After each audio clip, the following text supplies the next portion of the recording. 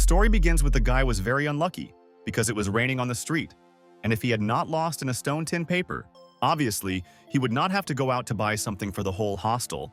Suddenly, Hao drew attention to the flying human silhouette in the sky. Jen looked in surprise at the girl who fell the earth. In turn, he tried to catch her.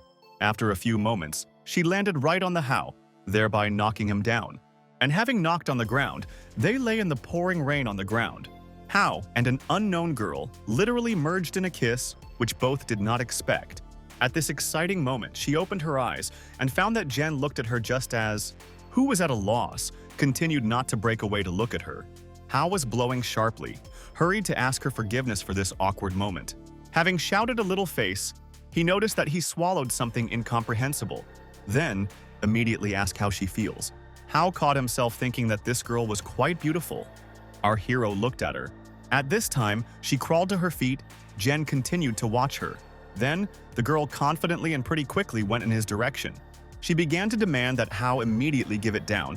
Our hero, in turn, said that he did not take anything from her, but on the contrary saved. The indefatigable girl said that she never wanted him to save her, and even more so kissed, she insulted him in every way. Jen replied that the kiss was accidental, in connection with which it was not worth blaming him for such.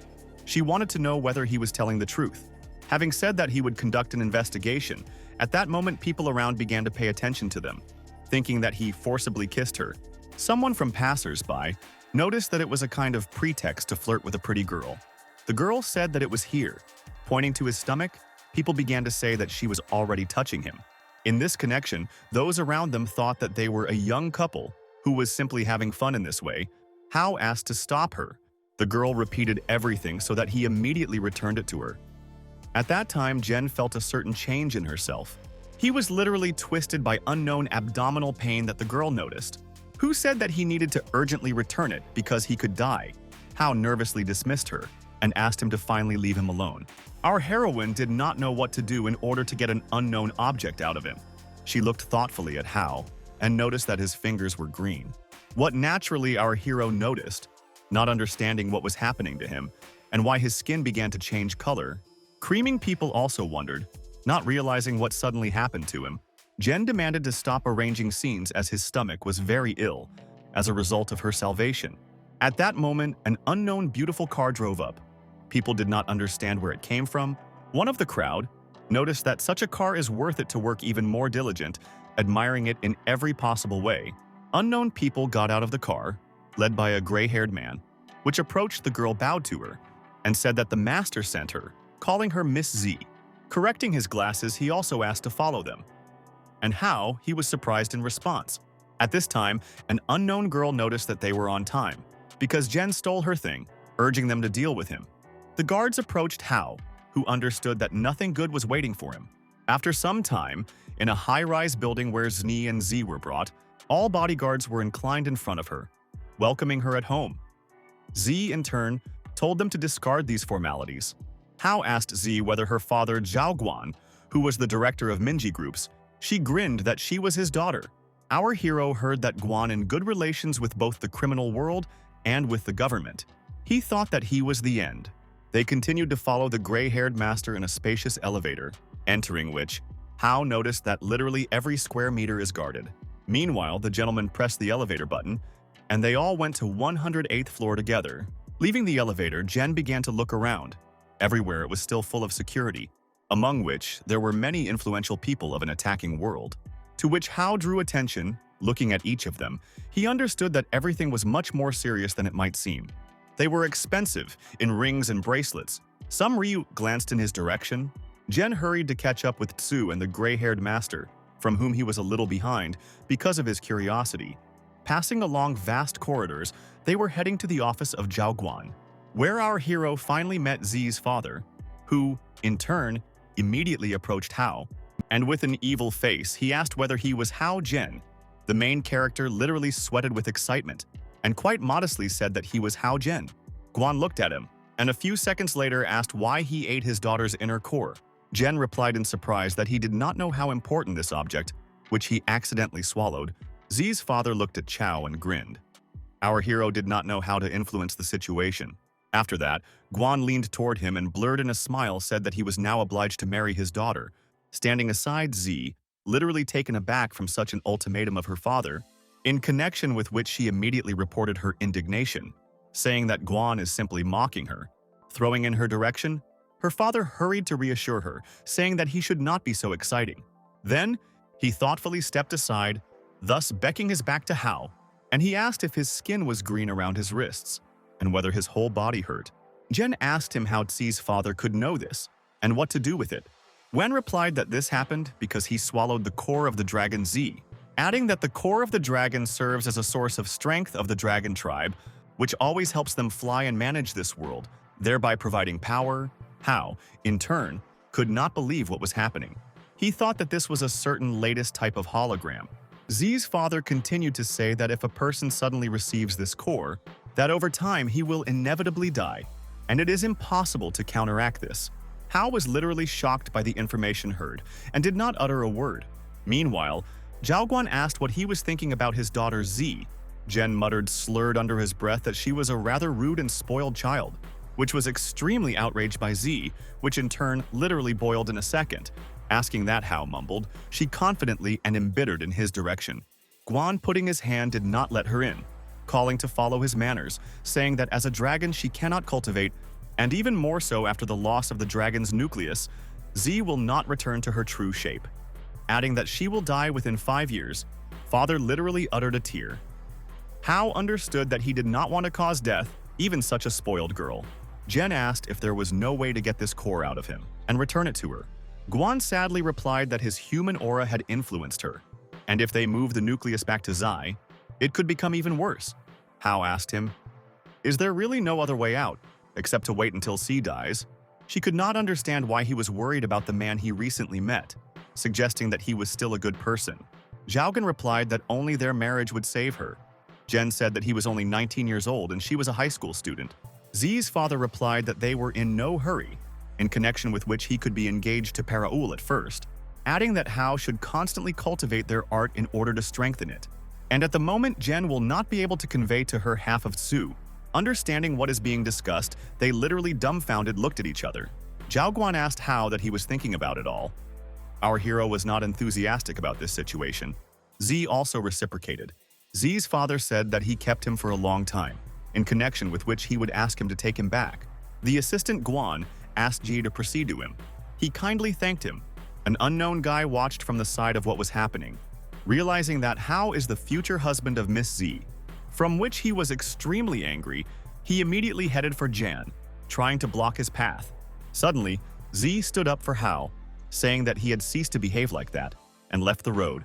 The guy literally incinerated our hero with a look, and Jen, meanwhile, recognized the old man, who convincingly asked Lei Juya not to be so rude with their guest.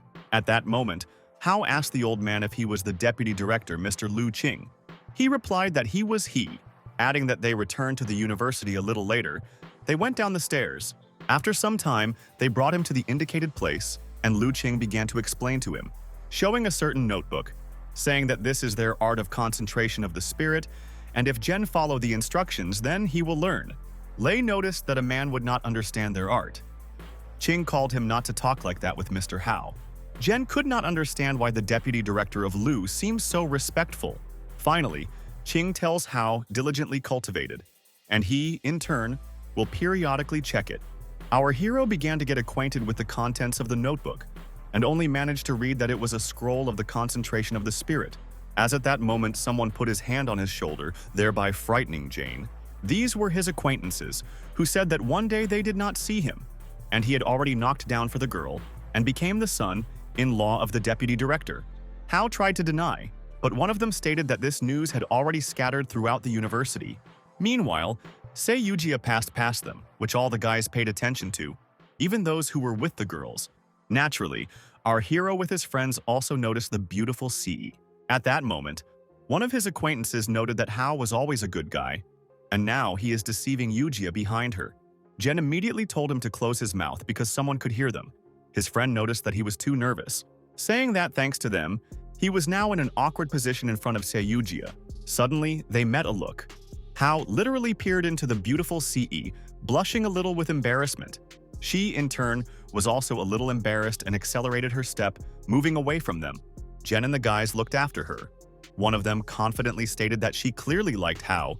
After a few seconds, he came to the phone a new message from the SE Yuzzy, in which she was interested in what happened to him since she heard that some people took him.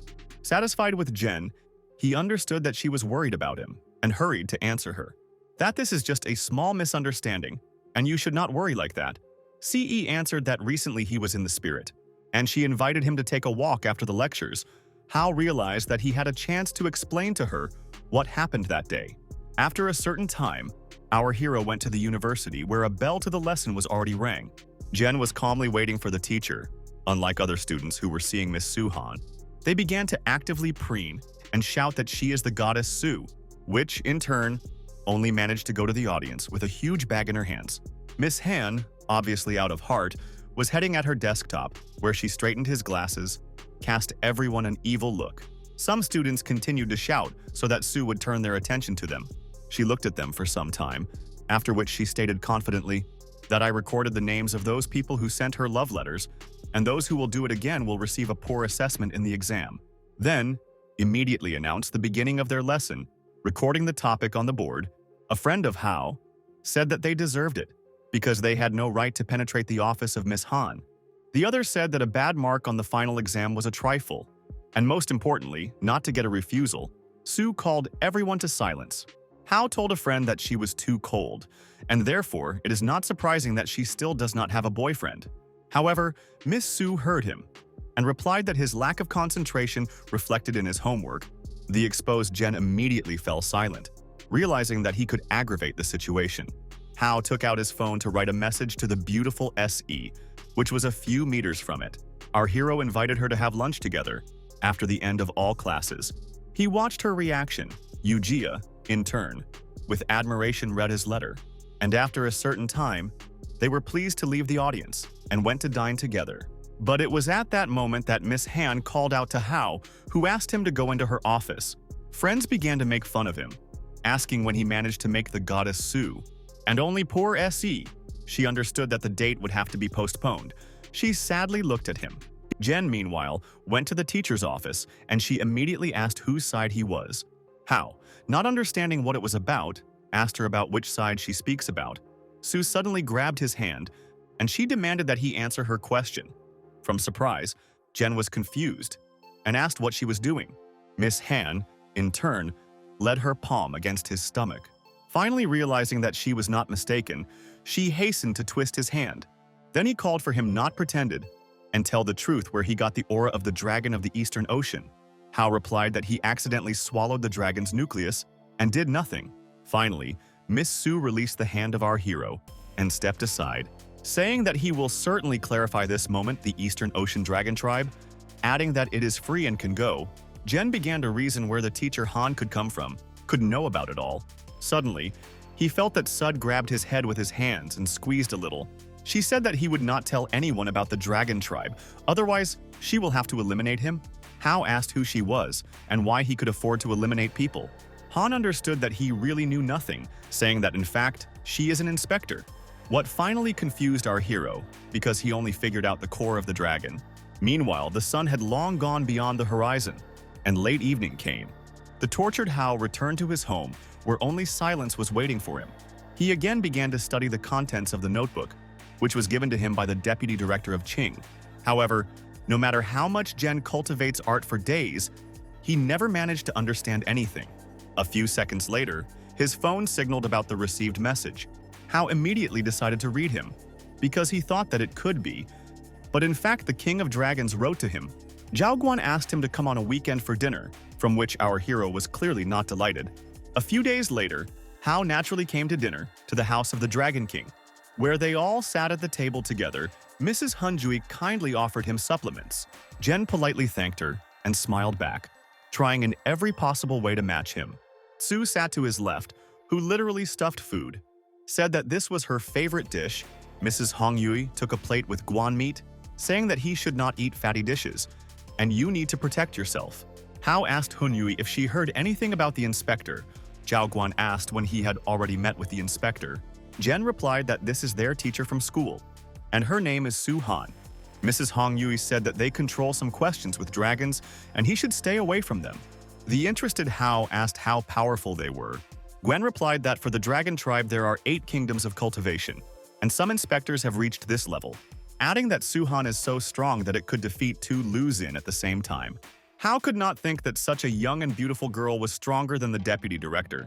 Gwen said that Su and the dragon tribe may have long-standing relationships. And besides, inspectors can execute anyone who will be considered guilty. But he assured Hao that he would not allow her to harm him. Jen found suspicious that Zhao was ill about him as his family. Zi's father said that when Hao becomes the legal representative of the dragon tribe, the inspectors will no longer bother him. Hunjui, in turn, asked how he was doing with cultivation and whether he could hide his aura. Jen replied that every time he cultivates, he seems to feel like something's stuck, and nothing comes out. Realizing that he doesn't succeed, while he still tries, Hong Yui looked sadly at him, after which, trying to calm him down, she said that he should not be too strict towards himself, and it is necessary to leave everything as it is. Mrs. Hong Yui asked Hao to work out with C lessons, since she had small problems with English, but she refused to a cut, saying that such as he could not help her. Jen tried to restrain himself, but still said that she was a small outfit, from which Z was even more angry and immediately got up from the table, having stated that he does not need the help of our hero, who also could not withstand such behavior, and nervously said that he himself did not want her to help her, especially with such an attitude. Z's parents did not understand what found her and wanted to stop her, but she instantly ran to her room. Zhao Guang and Hong Yi asked for forgiveness from Hao, realizing that she had delivered trouble. Mrs. Hong Yui said that Z is hot-tempered, but in fact she has good intentions. Jen agreed with her. They, in turn, led him to the exit. Hao said goodbye and thanked them for dinner. He walked along the street and still could not calm down, scrolling through the situation in his head, thinking that she has extremely non-good intentions because she behaves like a little devil. Suddenly, having checked his pockets, Hao discovered that his cards and wallets that were in the right pocket were gone. Our hero began to nervously examine his pockets again and realized that they were still not there.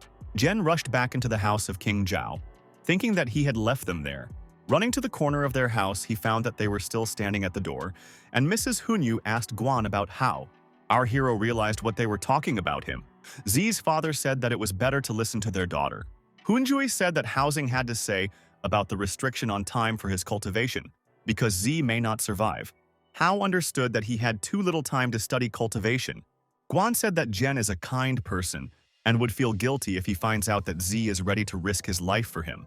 Mrs. Hong Yui replied that they could save their daughter and take the dragon's nucleus by force, but in this case, Hao would die. Jen literally scrolled his acquaintance in all the moments with T, which he considered such as Zluka. Our hero hardly realized that Zhao Yanji took on such responsibility. Hao noticed that the dragon of scales began to appear on his brushes. He perfectly understood that it was because of the nucleus of the dragon that was inside him. In addition, Jen had to help her with tomorrow's lessons in English. At that moment, Z thoughtfully stood in proud loneliness on the balcony, and she looked at the lunar disk, depending in the night sky where cold stars glowed in the distance. Meanwhile, in the house of Zhao, Guan was sadly under the end that he would not live up to 20 years without a Z nucleus. Chu suggested cutting chaos to extract the core, with which the old man agreed with, saying that the life of Miss Z is much more important than the life of a person. Lei said that his body would throw his body into the ocean and no one would suspect anything and will not find him. At that moment, the angry Z burst out, who said that she would not allow him to do this. Joy answered that there was no other way to guarantee her survival. Yanji said that Jen was not to blame for anything, and there was no need to touch him. In addition, she will not be able to exist normally, knowing that for her salvation, Hao was deprived of her life, which, to surprise, made her father of Guan's father, who hastened to approach her, and in every possible way trying to reassure C, he said that he has one idea. She cried in a pillow and said that she did not want to kill him, but she would not marry him either. After some time, Hao knocked on her room, who said that he had come to help her with lessons. Z opened the door a little and asked what he was doing here. Jen replied to teach her English, and if she does not open the door, he will say about this Mrs. Hunjui. She replied that she would not reveal him. Hao hastened to go to Hong Yui to tell about everything.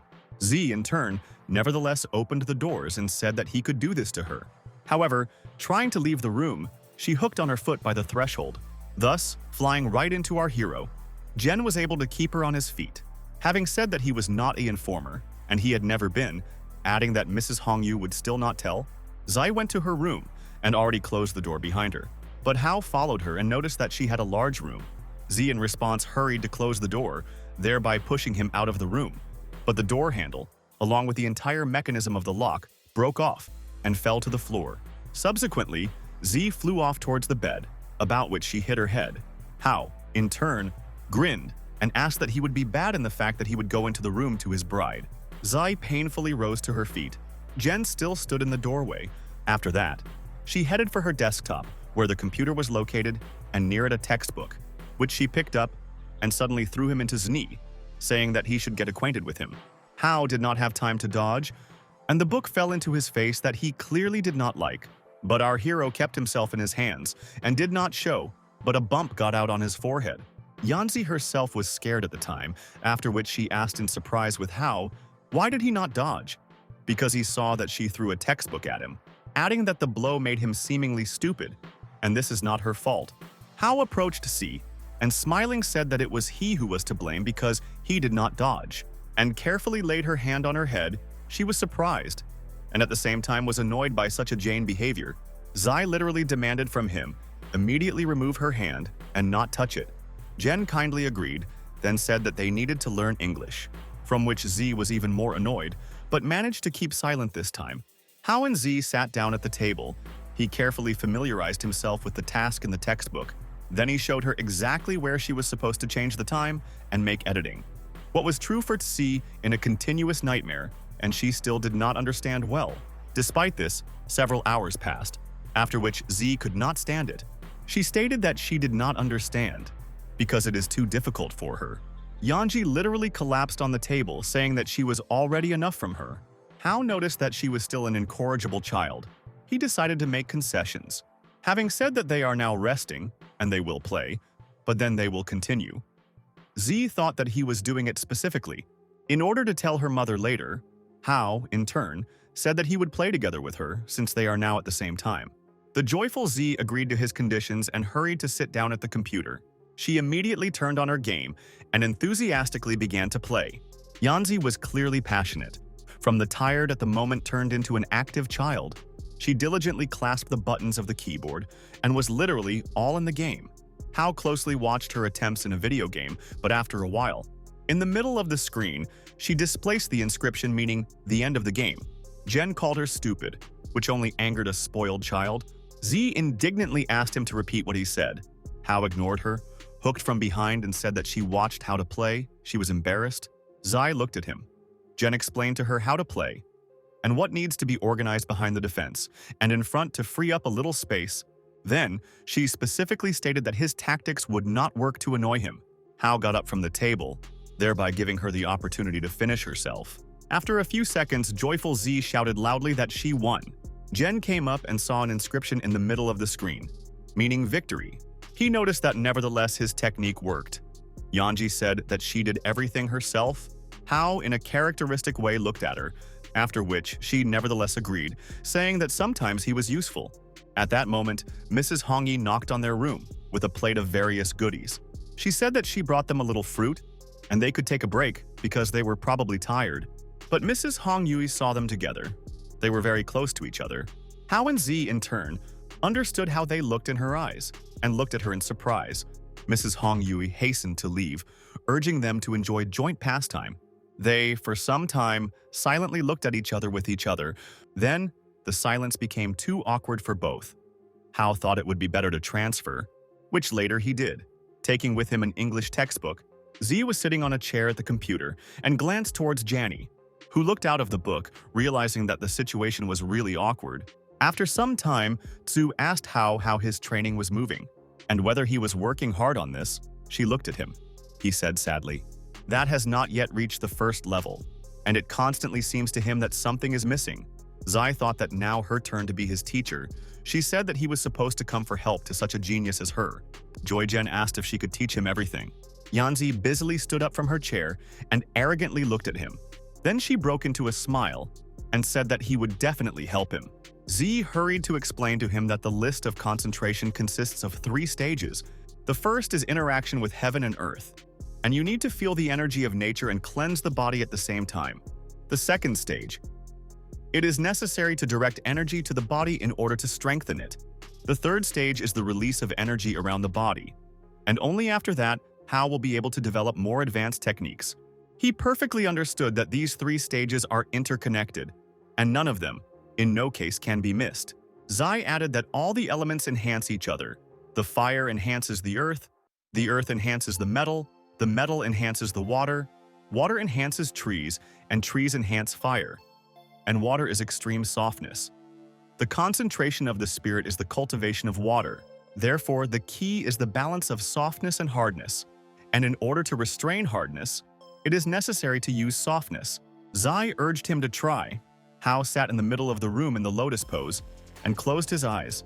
He represented a drop of water formed between his palms and tried to use softness to restrain hardness. What needs to be admitted, he did pretty well. A drop of water fell into the depths of water. In the form of a small molecule, she seemed to freeze in water after a while. A drop seemed to plunge into the consciousness of Jen, thereby arousing peace in him. Suddenly, he opened his eyes in which there were blue drops and discovered that he was in the water at an unknown depth. Hao seemed to go to the bottom and could not do anything about it. Moreover, he felt that it should be so. Jen could not understand what space was in, but he still experienced peace, as if merging together with the energy stream and only calm rolled waves. The unknown did not scare him. Rather, on the contrary, Hao himself reached out to her. The energy literally emanated from him. At a certain moment, he felt his body sweating, and the state of peace began to let him go. Jen suddenly opened his eyes and began to look around. He realized that Z was in the room, and the condition was completely gone. She said that Hao made a breakthrough in cultivation, and this is all supposedly thanks to her magnificent teaching. Jen played along with her, saying that of course this is her merit because she was a princess after all. Satisfied, Sue said that their first lesson was over on this and rushed him to escape from her room. Hao kindly agreed and said that the next day he would help her with English. After that, he left her room and headed for the exit, where he said goodbye to Guan and Hunjui. Being in a good mood, Hao slowly left the possession of the Dragon King. From the balcony, Z screamed him so that he continued to develop in the way she taught him, because with her core, he will succeed. Hao, smiling in response, turned around and showed her a thumb, hinting at the fact that he understood everything. The next day, Jen went to the university where Sev at the desk began to read the art of cultivation. Everyone around whined and looked at him. Hao did not think that he would become an object of attention. He did not understand what was happening, why everyone behaved so strangely and looked at him. Meanwhile, he wrote to him by Yujia, offering to take a walk after the lessons. He performed with a counter-proposal to go for dinner. X naturally agreed. Hao thought that this time he would tell her about everything. A certain female voice told him that he was extremely popular recently. Turning around, he saw Yujia. Jen replied that this is just gossip which have no reason to trust. In response, she smiled innocently and began to correct her hairstyle. Then she nervously touched her earrings. It was noticeable how she was shy. Hao, in turn, noticed that he had not previously noticed how gossip became interesting to her. Yujia said that she was not at all interested in various rumors, and she just wanted to ask about the walk they agreed on. Cher realized that it sounded as if she was inviting Hao on a date. Last time, Miss Su interrupted his plan, in connection with which Jen did not have time to tell everything Yujia. Therefore, he really wanted to do it faster, and decided that today is the very day. Jen immediately rose from behind the desk and became opposite. Hao asked her. Perhaps tonight they still go to dinner. Naturally, Yujia agreed. They met after lessons, as they agreed, in one of the city's establishments. Hao and C sat at the table in dinner, regularly glancing at each other. Yujia, as always, was beautiful. She thought everything how to start a conversation, and after a few seconds, C asked Jen who came after him on the limousine. He, in turn, hastened to answer, saying that he had got a job as a tutor, and it was a client limousine. Yujuzu trembled a hand, which she held the wands for food, as if something was disturbed by something. Then she asked the dear girl, his student, who came to college to find chaos. Jen replied that it was she who was, assuring that she was just teaching her English. Yujia sadly noticed that she was pretty sweet. Obviously, she was jealous of him to her. Hao was extremely surprised that the conversation unexpectedly went to C, and she seemed sweet to Yujia. Quickly changing the subject, she asked him why Miss Su called him to her office. Our hero replied that she scolded him for poor behavior at a lecture, and Yujia called not to listen to the chatter of Zhao Jian and the rest. Meanwhile, it was late evening. A light breeze rose. Behind a joint pastime, they did not think about how much time passed. Yujia asked Hao if it was a joke when his friends said about his feelings. Jen thought that it finally happened, and he would tell her everything they began to remember. On that day, his friends decided to help Hao express his love for C, and if she agrees, then the whole dinner in the hostel will be him, saying that he should not miss such a chance because all the guys run in crowds for Yujia. A friend grabbed him from behind so that Jen could not get out. He claimed that there was nothing between him and before. The other looked out from behind the column and said that Yujia here, calling them to behave quietly so that she would not see them. She walked calmly along the corridor. Suddenly, a friend of Hao ran out from behind the column. He kindly greeted her. Jen was still against their venture and tried to get out. Meanwhile, a friend said that she has long liked Hao, in connection with which he wants to become her boyfriend. After that, he immediately handed her an envelope, which was supposedly from Jen. He was embarrassed in response, and naturally she took him. Being in anticipation, she smiled. Yujia leaned the envelope against herself and began to think about what he could write to her. But at that moment, Hao jumped out and hurried to her to explain everything. From surprise, she was confused and could not say a word. She accidentally dropped the envelope from the hands that fell to the ground. Hao's shy chaos became in front of her. His friends hastened to leave them together. They looked at each other for a long time and excitingly, not knowing how to start a conversation. Remembering this awkward incident, Jen and Yujia continued to have dinner. After a small pause, Hao said that his friends then joked, never admitting her in their feelings. She said sadly that everything is in order because they always like to joke. She asked if he still wanted to tell her something else, of course. Yujia was suppressed. Hao did not know what to answer. She decided to ask him, asking the question of his feelings for her. She nervously twisted her hair in anticipation of an answer. Jen was clearly nervous and did not know what to do to him. He began to take his eyes to the side. At that moment, Yujia laughed, saying that she was inexplicable, assuming that because of the innocence of Hao, strange people are worried about him. Our hero scratched his head and asked what strange people bother him and who she talks about. Meanwhile, they were watched by Lei Zui, who literally hung in the air, and he looked high. They're not quite friendly relations. The Chu could not believe his eyes and continued to watch what was happening. They talked sweetly. Lei became furious, from this even more. He could not understand how this jerk dares to see another girl when he was already engaged to Miss Zai. At this time, Hao said goodbye to Yujia and urged her to be extremely careful. She smiled back, and waving his hand, she also said goodbye to him. Satisfied with Hao, with a pleasant sensation, looked after her. Jen noticed that Yujia is much more pleasant and mild than that little devil. Behind Hao, a Chu slowly flew up saying that he was not aware of such a beauty, adding that he was just judging by his appearance. Jen was surprised by the appearance of Lei, which was configured, clearly negatively in relation to Hao Jen. Chu asked if this girl knew that Hao was engaged. Jen hurried to explain everything to him. Having said that this was not at all what he might have thought about, Lei replied that he would teach for such an act. Enrasted Flare, in turn, slowly fell to the ground. Hao noticed that when he landed, the asphalt literally broke under his feet. The next second, Lei struck a lightning punch, 8 hooking. Who did not manage to understand anything and just stood still in a stupor. Zui said that he had no right to call Miss Z by name.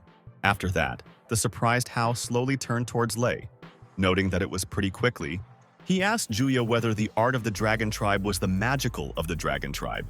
Lei, in turn, did not answer, began to apply his strongest blows, from whom Jen hardly fought back. Chu noticed to cope with him. He does not need any arts. Then, grinning and having gazed arrogantly at him, he again rushed towards Hao. Jen did not know how to resist Lei's power, but was not going to retreat back.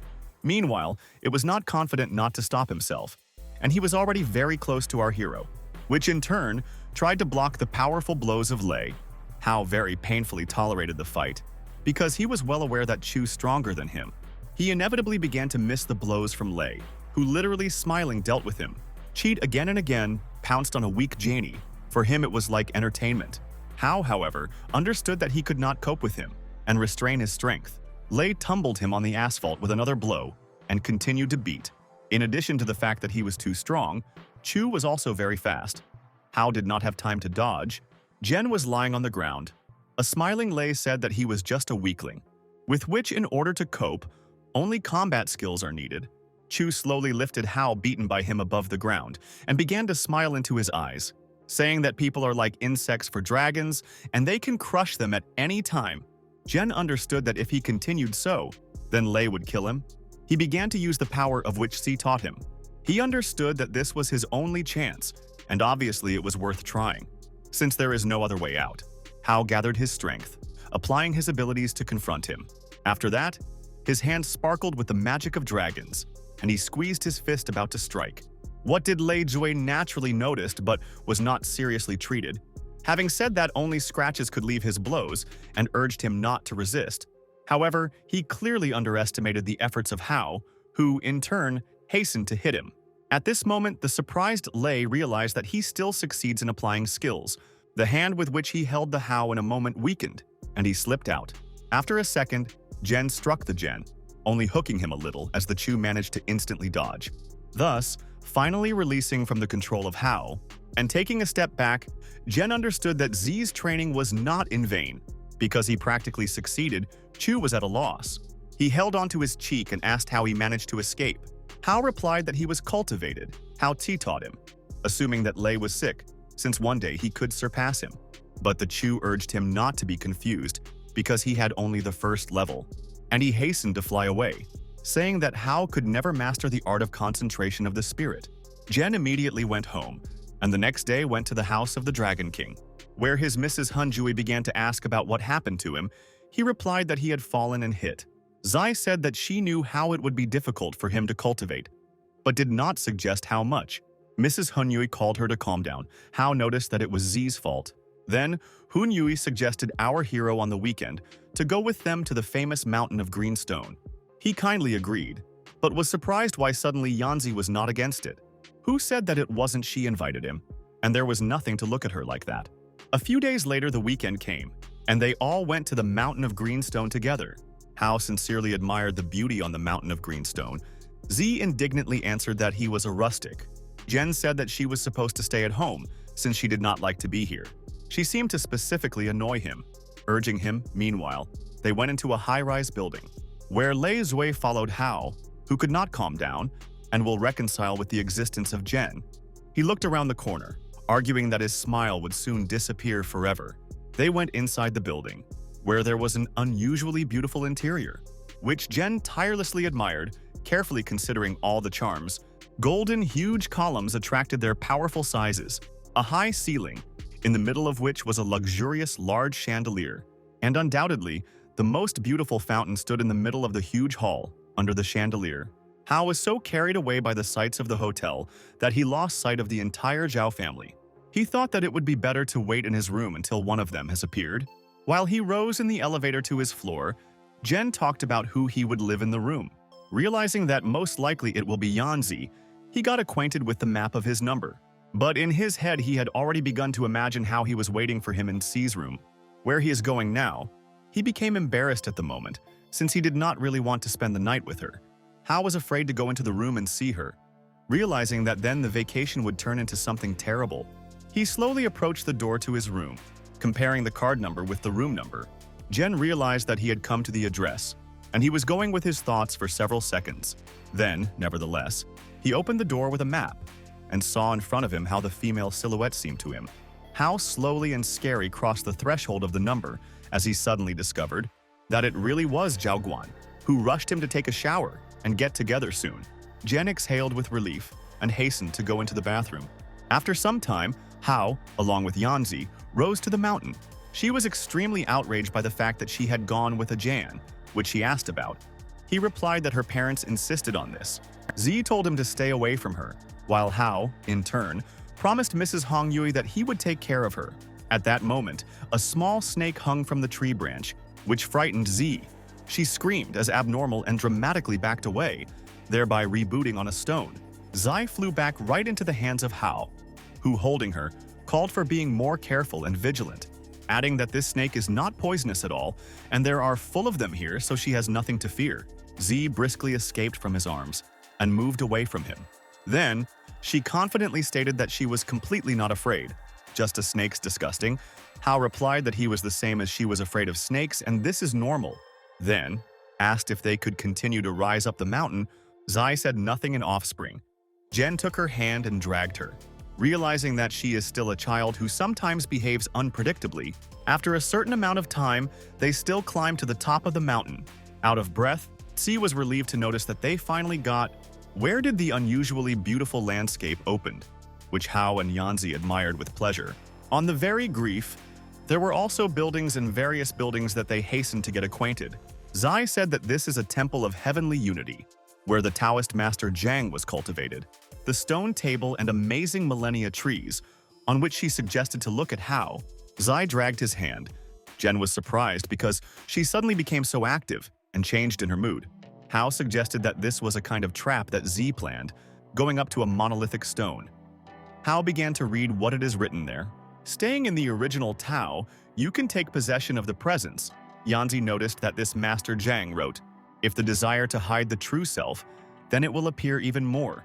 If you weaken its eye, then it will strengthen even more.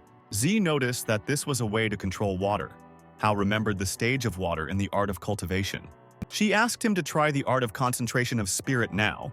Jen agreed. Hao, closing his eyes, began to cultivate.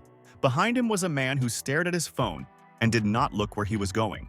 As a result, he ran into nothing inappropriate chaos. He dropped his phone from the hands that fell to the ground and later crashed.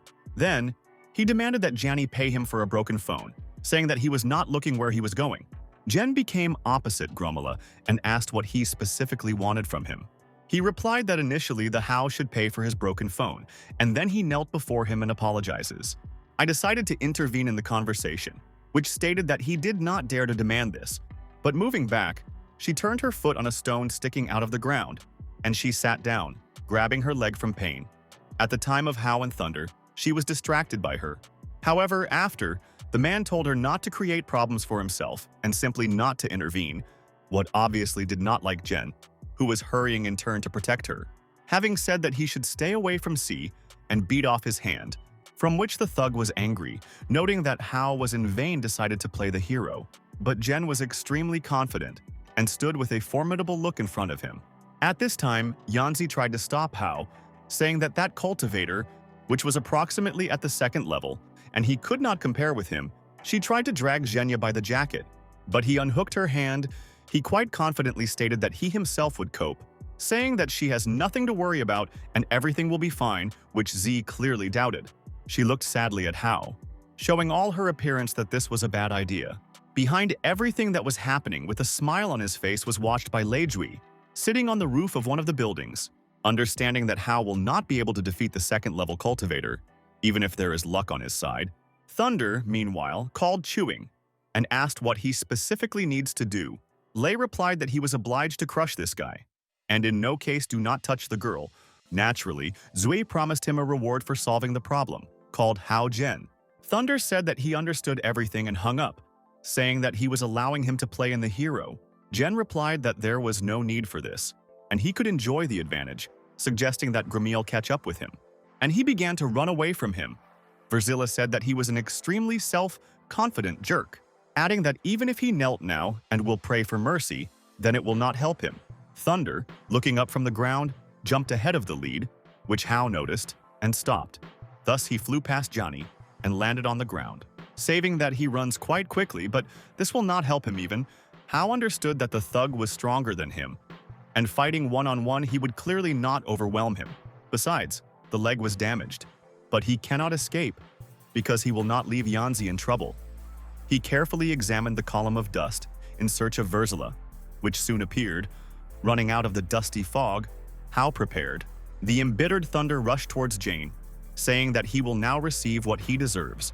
However, he was too slow, and our hero easily dodged his blow, and Verzilla literally flew into the building, which as a result sprinkled, from which Jen was shocked, realizing that he could destroy such a large building with one blow, but the advantage in speed and dexterity was definitely on the side of Hao.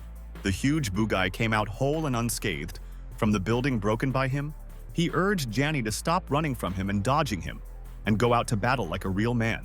Hao lifted him in every possible way, saying that the building could not move, unlike him. What he succeeded, because Verzina was led into his provocations, and again tried to hit Jen, who again dodged. The embittered thug again began to wave his arms, hoping to overtake a nimble Hao, but everything was in vain. He was uselessly spent his strength, never once. While he took a breath, Jen was thinking of a plan of further action. Because it was still necessary to defeat him in some way, suddenly one thought came to him, to the implementation of which he immediately began, again running away from him. Hao suggested Bugai to catch him. Our hero ran around an evil thug, which introduced him into a stupor. He asked why Jen began to run in a circle, thinking that he was crazy.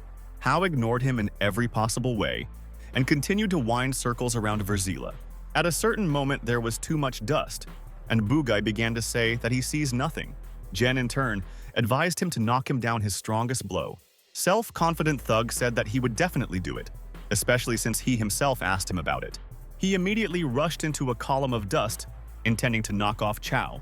Jen, in turn, prepared to meet an extremely stupid bug, who was already half the way to him, and hoped for his imminent victory.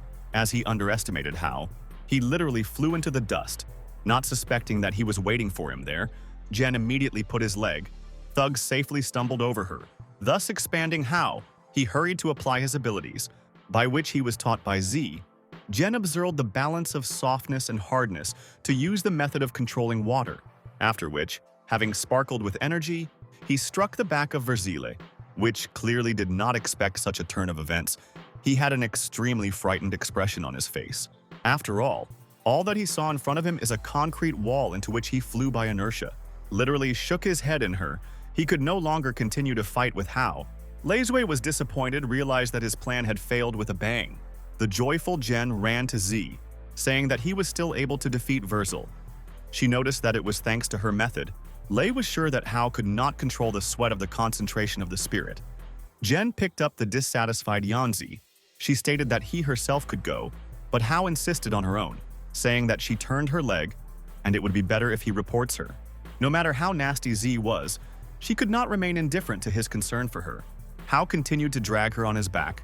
She noticed that he was too weak because he had not yet reached the second level, adding that she spent time to take it to a mountain of green stone. Suddenly, Hao stopped and asked Z, wasn't she offering this trip? She immediately asked him to forget what she told him. Jen smiled sweetly in response.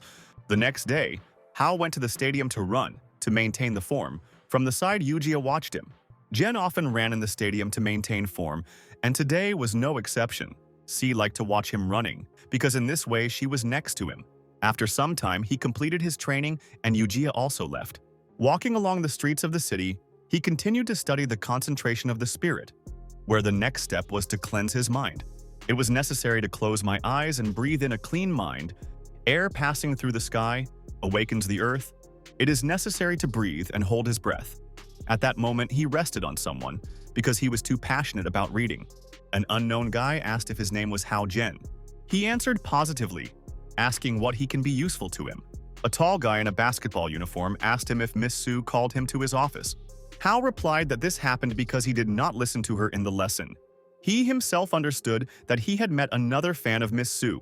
The basketball player noticed that he was lucky, since he was the first student who was in her office, and he even envies him. Jen smiled at him and said that he was in a hurry because he was already waiting. But the guy did not calm down, saying that you can't talk like that with high school students, adding that it was extremely rude on his part. He once looked at Hao, who did not understand what was the matter. At that moment, Yujia ran up, shouting his name, Huan Suitse. Out of breath, he demanded an explanation from him, asking what the problem is, and why he is pestering Hao. Huan, like Jen, were surprised by her appearance. Suitse asked who she was and what relations with him connect her. Yujia immediately replied that she was a classmate Hao. At this time, Jen suddenly grabbed her hand and took her behind her.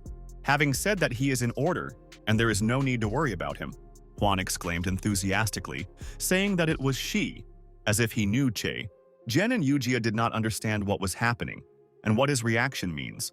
Suitse said that he saw her often at the stadium, and she watches how Hao runs, thus putting her in a rather awkward position in front of the June. Huan was outraged by the fact that such a beautiful girl was running after him, so Miss Su also called him to the office. After that, he went closer to Yujazi and leaning over to her. Why is it so obsessed with these chaos, and that in it is that which is not in someone else? Such behavior was not in spirit to Janny, who called him to behave decently with the girl. Then he struck, which Suitsei dodged. Hao demanded apologies for her. Huan, smiling, asked him whether Jen would like him to apologize. He offered him a competitive moment, and if Hao wins, then he apologized to Yujia. Jen specified what exactly it was necessary to compete with him. He began to understand that this is not good. Huan said that the day of sports was coming soon, and he participates in the race for 1,500 meters, and if Hao wins, he will apologize to them in front of the whole campus, but if he loses, he will lick his shoes in front of everyone. Jen, without hesitation, decided to agree to his conditions, from which he was literally in horror. The high school student Suitsei hastened to leave, saying that they will soon meet on the field. Yujzi asked him why he agreed to this. Hao replied that she did not see the problem in this, asking her, "Is he really so strong?" C replied that this suits a vice captain and AS in the basketball team of their school, and Jen would be difficult to defeat him. Hao, in turn, stood on his own, saying that he should make Huan apologize to her. C replied that she did not care who and what she was talking about her. Jen decided to ask her whether it was true that she regularly observes how he runs at the stadium. She replied that this was just a coincidence, and she just passed by when she saw him. Hao understood that in fact it was not true, and most likely she really looked after him. Yujia decided to admit to him something. She called out to Hao. He in turn turned to her. Looking in her eyes, he was looking forward to what he was going to tell him. She shyly said that she really liked to watch how he was running. After a certain time, the day of sports came. The name Huan shouted from the stands. Suitsei took a relay wand and overtook all his rivals with lightning speed. The female half of the stands literally went crazy with Huan, shouting his name. Ultimately, Suitsei predictably won the race. Arriving first to the finish line, Yujia noticed that he was really very fast, and he had an amazing force, which was inherent in the ACA of the basketball team. Hao added that he is tall, beautiful, and also rich in everything else. She, smiling at Jen, asked, was he really jealous of Suitsei? Hao broke away from the warm-up and asked who she was going to root in this race. Yujia confidently replied that of course she would cheer for him. She herself understood that Huan was a pretty and successful guy. Hao thought that she was another fan of this basketball genius, which he told her. Naturally, she pretended that this was not so. She handed him a bottle of water, noting that he was not thinking about that. Then, hurrying him to go and warm up well before an important running, he was extremely pleased that Yujia was concerned about him. He was going to go out on the treadmill to warm up, but at that moment a female voice called him. Turning around, Hao saw that it was fled to him to meet Z, which he did not expect to see here. Jen immediately asked her what she was doing here. She joyfully replied that she had come to look at his race, and in a friendly manner stroked his head, which was not very pleasant too, which in turn accelerating the move, went to them. Then they met each other, and Yujia noticed that she was a pretty girl. Yanzi said that she was more beautiful than her, suggesting that she was a girl of Hao, which Yujia asked about. C, in turn, replied that she was just his classmate. Yanzi said that she saw how Yujia passed Hao Johnny a bottle of water. X immediately replied that she was the headman, in connection with which to take care of her classmates. Hao felt not at ease, realizing that Z was still the devil, and anything could be expected from her. Jen literally felt anxiety. The girls continued to communicate sweetly among themselves. They exchanged compliments. Z said that she was very kind. She said that they should be very close to Hao. Then, Yanzi came closer to Yujia. Jen realized that she had already conceived something not very good. Zai literally in a whisper said that in fact, Hao has one little secret. Yujia was extremely interesting to know his secret, because in this way she could become even closer to Jen. Hao was later covered, and began to listen to the fact that Z tells her she seemed to specially play on his nerves, and saw his reaction. The C was in anticipation, and I was looking forward to knowing his innermost secret.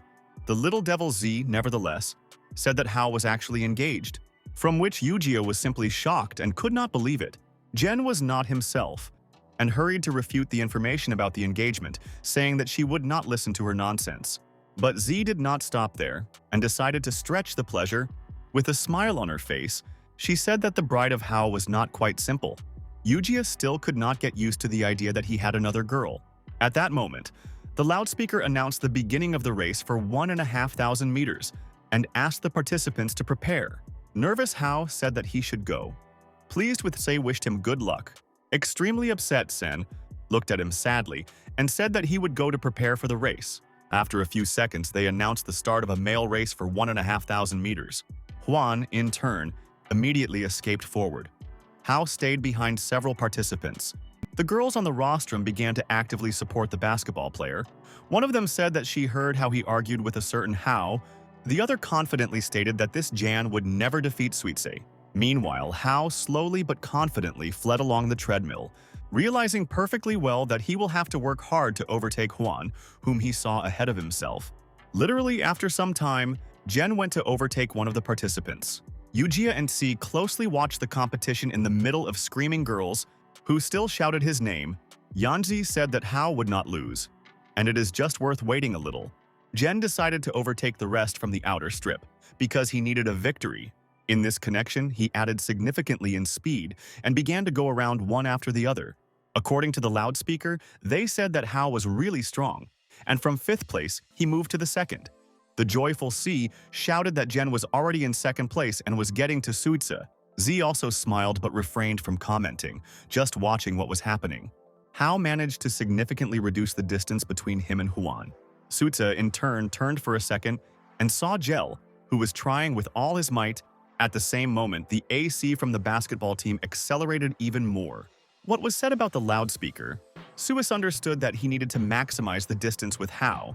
The race was already coming to an end, and there was a literally last turn before the finish. Friends began to more actively support Zhenya. Hao realized that Hwan was very fast, and there was very little time left, and it was necessary to increase its speed.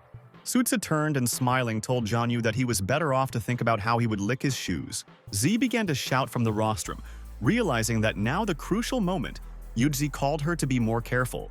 Since she swept over the railing and could fall, Hao thought that it was easier to say than to do. He was absolutely sure that he would win the race. What his ability helped him. Jen began to feel humidity in the air and turn it into force.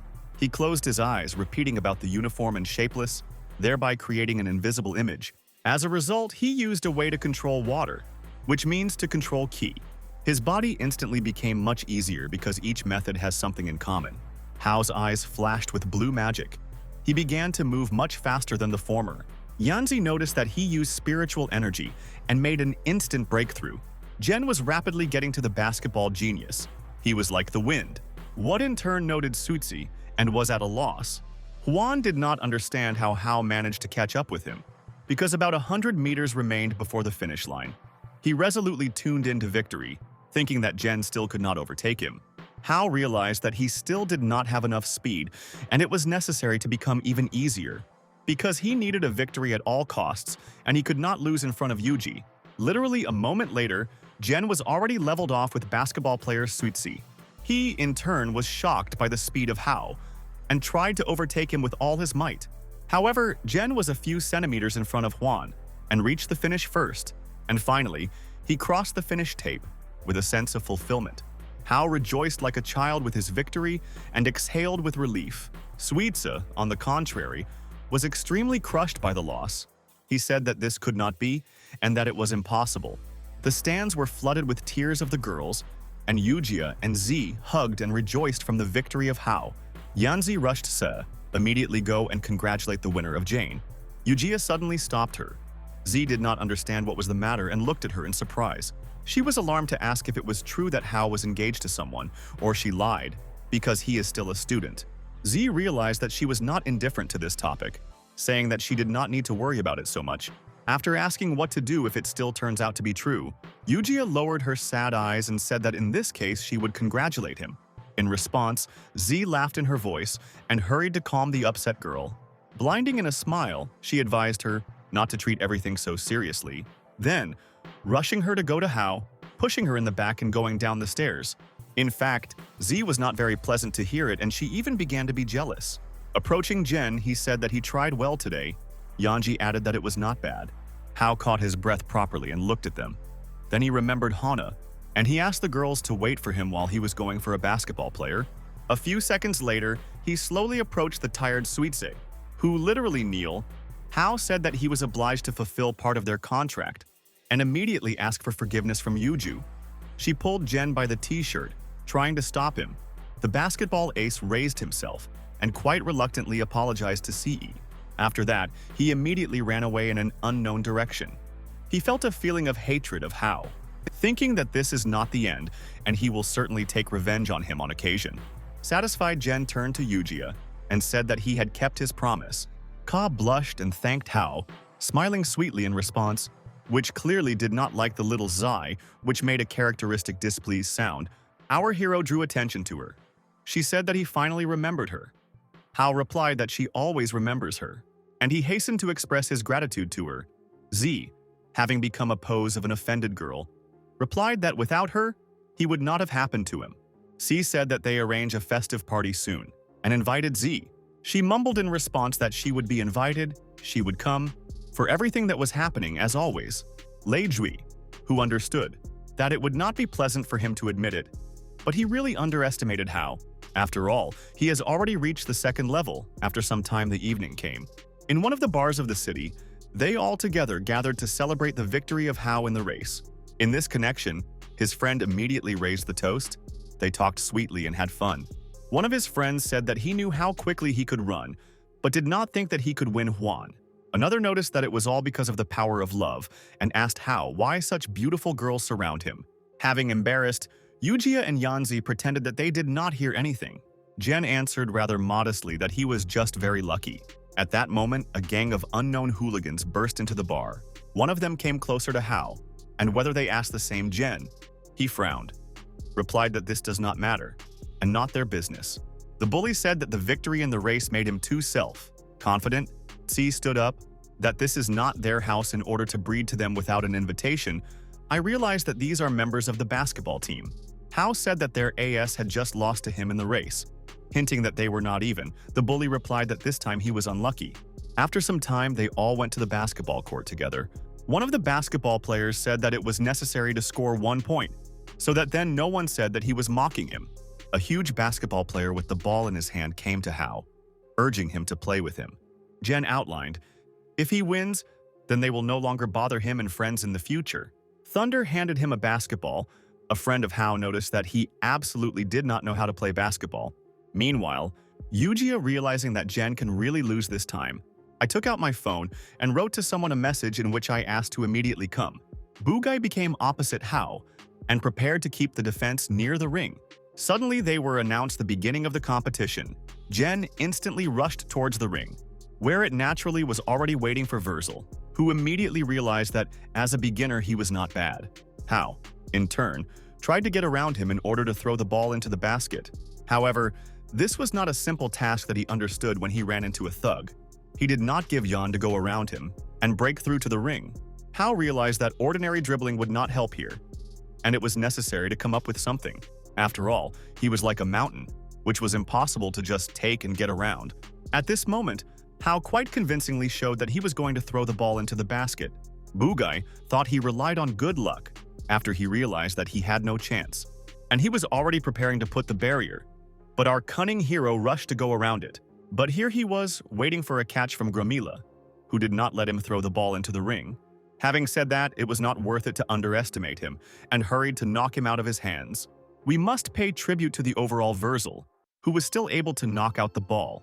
Hao, in turn, applied his beyond the ability, realizing that he could not stop him. The ball, meanwhile, fought off the ring and flew to the side. Bugai thought he blocked him. Then he reached for the ball, but suddenly Hao jumped high. Thus, returning the ball control to himself, the smashing was at a loss.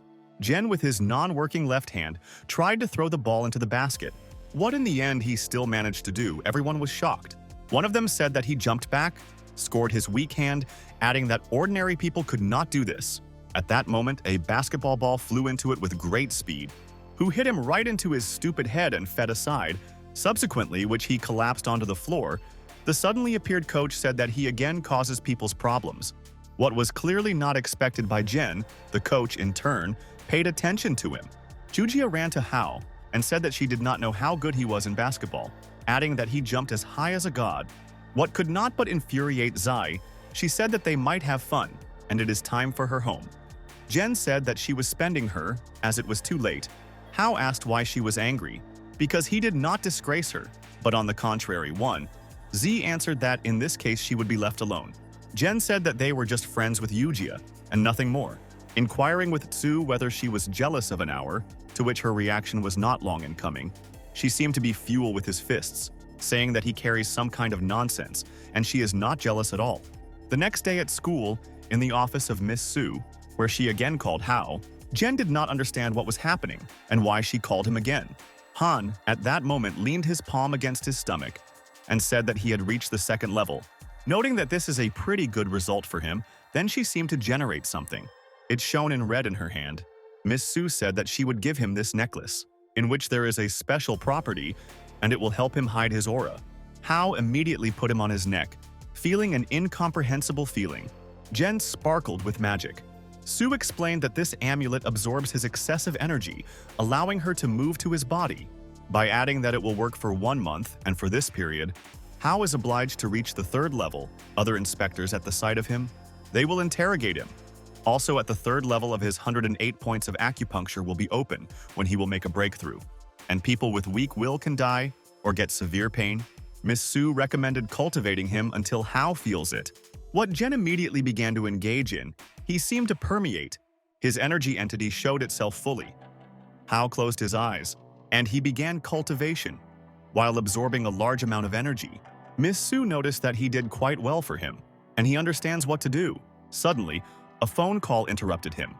Hao saw his neighbor Mr. Zhang was calling him. What he informed Miss Han about and immediately picked up the phone.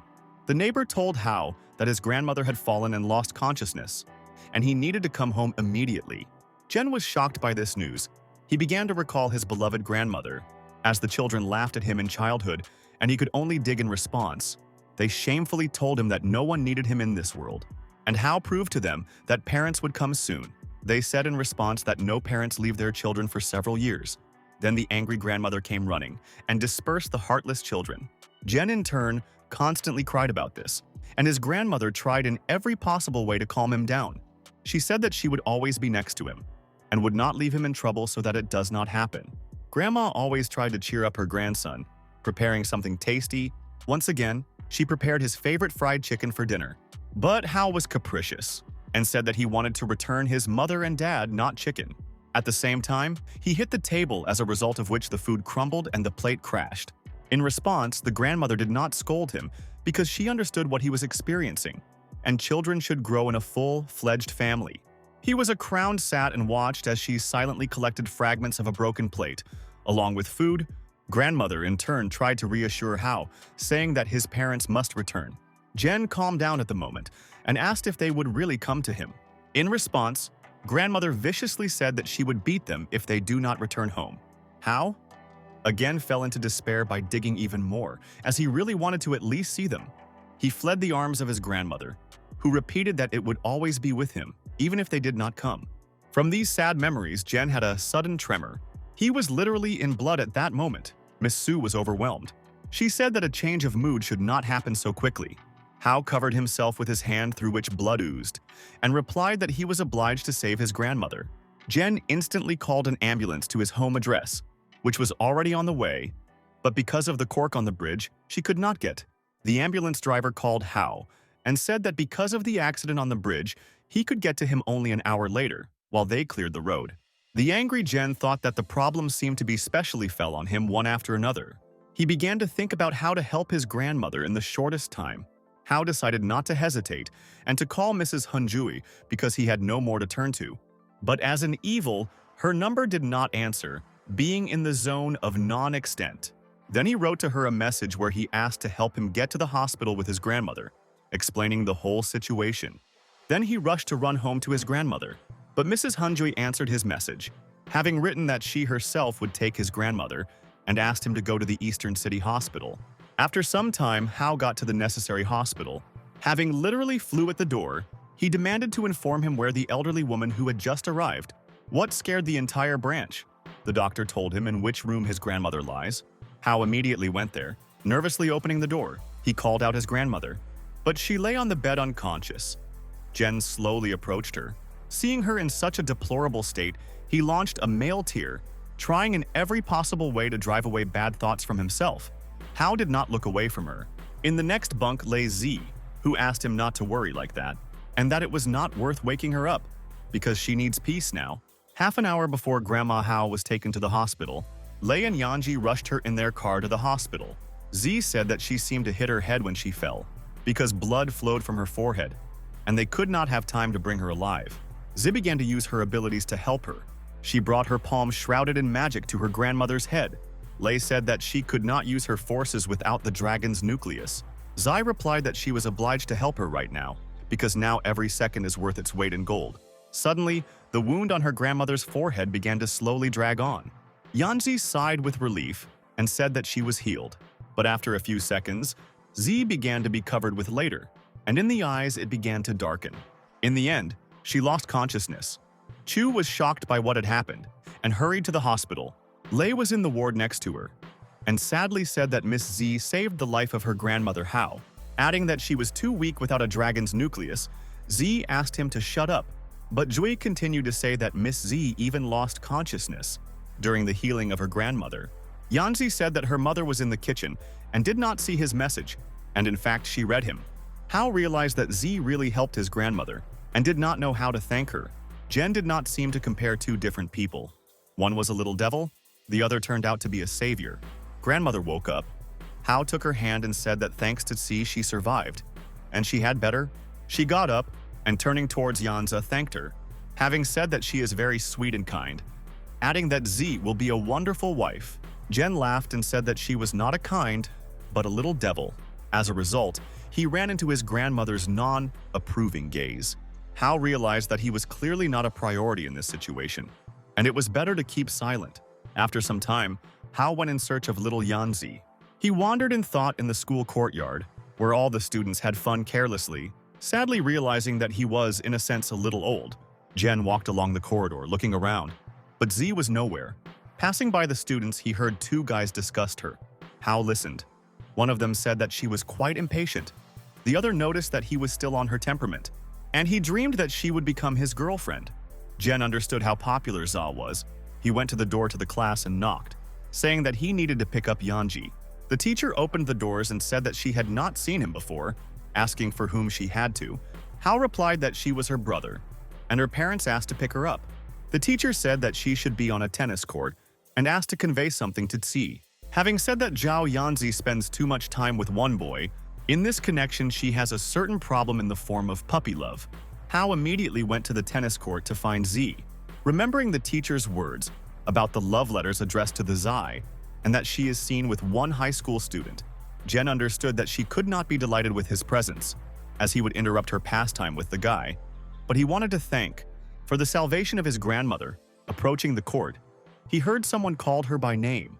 Having looked closely, Hao saw Yanzi tennis playing with guys, which they so carefully wrote out compliments, but she did not pay attention to them. After the end of the game, Z stopped to drink water. Jane was interested in who this lucky one, with whom she spends so much time. He began to even be a little jealous. At that moment, young guys approached her. One of them noticed that she plays quite well, and he offered her a few more rounds, but Yanzi arrogantly replied that she was too busy. Nearby, the girls standing with Hao said that all high school students were pestering Tsi, despite the fact that she has a boyfriend. Jen saw how the guys began to persuade her to play with them again, saying that the game in tennis cannot harm her in any way, urging not to be so serious. That our hero did not like extremely, as a result of which Hao came closer and grabbed one by the hand. Having said that he just has time to play tennis with them, Z asked what he was doing here. Jen asked Yanzi, let him just 10 minutes, after which he spends her home. The guys agreed to play several rounds with him.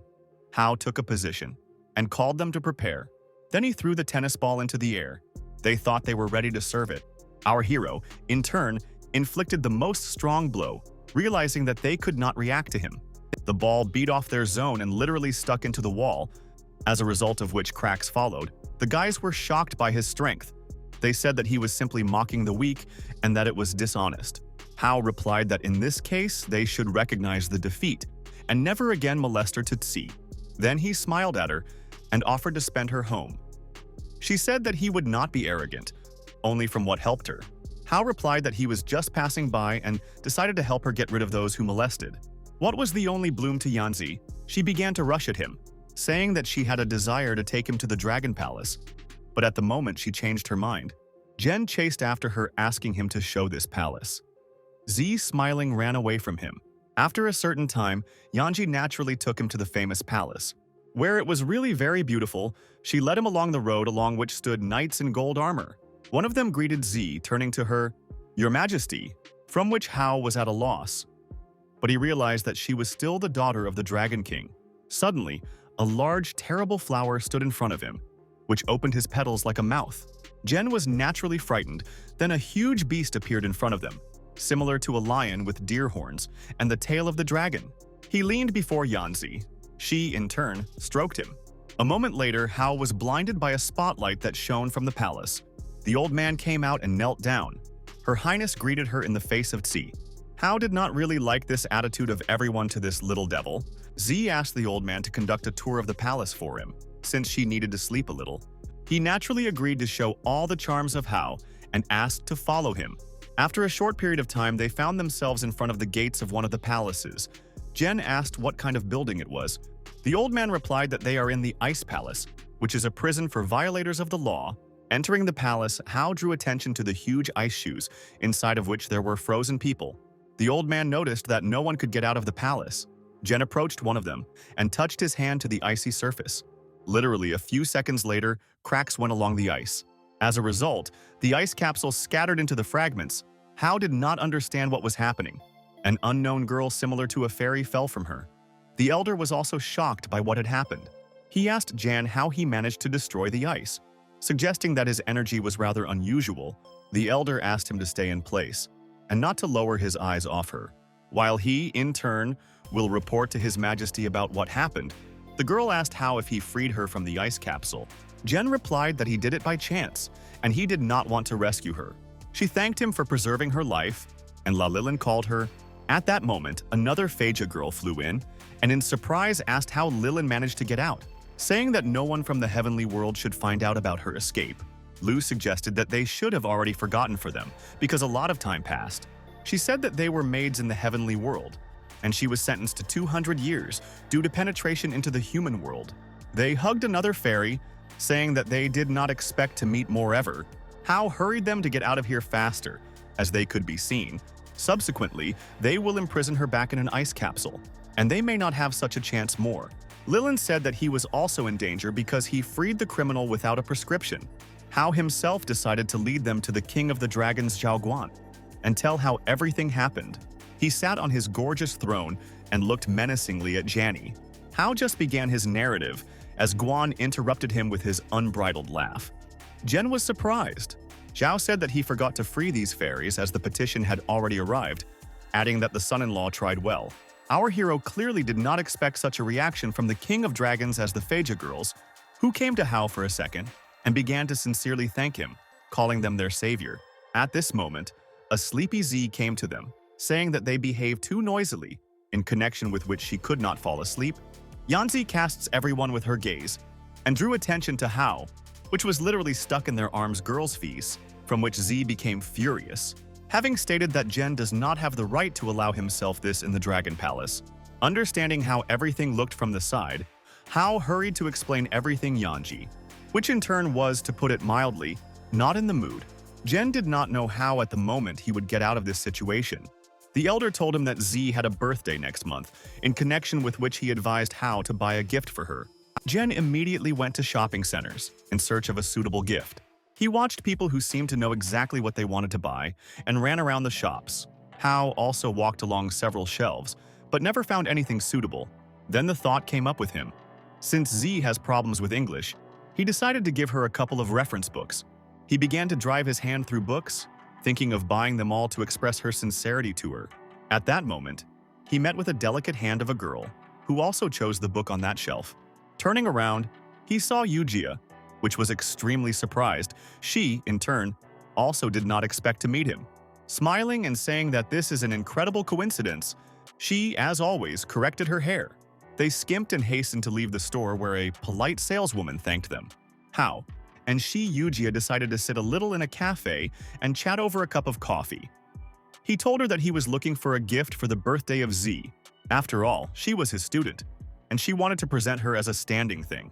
Ka asked to see what he chose as a gift for her, Hao smiling. proudly demonstrated English reference books and asked Yujia's opinion. She was shocked by such a gift, saying that this was not suitable. As a result, he immediately led him to a women's store, where Jen drew attention to women who tried on bracelets and rings. She said that girls like cute things. Hao began to wear potential gifts to her, for the approval of Yujia. The first was a soft toy in the form of a rabbit. C said that this is not what Z needed. Then he brought a plain necklace, which also did not fit as a gift. Jen approached the counter with rings and bracelets and drew attention to an unusual little thing under the window. It was a beautiful ring, and most importantly, it was made in the form of a small smiling devil. Hao realized that this is an ideal option for a birthday gift, and just in her style, remembering how she constantly wanted to command them.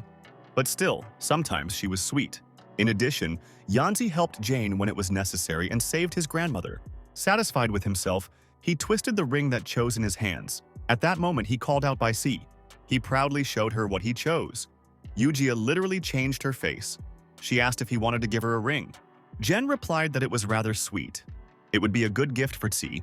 C said that it was really sweet, but such a gift is suitable for the bride or his girlfriend, but not for the student.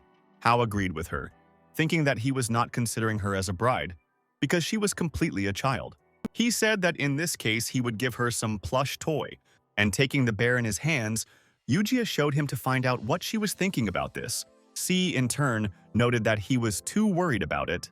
Without thinking, Hao answered that Yanzi his future, and without agreeing, he realized that he almost said that he could not know, but Yujia was already alert and looked extremely excited. Our hero was sweating at the moment, experiencing that she could understand everything.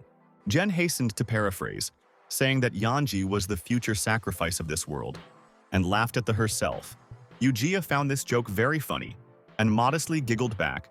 After some time, they left a store with a large plush bear. The polite Hao said that he had taken a lot of time. She kindly replied that nothing was wrong. Yujia noted that if he really wants to thank her, he could go somewhere with her. After some time, they and Yujia stood in a long line. She fled with a large number of books in her hands and shouted that her lectures of idols were very popular. Surprised, Hao would never have thought that she had her idols, which he told her about, adding that Yujia was always so serious at school, but also turned out to be a fan. She noticed that they are the most famous Chinese scientists in the world, and everyone monitors their project they are working on. Hao asked in surprise if her idols are scientists. She answered that at a young age they were academicians. So carried away with a story about her idols, Yujia did not look at all, and clinging to the threshold she fell. But our hero managed to react in time. Hao grabbed her hand, thereby not allowing her to finally fall to the ground, after which he pulled Yujia to him. Everything happened so quickly that she did not have time to get scared, as after a second was already safe, in the form of a hug of a Jan, which in turn pressed her to his place, which was extremely pleasant to be. Then, they began to quickly select scattered books from the ground. Raising one of them, Hao began to carefully examine the cover. He looked extremely in surprise at the portrait drawn on the book. Yujia at that moment hurried him, because the lecture had to begin soon.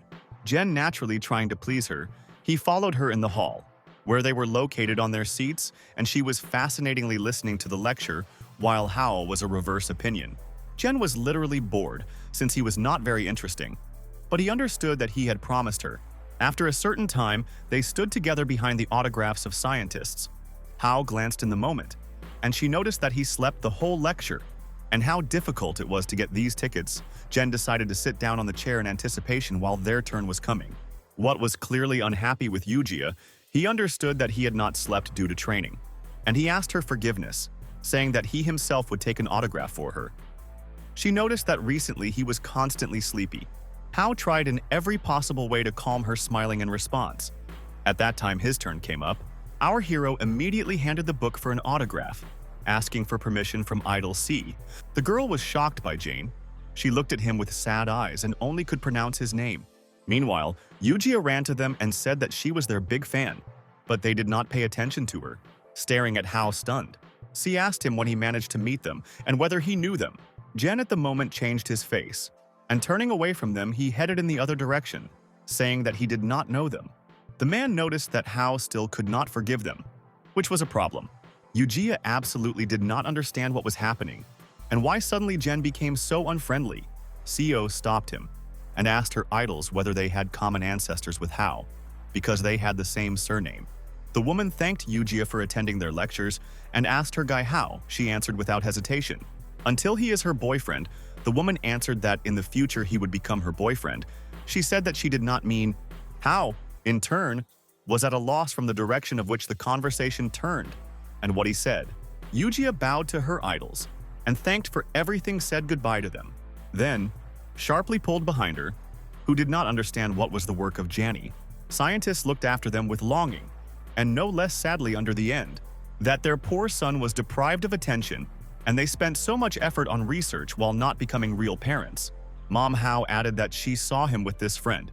She experienced some relief after a while. They sat on a bench in the park, and Yujia sadly said that she did not even ask a couple of questions but saw her idols. Hao tried to reassure her, saying that it was normal, but she answered that he did not imagine how amazing they were.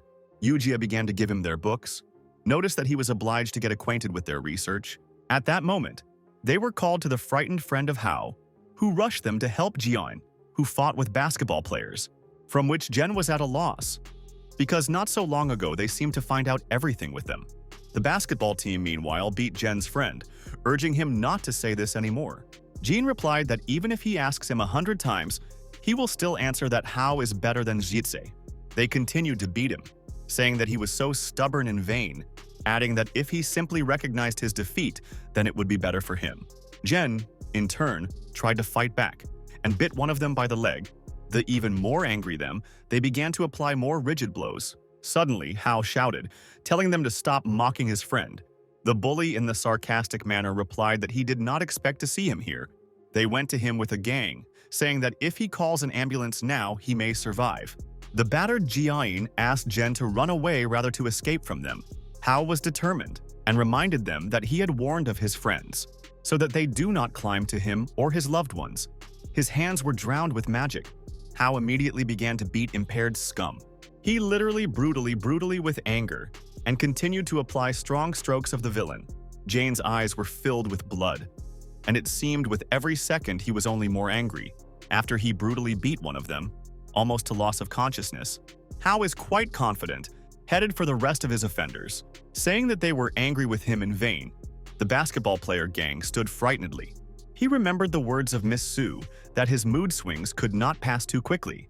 In this connection, he needed to remain calm, with a cold head. Otherwise, he would not survive. At that moment, his heart pounded faster than usual, and he was again in blood. Subsequently, Hao fell to his knees and breathed heavily, trying to recover. Yujia and his friend did not understand what was happening to him. They scared his name frightenedly. The bandits from the basketball team noticed that it was no longer as cool as it was a minute ago. Then, one of the hooligans inflicted a chow with his foot, as a result of which he fell to the ground. The other also began to beat the defenseless at the moment Zinya. They, with the whole gang, mercilessly inflicted painful blows to him. Thunder, in turn, raised Hao over him and threw him on the ground. Yujia understood that this could not continue, since they could kill him, and she tried to intervene, but Jane's friend stopped her, saying that they were frostbitten and she could also go. Sei sadly said that it was necessary to urgently take some measures. Cao Junhua took off his glasses and hurried to help the battered Janny, throwing out that they end and calling them to stop immediately. Junhua ran to one of the bandits and wrapped his arms around him from behind. He, in turn, instantly reacted, hitting him with his elbow in the face. What came into effect, Hao, who raised his head, saw his friend beat. Again, angry, Jen began to slowly rise to his feet. His eyes sparkled with energy. Hao said that they again allowed themselves to beat his friends. The hooligans paid attention to him. The bandit was surprised that he was able to get up and hurried to send him to a horizontal position again. However, this time, our hero tried to act with a cold head. The bully struck him. Hao immediately caught his hand. Then, he conducted a series of powerful attacks to the body of the basketball player. The rest followed him, which Jen began to beat violently, which they obviously did not expect. The trail of the thug, Hao hurried to send the last bandit. Having jumped high into the air, he hit him with his foot in the head. He instantly took a horizontal position. Drawn by Jen, stood in the middle of the hooligans scattered by him, as suddenly, he felt strong weakness in his body and fell to his knees. Hao's clothes were all in the blood. It literally began to pound it, and it seemed he would now lose consciousness. Yujia was shocked by the state of Jen and immediately ran up to him. But at that moment, Miss Han appeared, who grabbed his hands, saying that he should not be nervous. She did not understand where she came from here at such a time, and watched her in surprise. Miss Su asked her to go for the deputy director Mr. Liu while he looked after Hao. Teacher Su began to instantly heal Hao. He lay unconscious as he suddenly began to cough a little and gradually come to his senses. Jen slowly opened his eyes, and he saw a teacher Han in front of him who asked his well-being. Hao asked where his friends. He replied that everything was in order with them, unlike him, because he almost died, adding that she asked him to try to avoid emotional swing in every way. And not only did he not obey her, but also beat ordinary people to half to death. Jen rather confidently stated that he did not regret it, and no one has the right to beat his friends. Miss Han looked at him warily, after which she leaned back in his chair, having said that he was fabulously lucky. But if this is repeated again, then she will punish him with his own hand. Our hero had no choice but to agree to its conditions, which he did. Thanking the teacher, he wanted to leave the room. But Miss Su said that the next month, a basketball match against the University of Manhwa, and he will have trouble if he beats someone again. Hao replied that he was responsible for his actions. Han called him naive. After all, they will still cling to his friends. Jen replied that he would not allow this. He was quick, tempered, and she even liked it. She would never have thought that she would need the personality of the groom of the princess. Hao stood in the corridor at the door of the coach of the basketball team and thought about what Miss Su told him. At that moment, the girl called him, saying that the coach is now inside, and asked Jen to wait a couple of minutes. Bi Vanjun was a real legend, as he made a basketball team of the University of Eastern Ocean is quite popular. They say that even the director was forced to respect him. Hao understood that he had to behave decently. At this time, bandaged basketball players who, hauling him, asked what he was doing here. Assuming that Hao came to ask for forgiveness from the director, Jen tried to ignore them. The most, so to speak, the crippled of them stated that Hao would soon put behind bars. Jen, in turn, tried to restrain himself both in actions and in expressions.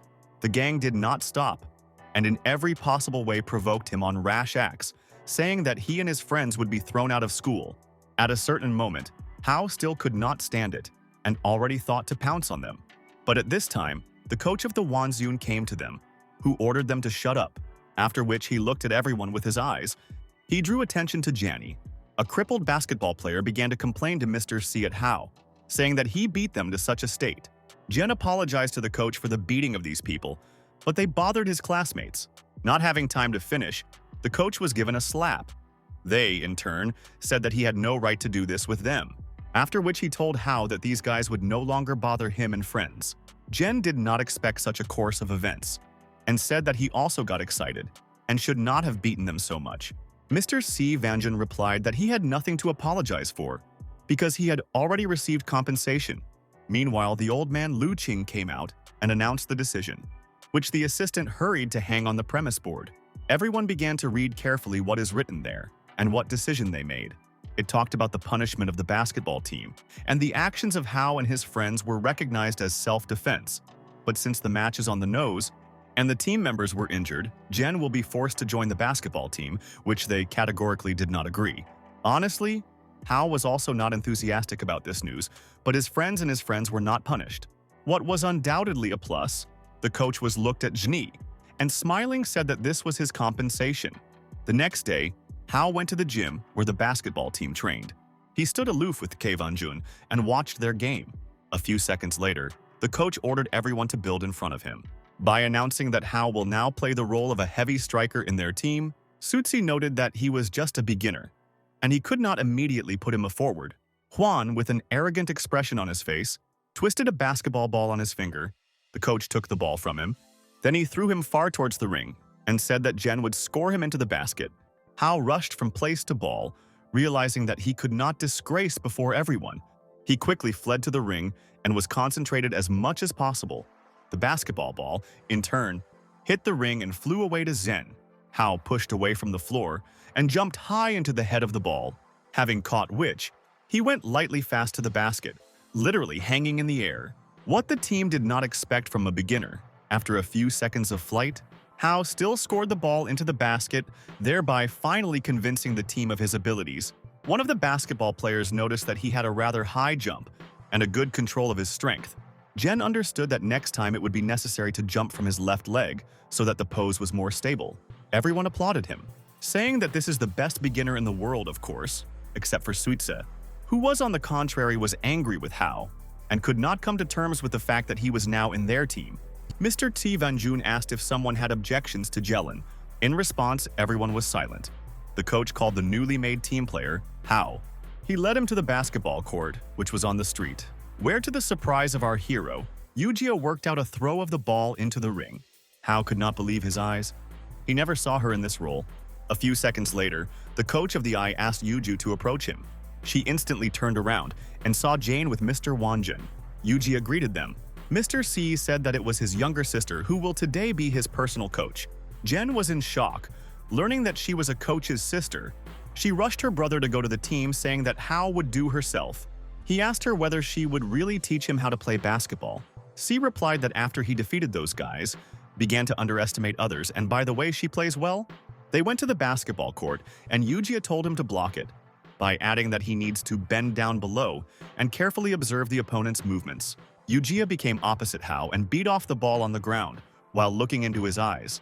Jen concentrated as much as possible on her movements, but after a moment, C tried to get around him with the ball, and as a result she hit Hao, who took a step towards her.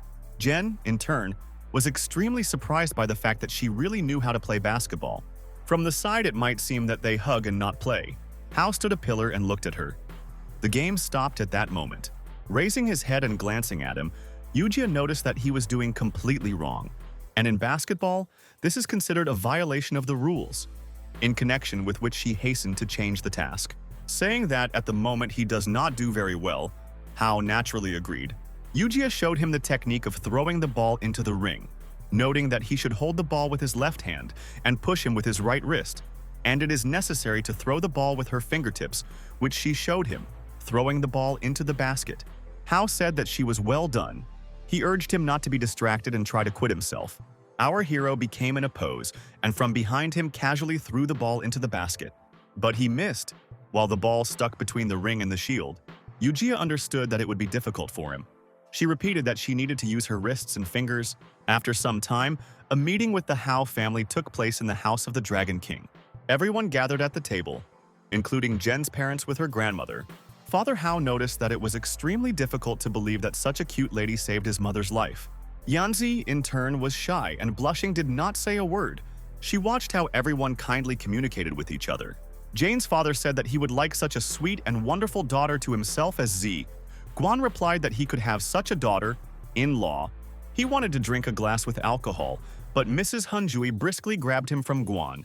Yanzi got bored after a certain time, listening to all these cloying mercy, and without inventing anything better, she decided to at least eat. At that moment, Janny's mother noticed that Hao already has a girlfriend, which recently came to their lectures. A grave silence hung at the table. Everyone was shocked and began to look at each other. Yanzi, from anger, completely broke the food sticks, literally boiling more and more with every second. Hao said that Mom does not know what he was talking about, and that girl is just his classmate. But Uncle Z, unable to stand his fist on the table, everyone paid attention to him. He stated that Hao is an ordinary womanizer, who is not worthy of their wonderful Yanzi. The king of the dragons, Guan, called him to immediately calm down and behave decently. After asking for forgiveness from those present, and saying that this is Zhao Kuo, one of his younger brothers, who does not really know how to choose words. Uncle Kuo, in turn, tried to hold himself in his hands, but he could not control his facial expression. Yanzi thanked Uncle Kuo, saying that he was very kind to her. Finally, he calmed down and began to smile at least a little in response to Tsi. She also smiled at him, after which she said that she had some problems, which concerned some high school students. Z fell silent for a second, since she was not clever to talk about it. Then she still said that high school students molested her. Uncle Kuo flared up again, demanding their names from her in order to deal with the villains. But Z replied that Hao had already dealt with them quite successfully. Jen, in turn, tried to make the most innocent face. Everyone again fell silent for a while, with a stone expression on his face. Mrs. Hunjoy did not understand what Jen did specifically. Hao said that in fact nothing special happened. Mrs. Hongyi noted that she had never seen before, so that Z stood up for someone in this way. Uncle Kuo said that he could also protect her from these scum. At that moment, Z gave him a chicken leg, having assured that this is very tasty meat, trying to reassure his uncle again. Hao watched what was happening, and somewhere even began to envy his uncle. Jen also took a chance to ask Yanzi for himself a chicken leg. She turned to him and chopped with the bones of her hands, peculiarly answered, while asking what he wanted. Realizing her hint, Hao said that it seemed to her and he did not want anything. After some time, the Hao family hurried home. In turn, see what their parents held them. Yanzi asked for forgiveness from Mr. and Mrs. Hao and her grandmother Hao for rudeness. Grandma said that she would not apologize to her, and they should thank her. Jane's father said that he would like such a daughter. In law, the mother had a different opinion and preferred that gentle girl that she was silent about. Yanzi gazed into the eyes of Hao. He, in turn, looked at her as well. For some time they looked at each other while their parents said goodbye to each other. Then C stuck with her eyes down. In her hands, she held the envelope. At that moment, Mrs. Hunjui pushed her, urging Z to approach Jan. She behaved like a child, and in every possible way hid her sympathy for Hao. They stood opposite each other and were silent. After an awkward pause, Yanji handed him an invitation on his birthday in the envelope, saying that he would not forget about him. Then she, as it is appropriate to the child, embarrassed, simply ran away. Hao looked at a beautifully designed invitation and said that he would come. Yanzi stood reddening aside. Jen waved her hand in response. The next day, Hao went to the office of Miss Han, giving her a certain bracelet, which she clearly did not expect from him. What Jane said, while considering a beautiful bracelet on her hand, Hao replied that she helped him many times, and with that story about the basketball team too. Miss Su reminded him of C's birthday next month, and asked Lee prepared for Jen for him. He smiled and proudly stated that he had already bought her a good gift. The teacher said that she was completely different about him, saving that Hao absolutely does not understand what in fact the essence is. She said that the dragons of clans of the 4 oceans, the most influential and the most powerful of all, but recently they have been too carried away by human affairs. In particular, the new generation was not as strong as the previous one, adding that the level of cultivation in Yanza is too small.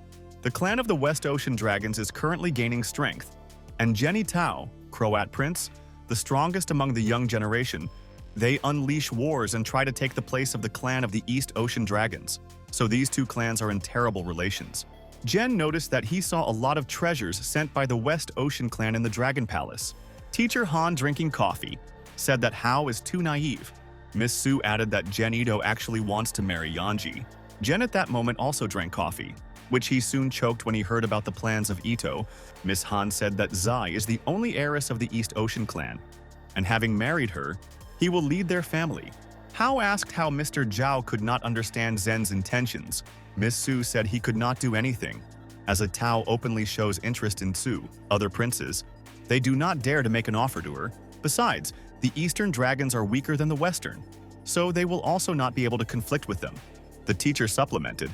Everyone was surprised that after Hao accidentally ate the core of Tsu, he was engaged to her, and at her birthday, all the attention will be directed precisely at Yanni. But the Western dragons will not abandon the plan, and will put pressure on Si so that she married Zeni Tao, and this means that they will certainly enlist the support of many elders. Hao asked the teacher whether they were going to pick up Yanzi by force. Miss Han replied that it would most likely be so, because Jin's weakness was only in his hand. And if Tsu marries a person who does not know how to cultivate, then none of the dragon clans will accept this. Hao said that it turns out he endangering her. Su said that the only chance was to become a cultivator, otherwise they are doomed. Jen replied that he had already reached the 3rd level and realized how spiritual concentration works. Miss Han noted that even after the 3rd level, his spiritual energy remains too weak for the Can level. Hao, in turn, assured the SU in that he would find a way to achieve it, and he would not allow harm to Z, and it does not matter what it would cost him. The thoughtful Jen, slowly returning to his home, along the streets of the Night City. Suddenly, behind him, his friend Cao Junhua appeared behind him, who called him out. Having said that Hao was looking for 2 beautiful girls, Jen turned around, and he began to think about who could look for him in such a later time. Our hero naturally went to meet them. The girls were 2 fairies, whom he had previously saved in the Ice Palace. They took him by the arms and did not let him go for a second. Hao asked to leave him alone, but they were very stubborn and did not want to leave him, but vice versa. They asked him for permission, always and everywhere to serve him. At a certain moment, Jen was still able to get out of their arms, then immediately began to run away from them, asking them not to pursue him. Having run a few streets and wrapping him up for one of several high-rise buildings, Hao tried to catch his breath, thinking that he had finally broke away from these crazy fairies. At that moment, an unknown female voice called him, asking him if he asked her to come here.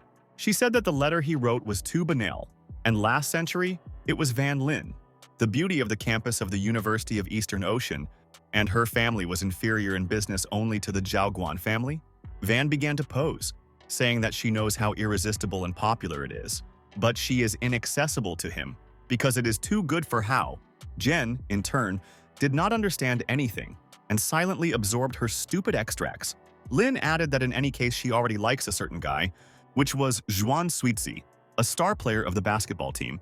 He was tall, rich, and very attractive. Lin literally saw him as her fiancé.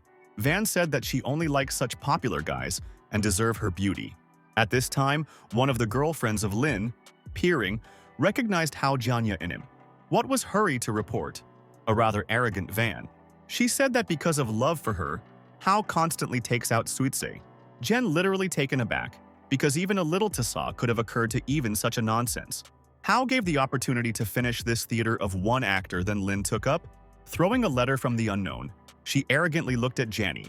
Then she trampled this letter with her heels and came closer to Hao, having said that she was not his level, and outwardly he also did not reach her. A few seconds later, Hao called out an enthusiastic female voice. Turning around, he saw all the same girls who at the same moment attacked him. They literally filled him to the ground, saying that they finally found him. Then they began to hug him and smile from the chaos that was already tired of them. Van was shocked by the fact that two beauties attacked him. They, in turn, continued to rejoice at meetings with him, noting that he would not run away now. One of them asked what was with him, because she saw his displeased face. Lin and his friends silently watched what was happening. After that, Van still could not stand it and asked them a question that tormented her. Who are they and what they are doing here? They turned to Lin and looked at her in surprise. Then, as if in unison, they replied that they were personal maids, and they laughed. Hao did not know what to do with them in order to influence their decision. Disappeared Van and friends, again froze on the spot, watching strange girls. Lin wanted to try to drive them away, but they simply ignored her. Hao said that he did not need personal maids and he was tired of repeating about it for 1,000th time. But the indefatigable girls' feuds strictly asked him to stay with him, saying that they could help him with cultivation. The next morning in the Hao house, where a little mess reigned, the alarm clock rang loudly, which naturally woke Janny, and our sleepy hero lazily got out of bed, headed for the bathroom, where two twin girls took a shower and pammed with watering each other with water.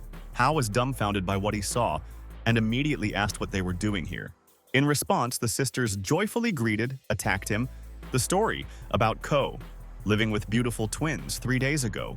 Jen eagerly absorbed knowledge about the ability of the light tract. Hao literally began to imagine how this skill he would exterminate evil spirits. But one of Lilin's twins said that this ability would not be suitable for him. A frustrated Jen asked why this was not suitable for him. They replied that the achievement of the can level is the foundation. Moreover, for a novice cultivator, in connection with which he is obliged to practice basic cultivation techniques. And besides, what he chooses should be ideal. Lu asked if he had heard about physical characteristics. Jen replied that Miss Su had a water metallic type of body, but specifically he does not understand the characteristics. The twins noticed that the technique of spiritual concentration only expands its meridians and allows you to strengthen the body. Therefore, it does not matter what kind of characteristics it has, but are necessary to achieve the level of Kan. Our hero did not quite understand what they were talking about and did not know where to start. The girls stated that they examined Hao, and his body is a chaotic mixture, which consists of 5 elements. The technique of the light tract is the best of 5-element cultivations, designed specifically for cultivators, which has a 5-element body type in the spiritual world. Hao asked if this was good for him. She replied that this type of body consists of a complete set of elements, which differs from a chaotic combination of 5 elements, and the energy of this body consisting of these 5 elements is similar to 5 parallel pillars that support the power of cultivation, adding that the best 5-element cultivation techniques evenly strengthen each support. Having noticed that the energy of the chaotic mixture of these 5 elements, like mixed-colored sand, cannot be divided, cultivators usually choose the sand that is most among the rest and exclude the rest. Jen carefully listened to the girls, said that now he understood everything. Lilin noted that water cultivation technique would be the best for him, because it is suitable for attacks as well as for protection. Hao asked which 5-element technology better. The twins replied that its improvement would become softer and quite strong. All 5 elements will improve at one pace, but it will reach the same level as others, about 4 times longer. And even in the spiritual world, if you practice this, he thought, digesting the information received. Jen rather confidently stated that this option was suitable for him, having said that Z has a different physics and he can injure it if he transfers his spiritual energy. But if Hao cultivates all 5 elements equally well, then this will not happen. The girls looked at each other. Then they replied that the technique of the Sword of the Light Tract most likely would be the best option for it. Jen said that in this case he will practice this particular technique. Gemini bowed before him. They said that they would obey him and obey. Hao asked them to exclude these formalities. After that, Jen hurried to head to his room in order to immediately begin practice. He understood that the cultivation of this technique would be extremely slow, but did not suspect that so. And if this continues, then Hao will not have time to go through the level of Khan on the birthday of Yanji. Jen began to get nervous and beat the bed with fists with anger. Suddenly, his anger was interrupted by a knock on the door, approaching which he discovered it. Being absolutely unable to in the spirit of Hao, he again saw at the threshold of twins. They stated that they knew how to help him because they found the key to the cultivation of the technique of the light tract. Joyful girls looked at the acidic Manhwa and hastened to enter the room. Jen asked a rather sad voice that they found such a way that could help. They began to scatter things in his closet, saying that they first need to prepare. A few minutes later, the sisters changed clothes as if to the teachers. They said that classes began. Jane acted on his nerves. He irritatedly asked them why they were so dressed up. The twins asked him for forgiveness and said that he could punish them. Hao urged them to start quickly. They again tried to concentrate on training and began to explain to him that the Sword of the Light Tract has 7 levels, from low to high: Tianshu, Tianisuan, Tiangi, Tianzuan, Yuhan, Kaiyan, and Yaoguan, and each of them has 9 steps. The main thing is to strengthen and combine 5 elements at the same time, and the purest 5 elements will become a zipper when they are mixed. After that, the girls said that they were a little mistaken, and in fact the Sword of the Light Tract is the cultivation of lightning. Hao literally taken aback when he heard about the cultivation of lightning. Lily said that everyone knows how cultivators are afraid of heaven, but no one understands why. In fact, lightning is a mixture of 5 elements, but ordinary cultivators have only 1 or 2 elements suitable for them. And that is why they cannot without misfortunes. Hao began to understand that the cultivators of lightning are invincible. She replied that their power was terrifying, but it is difficult for them to progress because they have to strengthen all 5 elements at the same time, so there are fewer of them. And in order to break into the kingdom of Khan, Hao needs to be achieved by the first stage of Tianshuan. The girls came closer to him, saying that it was necessary to check his body, since the metal is at the 7th stage of the Tianshu level, the tree on the 9th stage of Tianshu, the water at the 3rd stage of Tianshuan, the fire at the 8th stage of the Tianish, the earth on the 6th stage of the Tianish. Jen practiced the technique of water elements, so the strength of the 5 elements is unbalanced, and the other 4 elements need to be absorbed. The girls literally stuck it, saying that they would help him. Then they pushed him onto the bed, not understanding anything and reddened with embarrassment of Hao, asked what they were going to do. The twins climbed to his bed and replied that they wanted to help him. Jen firmly stated that he was able to help himself and could do without them. In turn, the girls took off his t-shirt, saying that it was necessary. After that, they began to look at and touch his body, as if looking for some points. Hao was extremely tense, in connection with which Lilin asked him to relax, saying that they should go through such a process every day as it is useful for its cultivation. Jen did not know where to put himself at this moment, and naturally could not be liberated. At this time, for no reason, the alarm rang. Hao did not understand what was happening. Suddenly, his body began to sparkle with various colors with energies that seemed to envelop him. After a certain time, Jen was then covered and opened his eyes. He saw in front of him worried twins who looked at him frightened. Then Lily shouted joyfully that they finally managed to develop all his elements to the 9th level of Dubhe. Hao said that he felt a certain change in himself, suggesting that he became closer to the breakthrough. The girl noted that his cultivation base is still not enough to break into the Can King. Our hero smiled and replied that it does not matter, because he found a more interesting thing. A few days later, Yanzi's birthday finally came. In the Royal Palace of Dragons, arranged incredibly beautiful performances of artists. The holiday was truly gorgeous. Zhao Guan really tried to surprise his daughter. He and his wife greeted the guests and thanked for their presence at his birthday. They said in response that the holiday was a success. Hao also stood next to them. The guests noticed that he was a young and promising future son-in-law, but in fact, such social situations were hardly given to him.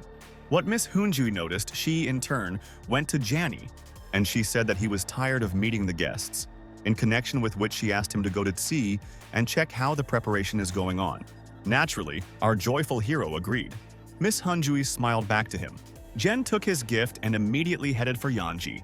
He was interested in whether she was still angry with him, because time has passed, and the last time Hao saw her at the family meeting. Stepping closer, he noticed how Tsi accepted gifts with a displeased look, saying that she did not like it. Then turning around, she saw Jen. For a few seconds they looked at each other. He stood with his gift in his hands. Yanzi was dressed in a beautiful dress, and she had funny horns on her head. Having embarrassed, she turned away from Hao and said that he would stop looking at her like that. Jen, in turn, complimented her, saying that she is unusually beautiful today. Z blossomed that she was dressed like this for her family and not for him. Hao exhaled and decided to present her his gift, for which he almost forgot. He called out to her and shyly said that he had a gift for her. Yanzi turned. Jen hurried to hand her a beautifully packed box. She arrogantly said that it was quite difficult to impress her. Hao tensed. Zai opened the box and saw a plush bear. Jen said that it was not entirely valuable. Hao said in a trembling voice that she hopes she would like such a gift. But Z replied that she was no longer a little girl, so she did not like plush bears. However, at the same time, she clung to him as a native and said that it was very nice. Jen said that he could return Mishka and buy her another gift. Yanzi abruptly replied that Hao himself gave him to her, which means this is her bear. Jen did not understand how her mood was changing so quickly, from which she became more unpredictable. Our hero said that the situation with twins angered her last time. Jen said that he did not know why, but still wants to ask her forgiveness. Yanzi asked him if he gave her a plush bear. Hao slurredly said that formally he was still her groom and that situation was not under his control, asking Z to forgive him.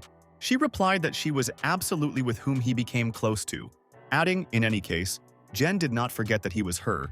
She became quiet at that moment. Hao asked Z, she's still hiding her sympathy for him, got angry and said that he was the most stupid person in the world. Then she grabbed his hand and dragged him behind him. Hao did not understand what Yanzi was doing. She said that they should hurry because all of them were waiting. They walked along the red carpet to the throne of Guan where he was sitting with Miss Hunjui. All men began to discuss the appearance of Tsu, saying that the princess is very beautiful. In turn, women found Hao pretty, wondering if he was a man. Meanwhile, they got into the eyes of Ida Zen with brothers and sisters. Jen also drew attention to him, realizing that the fun was just beginning. The king of the dragons of the Western Ocean also arrived, bringing a millennium purple coral with him. 10 pieces of ice of the Western Ocean and 10 stones of warm jade Haiyan. The dragons of the West Ocean were generous. People noticed that 10 pieces of ice of the Western Ocean could feed 5 or 6 masters of the Seventh Kingdom. The girls gossiped that it was in order to achieve the princess of the Eastern Ocean. Chaoguan thanked Mr. Zen for such generous gifts. He, in turn, laughed that everything was in order, and they should be friends with families, adding that in the near future they are being closed. Glancing at Yanji, however, Guan did not reciprocate, and opposite his eyebrows he looked at him menacingly. The old man Zen called to Z and came closer to her, still blurring in a smile. He began to write her compliments, saying that every time she becomes more beautiful and more beautiful. After that, he asked her to become a daughter-in-law, respectively, the wife of Itao. What she clearly did not want, Yanju looked at his cunning physiognomy. Then she quite confidently stated that she would not become his daughter-in-law and the wife of Itao. At that moment, Zhaoguan tells that Zhenpin does not touch his daughter. Hao also did not hesitate, and becoming between Yanzi and the old man Pin, he looked at him menacingly. He took Zi's hand and led him behind him, making it clear that he would protect her. At this time, everyone was tensing. Hao fearlessly looked the old man in the eye. She was extremely surprised that Jen dared to such a responsible step. Jen Pin did not understand such a maneuver from such a young guy. He was discouraged. Having gained confidence, our hero continued to incinerate him with his gaze. Meanwhile, Miss Hong Yui decided to act, she called out to Zen, approaching which she asked for forgiveness and said that their daughter was already engaged. Old Man Pin did not understand what was happening and looked at the categorical wife of Guan, then asked how she could be engaged to a person. Moreover, Yanji is too good for this young guy. In turn, Itao was literally dumbfounded by such news. Pin said that his grandson Ito Zen reached the third kingdom a few days ago, adding that he is the youngest cultivator, which has reached this level, a metal element.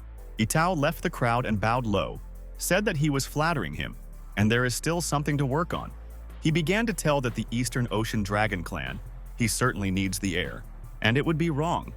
Leave the Eastern Ocean to a person. In the meantime, Hao began to boil with anger and already clenched his fists. Itao slowly went to Yanzi and smiling looked into her eyes. After that, he took a plush bear in the hands of which Jen gave her, and with an arrogant face he asked if this garbage, what he gave. Yanzi was angry at the moment, and saying that this was not his business, she demanded that Mishka return her. Jen Itao specially threw aside the toy playing on the nerves of Princess Z. He took Yanzi's hand and dressed her a bracelet, saying that magic toys are much better. Then he began to hug her, saying that such gifts were more appropriate. Our hero reacted immediately. He came closer to Itao and sharply grabbed his hand, demanding that Z immediately let go. After a few seconds, he repeated his demand, saying that it is better to obey him. For some time, Jen and Jen were menacingly looked into each other's eyes, after which Hao repeated him again. Still holding his hand, Itao pushed him away, thereby tearing his hand out of his capture. Yanzi noted that even mountains of gold would not replace her this plush bear. Jen literally fell into a rage and instantly flashed with magical fire. Hao became between him and the Princess of Z, interested in what Ito wants.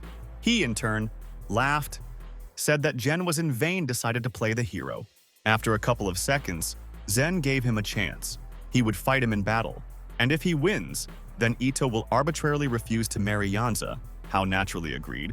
At this time, Z tried to dissuade our hero, saying that he could die, because the Itao has the third level. Jen replied that he would protect her and the Eastern Ocean, trying in every possible way to calm her down. Itao said that he would reduce his level of cultivation, since this will still be enough to cope with it. Yanzi angrily said that Hao did not even reach the first level. Jen smiled and replied that this is all that he could help in this situation. Adding that Hao was too weak, Jen in turn hurried him to demonstrate his strength. Itao corrected the hairstyle and smiling looked at him. Hao understood that the battle would not be easy. After some time, they found themselves in the arena around which everyone was going to see this battle. Jen was preparing to become a fighting pose and looked out into the eyes of Ida, after which he sparkled with magic. He rushed in his direction with lightning speed. Zen was surprised. Noting that he dared to attack the first, for which he would be punished, Itao began to use his abilities, sending magic swords to battle, which were later wounded by Hao. He released more and more of them each time, saying that Jen is no longer so brave and can only run in a circle. Hao tried to dodge his magic, realizing that even with a reduced level of cultivation, his combat experience was still much more than that of Jen. At a certain moment, the earth under his feet, Hao began to crack. Itao did not stop throwing him with magical skills. Our hero tried to resist this, realizing that he is a rather strong opponent and pondering a further plan of action. At that time, Zen decided to attack him, noting that Jen could not move. Running closer to him, Itao again used his magic, so he literally pressed him to the column. Hao began to understand that his aquatic energy could not cope. Since Zen formed spiritual metal energy in swords, they waited for the right moment for an opponent's sudden attack. Jen was not going to give up, although he knew that weaker than Zen, Hao, with lightning speed, released his magical ability into it. However, Itao activated the shield, saying that its cultivation cannot compete with it. After that, Zen began to counterattack Hao while holding the shield. He again released a metal sword, only from a closer distance, and this time, Jen did not have time to react. The sword fell on his cheek, thus injuring him. Hao obviously did not expect such a speed. A smiling Itao urged him to defend himself better and go to action. Hao Jen immediately began to use all his skills. He understood that it was necessary to try all possible options, but Zen again set the shield, saying that he would not succeed. Since he is a person, Hao released a thunderous sword into him, which successfully struck the target, thus breaking the shield of Itao and piercing it through his shoulder. As a result, Zen crashed to the ground with a roar and began to flood with blood. He said that spiritual aquatic energy cannot be so strong. Hao replied that it was the energy of a thunderous sword, not water. Itao fiercely said that Hao carries complete nonsense, and this cannot be. The protagonist replied that the combination of the purest 5 elements, this is lightning. After that, generating an arrow sparkling with lightning, he threw her at Ito. Then Jen hurried to scatter her. He believed that Zen would lose the battle. Itao, in turn, fell to his knees and began to cough with blood. Raising his head, he looked at Hao and said that he was more than he expected. Itao stood on his feet with generating a fiery sword and saying that he would now show him his true power. At that moment, he raised his hands. A fiery sphere formed over him, and a certain whistle was created, after which the flame turned into a large phoenix, which spread his wings. Itao said that this time, he would deal with his lightning-fast energy. Jen was full of confidence and looked menacingly in the eye. He, in turn, understood that this bird, a polymer of the spiritual energy of metal, Hao, gritting his teeth, still generated his lightning and waited for the right moment. Itao, at that moment, directed the firebird towards our hero. Hao instantly tried to attack, piercing the phoenix with his lightning. What by and large he succeeded, he literally cut the bird in half. Unknown.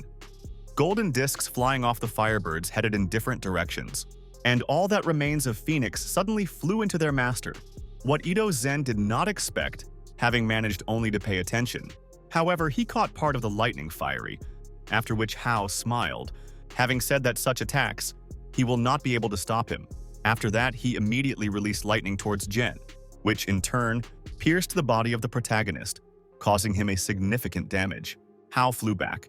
He did not expect such a turn of events, but could not resist. The bloodied Jen realized that in addition to lightning-fast cultivation technique, nothing harms the ITAO, and he quite easily coped with all his attacks. Hao slowly got to his feet.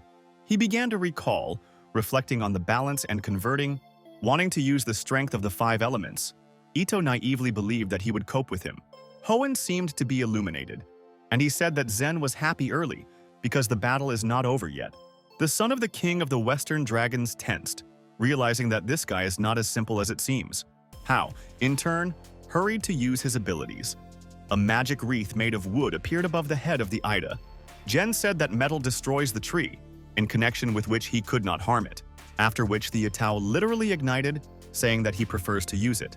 However, the next moment he was surprised and did not understand what was happening, because the wooden wreath simply caught fire and began to drag on. Having tied his hands, thereby constraining in the movements of the son of the king of the Western Dragons, Jen continued to successfully knit his legs with a fire, burning tree. After a few seconds, it was completely connected, including the head. As a result, he was covered with a flame and began to scream from unbearable pain. Hao said that various types of spiritual energy can be transformed into each other. The protagonist anticipating his victory, he watched the body of Itao burning, which no longer seemed so formidable. At that time, Jen began to overcome the cough, expecting blood onto his palm. He realized that he spent too much energy, and he wanted to quickly finish the begun, as he could again be in a disadvantage. Hao began to throw magic arrows in Jason, thus nullify him to the ground. Then, he immediately headed in his direction to complete the battle. He grabbed an immobilized Ito, continuing to apply his abilities. Hao's hand caught fire in a blue flame in the face of Zen, who understood that he was in a losing position. Subsequently, there was a big explosion. Everyone was shocked by what was happening. The blue flame literally enveloped them in the center of the arena. Jen hoped that this was the end. However, the son of the king of the Western Dragons was so easy not to defeat. The formed fog from the dust dissipated, and Itao appeared in a slightly different image before Hao. He had claws on his arms and legs, as well as horns on his head. He was partially covered with golden scales. Jen seemed to gradually turn into a dragon. His body is stronger, which Jen did not expect. He inflicted a crushing blow to the main character, saying that he had rather cunning tricks. But before the real strength of the dragon, this is all pointless. Itao continued to beat Hao. Suddenly, A huge dragon tail grew up from him. Jen lay on the ground. Then he hastened to rise, paying attention to the transformation of Zen. Itao instantly headed for the wounded Hao, who did not manage to react. The angry Zen, in turn, felt the advantage and grabbed him by the neck. Having said that his dragon is skin, he is firm like a armor that he can't break through. Adding that their claws, sharp like swords, Itao reached out with his hand to Johnny, after which, smiling began to inflict stab wounds on him with his claws. Hao could not do anything except bursting with blood and enduring wild pain. Jen continued to say that neither is strong by nature. He wrapped his tail with his tail and squeezed it greatly, thus breaking his ribs. Hao was extremely difficult to breathe. Then Ito threw him toward the column, saying that people will never be able to resist like him. Zai was nervous, seeing how Zen began to prevail over Jen. Beating him, Itao demanded that the palace immediately leave his dragon. He turned away and went to leave. However, Hao said that he still did not win, simultaneously releasing his lightning rods into him, adding that he never surrenders. Itao, in turn, easily dodged Johnny's attacks. He stated that in this case, Hao would die in front of everyone. Zen again headed for him. Then he abruptly breathed in full chest. His hands sparkled with magic. Suddenly, Itao published a wild roar of a dragon, as a result of which all lightning literally crumbled. They dust on the ground one by one, without reaching the goal. Jen did not give the opportunity to Jay in every way. He would come close to him. However, Hao still tried to inflict damage to him, releasing the next batch of lightning arrows. Saying that this is not the end, he heroically opposed the powerful Ito. The son of the king of the Western Dragons, in turn, confidently headed for him. Lightning fell at his feet, while not harming him in any way. Jen naively believed that Hao could not do anything to him. He laughed from his attempts, but after a second, he stepped on one of the lightning, which sparkled. Itao did not understand what was happening. He could not continue to move towards Janny. Having discovered a certain electric circle on Earth, formed by lightning rods, Hao smiled in his eyes, saying that he only needed to lure him into a trap. The earth under the feet of Zen caught fire in a blue flame. A certain sign in the form of a star was loomed. Itao eventually ended up inside a certain ball through which he could not break through. He stated that Hao specially confused him to finish the formation of the sword. Jen replied that he naturally had to apply several tricks because he spent a lot of time. In order for Linlin and Lily to teach him such an ability, Itao asked what he meant. At that moment, Z exhaled with relief, saying that Hao scared her greatly. After all, she thought that he would lose the Battle of Zen. But everything changed sharply. The main character said that he promised to protect her, which means he would do everything possible for this. Meanwhile, Zenpin noted that he had not won Ito Trap in a trap, but just achieved a draw. Zhao said that the guy challenged the one who exceeds him in terms of development, and immobilizing him, he had already impressed them. At that moment, Jen said that it was just a snack, and now he would begin the main dish. Itao asked what he could still do, because he has exhausted his spiritual energy. Hao smiling replied that he himself would see everything now. He was eager to apply this ability. Jen immediately began the activation of his superior skill. Everyone watched what was happening. Mr. Zhao drew attention to his spiritual energy. He was surprised.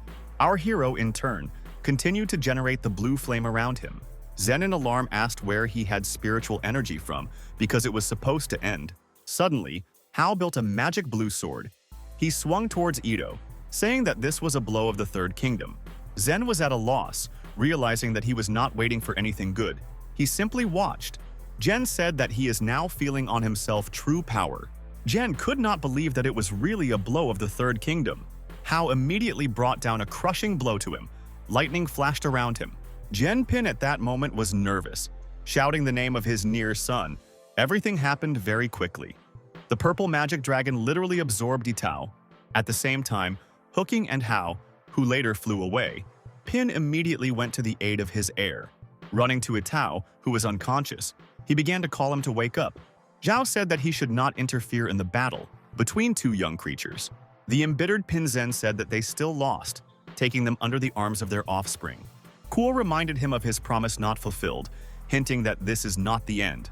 Jen Pin, gritting his teeth, said that he was taking his words about marriage back, after which he hurried to leave with Itao.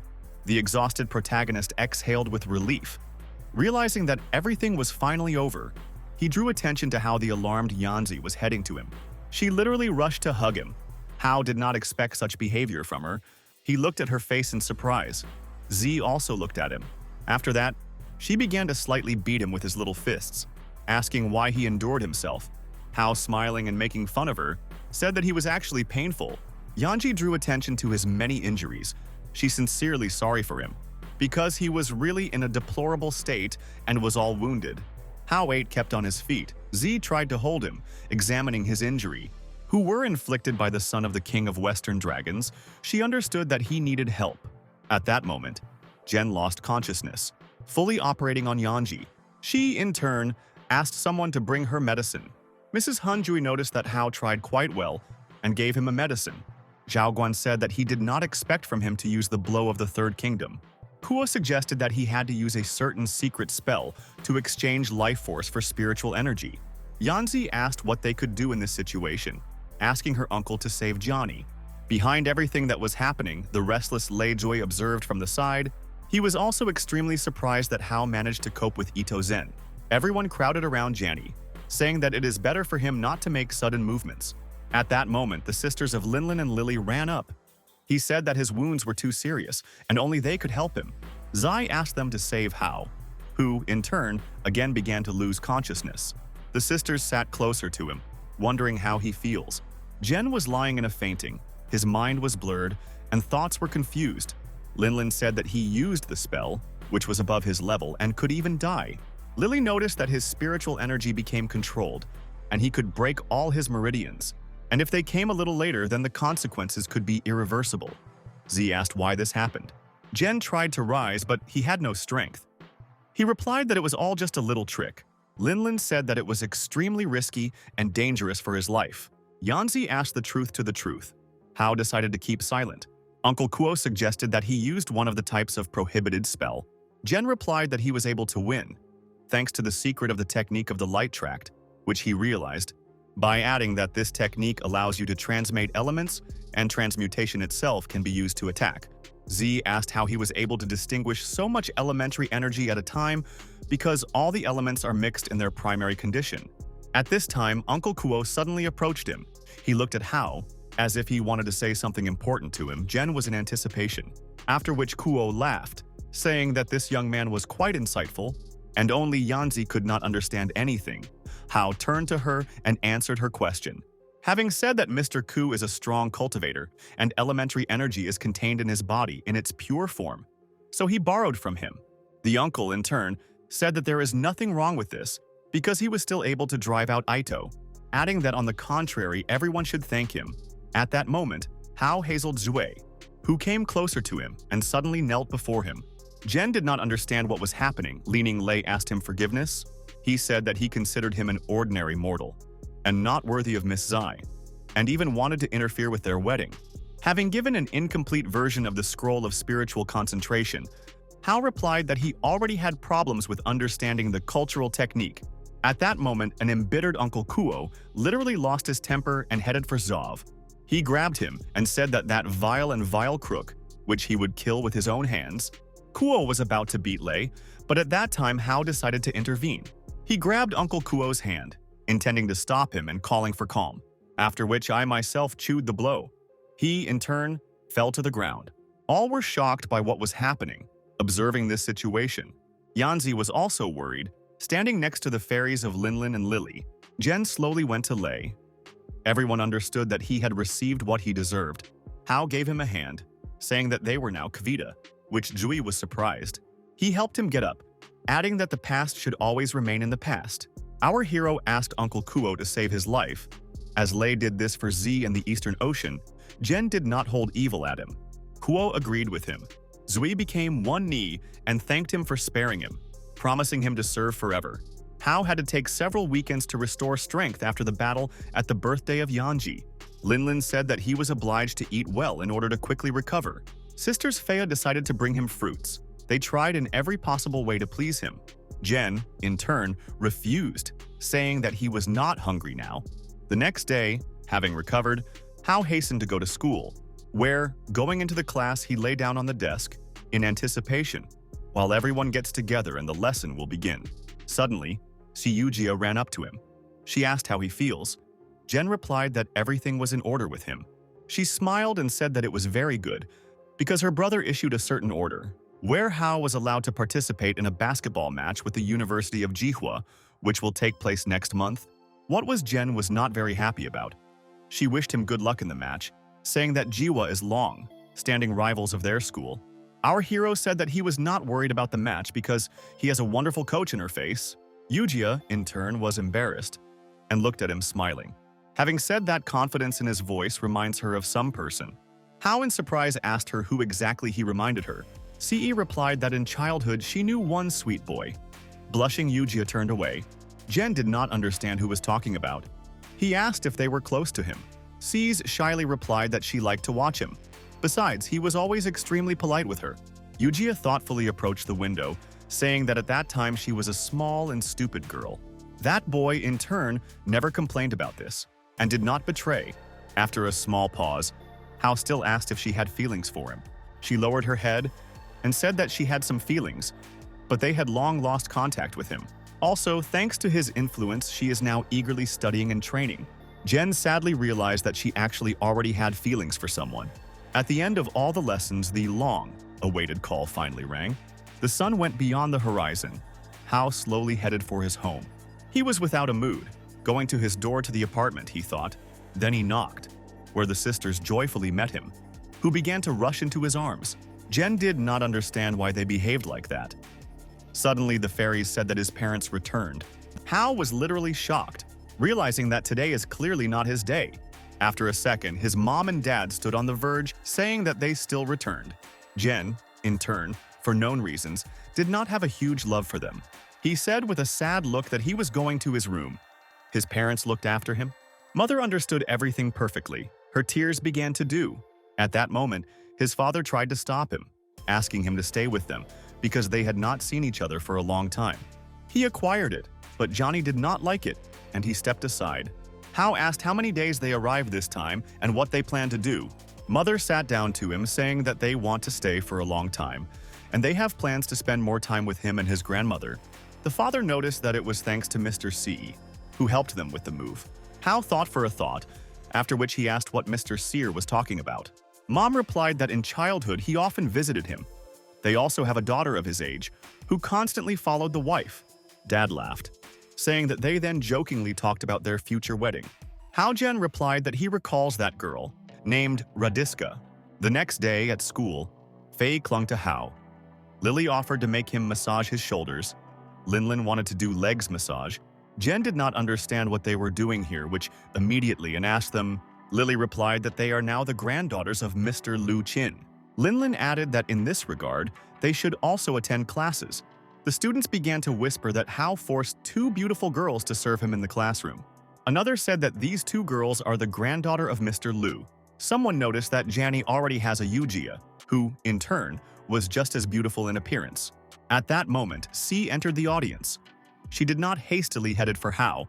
Seeing this picture, Yujia suddenly stopped. She began to be jealous. All students realized that now something is not very good. Some of them even hastened to leave the class. Severe watched how the girls lay a Jean.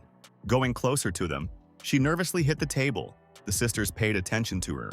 C stated that if they are not a student or a teacher, then they are obliged to leave the class. Linlin hurried to show her a student ticket, saying that they are also studying here. Yujia carefully studied their tickets and said that they were studying at another faculty. Linlin asked if there is a rule that forbidden to them is in the classroom of another faculty.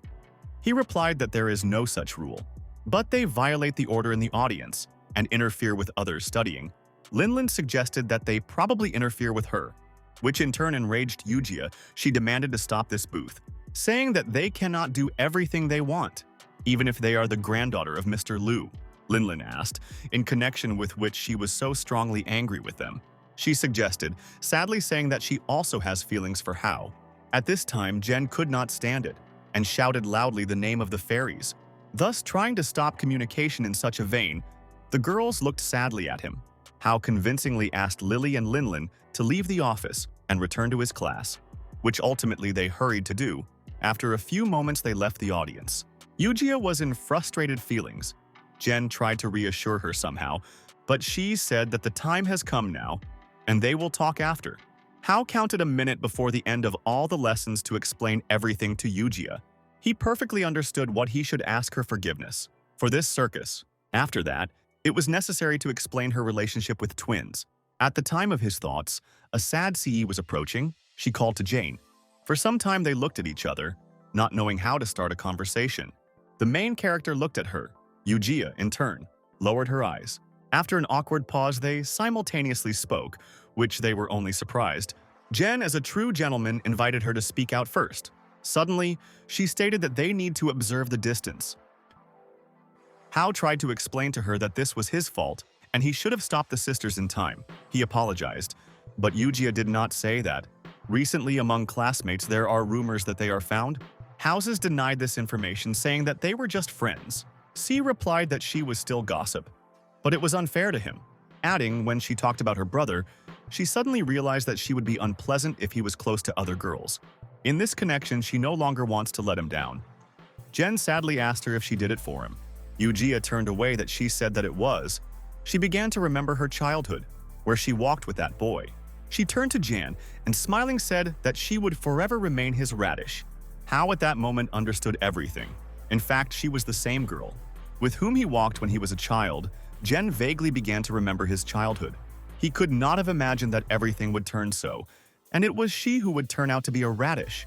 A few days later, the very moment when the basketball match was supposed to take place, Hao actively trained on the site, working out throws into the basket, and also passages under the ring. It was slightly excited before the responsible event. People gradually began to fill the stands, waiting for the fight. The whole family of Jen, together with his grandmother, was present, shouting to him the words of support. What was extremely surprised, Hao looked around all the fans and noticed that Yujia had not yet come. Jen was a little upset that she was not. He paid attention to the rivals. Then I thought about the beautiful SE, with which recently they did not get along very much. Jen still could not believe that she was actually a radish, and he, accordingly, was her brother, about whom she spoke warmly. The main character suddenly remembered her words about how she made a promise, that when she grows up, he will certainly become his faithful wife. Hao perfectly understood that he could not tell her the truth that she actually was talking about. This is he, because in this case she will think that Jen decided to use it. The only thing they can keep with each other. Hao could not help but think about Yujia, who at the moment did not come to the match. He tried to abstract from these thoughts, continuing to train hard. At this time, he was given an absorption moisture of a rag so that he wiped his sweat. Raising his head, he discovered Linlin in front of him. Jen asked what she was doing here. She replied that he and Lily came to support him and see how he plays basketball. After that, the sisters asked him for forgiveness, saying that they were to blame for him and promised not to do this anymore. Hao noticed that it was his fault because he did not teach them properly, adding that they will leave this situation in the past, but this should no longer be repeated. Linlin rushed into his arms, saying that she thought he would not forgive them and would not want to see anymore. At that moment, Yanji approached them, calling Hao an incorrigible womanizer. Jen realized that he was in an awkward position, and again because of these twins. Our hero in surprise asked what Zhaozi was doing here. She replied that Mrs. Su invited her, asking him a counter question. Can she really not attend her? Teacher Han said she wanted to look at him in his first basketball match. Yanzi noticed that she came only for him, and if he dares to lose, then he knows what the consequences will be. She began to knead his fists and smile at him. Z looked around and did not find Yujia anywhere. She was surprised. Then I asked Hao why she did not come to the match today. Jen was sad at the moment. He did not know what to answer her, because he himself was tormented by this question. Meanwhile, Yujia in uniform ran to the site, which was sincerely glad of Jen. She ran to them and asked for forgiveness for being late. An awkward moment was created between Hao and C. They silently looked at each other. Yujia lowered her eyes without saying anything. Jen also could not squeeze out a word. For some time they just stood silently. Hao looked at the offended CE. Yanzi, in turn, confused guesses, did not understand what was happening. Nai's parents drew attention to the crowd of girls near their son. Father Hao noticed that he had already met a girl in shape somewhere recently. Mom said that this is the same girl who was at their lecture with Jean. He replied that she saw her before this lecture, starting to delve into his memory. Then he seemed to be illuminated, and he finally remembered this girl. Father Hao said that she realized who she was. Grandmother looked at him in surprise. He immediately rushed towards the basketball court. Having run into which he hurried to them, Yue and his grandmother did not understand why he approached them. Mr. Hao asked if her name was not Yujia. She answered positively. Then she asked how he knew her name and what brought him here. Father Hao said that when she was a child, they lived in the neighborhood. Yujia was shocked, realizing that he was the father of that same brother. At that moment, Yanzi approached them. She asked where he knew T. He replied that he used to work with his father, and Zhen, when he was small, often walked with Yujia. And at one time, they even discussed their engagement, saying that it was a very long time ago. Zai was in shock and did not know how to respond when she heard this information.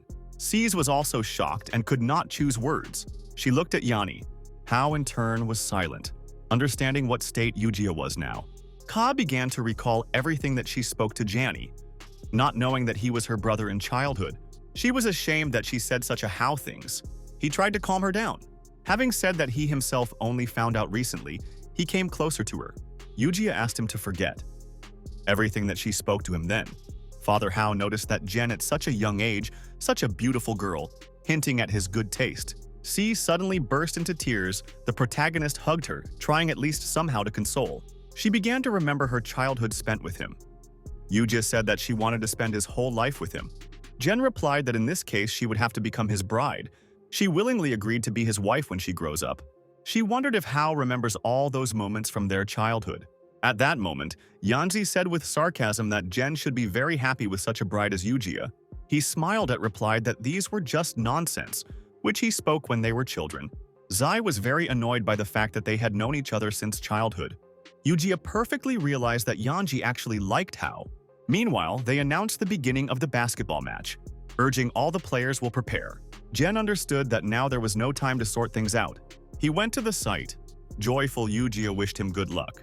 Having said that they will root for him from Yanji, the Z, in turn, looked depressed.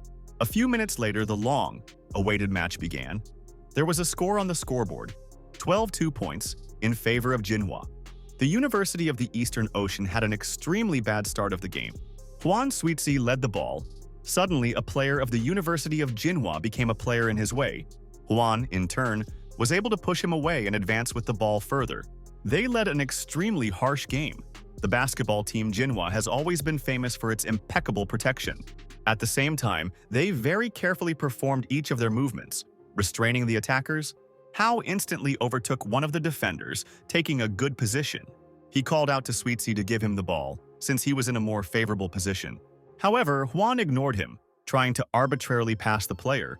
That, as a result, he was not able to do, because the defender took the ball from him. Suizi was literally furious, not understanding how he was robbed. Hao had many good opportunities to throw the ball, but no one gave him a pass, which, in turn, was pretty tired of the coach who decided to take a timeout. Jen realized that they were only at the beginning of the period, and it was impossible to allow them to get even more points. It was necessary to come up with a solution to this problem. Suizi was furious and flooded his emotions. Huan said that he was a professional in his field and could not allow such things. At that moment, Hao grabbed him by mic, saying that he was not for universal attention, adding that they need this victory over the University of Jinhua. Suizi replied that he also wants to win the match and works for the benefit of the whole team, with which Jen did not agree with, who stated that they are behind in the expense and they need to work well in the team. At this time, hitting them on the head, the coach urged to calm down and forget about disagreements. They became quiet at the moment and began to listen carefully to his instructions. Then he hugged them, saying that they were both talented players whom he personally took into the team. Saying that they should not let him down meanwhile, Yujia announced the end of the timeout. Having said that Hao will definitely succeed, Yanzi also supported him. Jen raised his thumb up, making it clear that he heard their encouraging words. The teacher Han in surprise told C that she had previously been a little differently configured. Yanzi did not allow her to finish her. She answered that everything was completely different from her might seem to her, because she simply does not want Hao to lose. Because in this way, he will disgrace the University of the Eastern Ocean, whose reputation is closely connected with her father. And if he loses, it will put in a difficult situation not only of her father, but also her. Teacher Su said that in this case it is necessary to believe in Zhenya, and he would not let them down. Meanwhile, the match continued. The teams hastened to reach the site. Suitra successfully led the ball. and faced two players of Jinhua. Hao, in turn, ran into the defenders, thereby distracting part of the players. Then he made a trick, showing that he was going to throw the ball into the ring. At the moment when the players tried to put the barrier to him, Huan handed the ball of Hao, saying that he was obliged to get into the basket. Jen has concentrated as much as possible, jumped high above the defenders of Jinhua, then he completely calmly threw the ball into the ring. Everyone was shocked. Jinhua players were also at a loss, realizing that they were beaten as boys. Hao went to meet Suitsa, and thanking him for the pass decided to shake his hand, but the arrogant Huan ignored him. He just passed by, saying that he works with him only for the sake of winning the team, urging not to rejoice ahead of time. Jen, in turn, perfectly understood that they should win. Starting playing as it should be in the team, they gradually reduced the score. Jen and Sutsi threw one-by-one ball into the ring one by one. The players of Jinhua could not resist them. Hao went through several players, after which he gave the program to Huan. He returned the ball under the ring. As a result, he threw the next ball into the basket. At that moment, the judge whistled the signaling of the break. With a score of 36-31, the University of the Eastern Ocean was leading. Jen has drunk a little water. He understood that they had another half of the match ahead. In this connection, it was impossible to relax. At this time, a group of support for girls ran out, calling the University of the Eastern Ocean continue its victorious procession. Hao drew attention to them and saw that these were sisters with Si and Yuju. They said that this was a special surprise for him. Jen clearly did not expect this from them. Yandazi with Sei approached the tired Hao. Z said that she was not deftly dressed and such, but the girls forced her, adding that he has no right to lose now. Miss Su, who was sitting on the rostrum, understood that he would have to work hard for victory. A few moments later, the arbitrator of the match signaled about the beginning of the third period. Thus, the second half of the meeting began. Han adopted the initiative and led the ball. Then he gave the program to Hao, which in turn successfully got to the ring. Then Jen calmly threw the ball into the basket. But this was not enough, since the University of Jinhua nevertheless escaped ahead. On the score, there was 48-40 in favor of Jinhua. Hao led the ball forward. He was surrounded by the defenders of the opponent's team. Jen immediately gave the pass on Suizi. Huan, in turn, did not hesitate at such a crucial moment, and running close to the ring, absolutely calmly threw the ball into the basket. The stands literally went crazy. The University of the Eastern Ocean finally equalized the score at the beginning of the fourth period. After the lag in the first three quarters, Linlin said that the support group worked. Yanzi replied that they were just equal to glasses, adding that they are obliged to win. At this time, the player of the University of Jinhua led the ball. Then he jumped high. The defenders of the University of the Eastern Ocean tried to put him a barrier. However, they failed, because he still threw the ball into the ring. The score was 56-54 in favor of the University of Jinhua. The player from the opposite team noticed that they would win. Hao understood, early to relax. For some time, the teams exchanged successful attacks, throwing the ball into the basket. There was less and less time, and the score was approximately equal in points. Jen conducted another opening with Suitse, then threw the ball into the ring. After him, the Han threw the ball into the basket, thereby escaping 1 point ahead. It remained literally 40 seconds before the end of the match. Numbers were burning on the scoreboard. 66-67, not in favor of Jinhua. One of the leaders of the rivals noted that they were really worthy opponents, but will win Jinhua, with which Hao categorically disagrees, answering that the Eastern Ocean would win. The player of the University of Jinhua led the ball. His carcasses asked for pass, but he decided to personally go to Janny and throw the ball into the basket, which in the end result, he succeeded, thereby laying his team a point forward. Hao, in turn, did not manage to put a barrier to him, which was extremely upset. The player Jinhua looked at him with a smile and said that they would win. Jen was well aware that only 20 seconds were left, and this was their last chance. Hao and Sweetsy were extremely serious to win and did not want to lose. The Han spent the ball among the players of Jinhua, then gave the pass to Janny, saying that he was obliged not to miss the ball in the last seconds. Hao, in turn, was nervous, realizing the responsibility of an important moment. He accepted the ball and went to beat the defenders of the University of Jinhua. However, there were too many of them, because they understood that it was impossible to give him the opportunity in the last seconds of the match. Jen still managed to find a loophole and slipped a couple of Jinhua players. Looking briefly at the scoreboard, he realized that there was almost no time, so it was necessary to act quickly. In front of him were two more players of the opposite team. Jen saw that Suitse was blocked, and there was no way to give him a program. Juan called him to act independently, as this was the only chance of winning. The stands froze in anticipation of the end of the match. Yanji screamed that he threw the ball into the basket. Yujia also connected to the support of Jean, shouting to him encouraging words. Hao gathered his thoughts, fully concentrated on the throw. Then he soared into the height.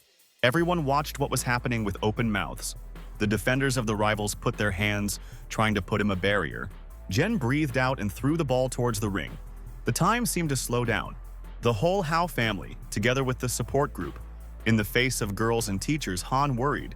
Meanwhile, the ball flew several meters, nevertheless hit the basket. At that moment, the final beep sounded. The match ended with the victory of the University of the Eastern Ocean. With a score of 70-68, the team rushed to hug Hao. Yanji, Yujia, and sisters began to jump with happiness, saying that it was their merit. The stands were torn from joyful screams. Janny began to throw up, thus congratulating him on the victory. Hao was also sincerely happy with such a successful completion of the match. But Xinhua was indignant on the contrary. Coach B. Van Zun, at that time he behaved quite restrainedly. He took out the phone and sent a message with the invitation home of Zni, indicating his home address. Hao walked along the street in the evening and could not believe that the coach Zun invited him to his home for dinner. Having found the necessary address, Jen hastened to go entering and headed for the front door of the CE family. Then he knocked a little alarmed, calling out Mr. Vanya. The door opened sharply. Hao managed to take a step back and saw her in front of him. Yujia was pleasantly surprised. His unexpected visit to her home. Jen also stood at a loss and looked at her. She asked what brought him. Looking into his eyes, he literally blushed. A rather awkward moment was created. The silence was interrupted by the coach of June, who said that Hao is their guest for today. She asked Vanya why he did not warn her. She would have bought at least something. Jen kindly replied that he was not hungry. June put on an apron and said that they won today in the match against the University of Jinhua, adding that this is all thanks to the Hao, to whom he will prepare dinner with his own hands. Mr. Wan asked them to go to Yujia's room, and the food was being prepared for a rest. She did not expect such an action from her brother. After a few seconds they were together. Behind the closed door in her room, they began to look at each other silently. There was an awkward silence. Yujia blushed at the moment. Jen was also embarrassed. Hao looked around, realizing that the Yujia bedroom looks pretty good. She was in pale pink tones. She noticed that she accidentally left her weight on the bed. Yujia sharply grabbed her clothes from the bed. Jen pretended not to see anything. He politely asked him to sit down while she brought him water. Asking him for forgiveness for a mess in her room, she hastened to leave. Hao sat down at her table and drew attention to an unknown book. It became extremely interesting for him to see its contents, which as a result he did. Opening a book on the first page, he saw their joint photos from Yujia. Jen asked if they were depicted with her on photographs. She came up and put a glass of water on the table, then answered that it was. By adding that when they were children, he crushed a shell into powder and made crayons from them for her. After waiting a small pause, she asked him if he remembered that time. Hao realized that if he answers negatively, then she would be upset. He began to speak slurred. Yujia understood everything and said that this was not surprising, because many years have passed. Jen asked her forgiveness. She replied that there was no need to apologize, because he was not to blame for this. Hao said that he remembers only a little girl, nicknamed a radish, who followed him wherever he went. He practically does not remember the rest, saying that they have so many good memories.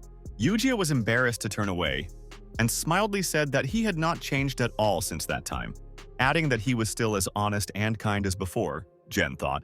Then he said that she was looking at him through pink glasses, as he is her brother. Yujia answered sharply that this was not so at all.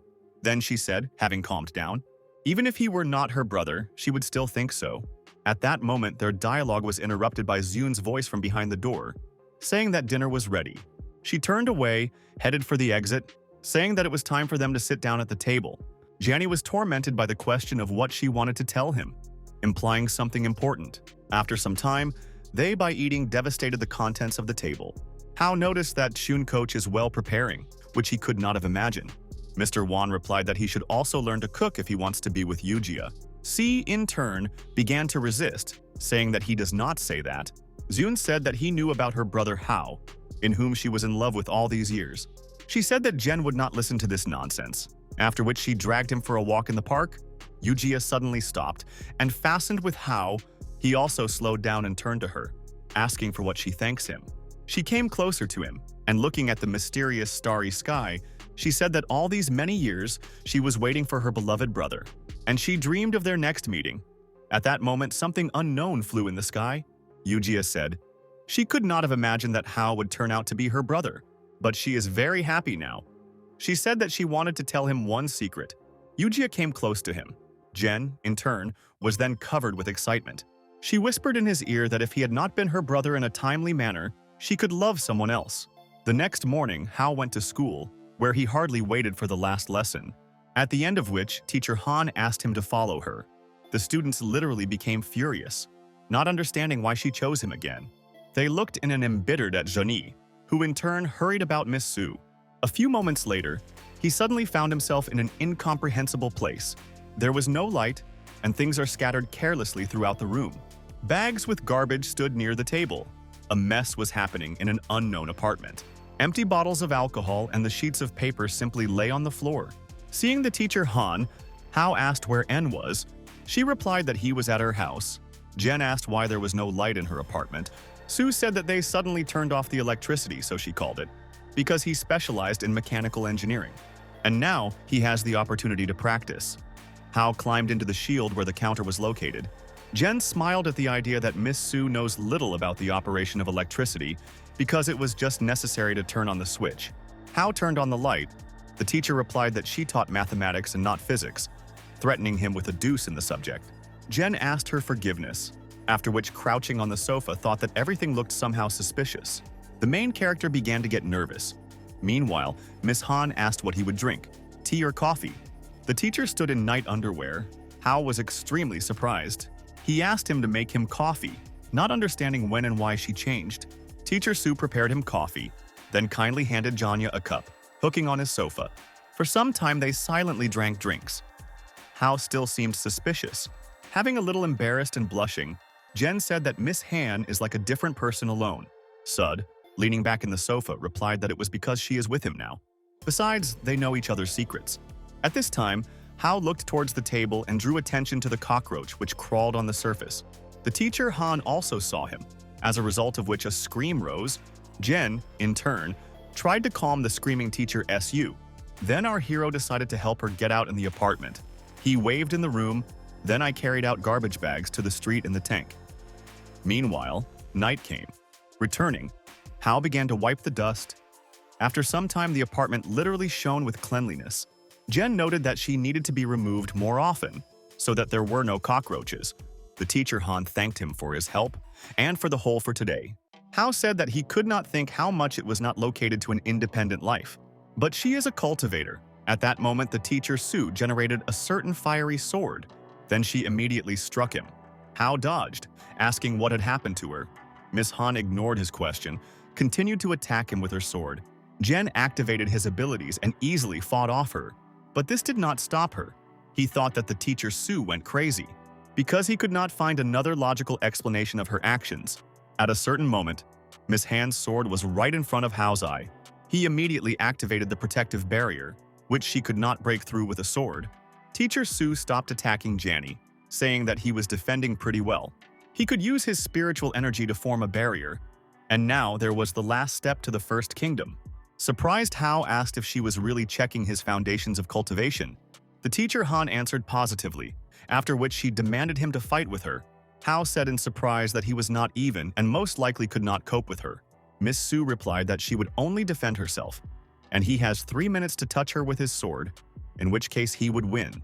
Jen said that the teacher Han was looking at him high, because they will touch his sword with the energy of his sword. Teacher Su reminded him that she is an inspector, and if Hao still can defeat her in the battle, then a special reward awaits him. Jen asked her what kind of special reward she talks about now. Miss Han ignored his question, took out her sword, and called on Hao to show what he was capable of. The main character has concentrated, actively using his abilities. Then he released Su into the teacher, several lightning rods. She noticed that he had a large amount of spiritual energy, but the impact power is also important, adding that the usual attacks of the five elements will not be able to harm her, Jen thought. Because if the case is really about this, it may make sense to combine five elements. He instantly took a characteristic pose and released an electric ball into it. Assuming that she could damage the lightning element, Han noticed that this element of lightning is actually a pretty good idea. But since it consists of five elements, it will still not work against it. Teacher Sue easily repelled his attack with her sword. Hao began to think about how to harm her. Miss Han asked if he wanted to give up because there was only a minute. Jen did not understand how to get it with spiritual energy because the attacks of the five elements and lightning could not destroy the defense of the SU. Suddenly, he again tried to attack her with lightning balls, hoping for a successful result. The teacher Han said that he already understood the level of his strength, and nothing terrible will happen if he loses. The fog of dust formed in the consequence of his attacks did not allow her to detect Hao. Teacher Sue carefully looked for him in the scattered smoke. Suddenly, Jen appeared right in front of her and tried to strike her with a magic sword. However, Miss Han managed to react, thereby blocking his attack. They came together with their blades while creating a characteristic sound. Then Jen took a step back to apply his next blow. Hao rushed quite sharply towards the teacher Sue, trying to attack her. What did he do, as a result, leaving a cut on her clothes? The teacher clearly did not expect this from our hero, which was pleasantly surprised. Han said that he won because having mastered such combat skills without reaching the First Kingdom, this is not bad. Hao approached her and replied that he would buy her other beautiful dress. Miss Sue turned away and leaving said that this was not necessary. At that moment, the light suddenly turned off. The teacher froze in place. Then, looking out the window, she said that it was irreversibly approaching him. Alarmed and not understanding, Jen asked what was approaching. After a few seconds, he felt some discomfort within himself, after which Hao suddenly fell to the floor, asking what was happening to him. Miss Han replied that during the battle he used spiritual energy, thereby activating the Dragon Core.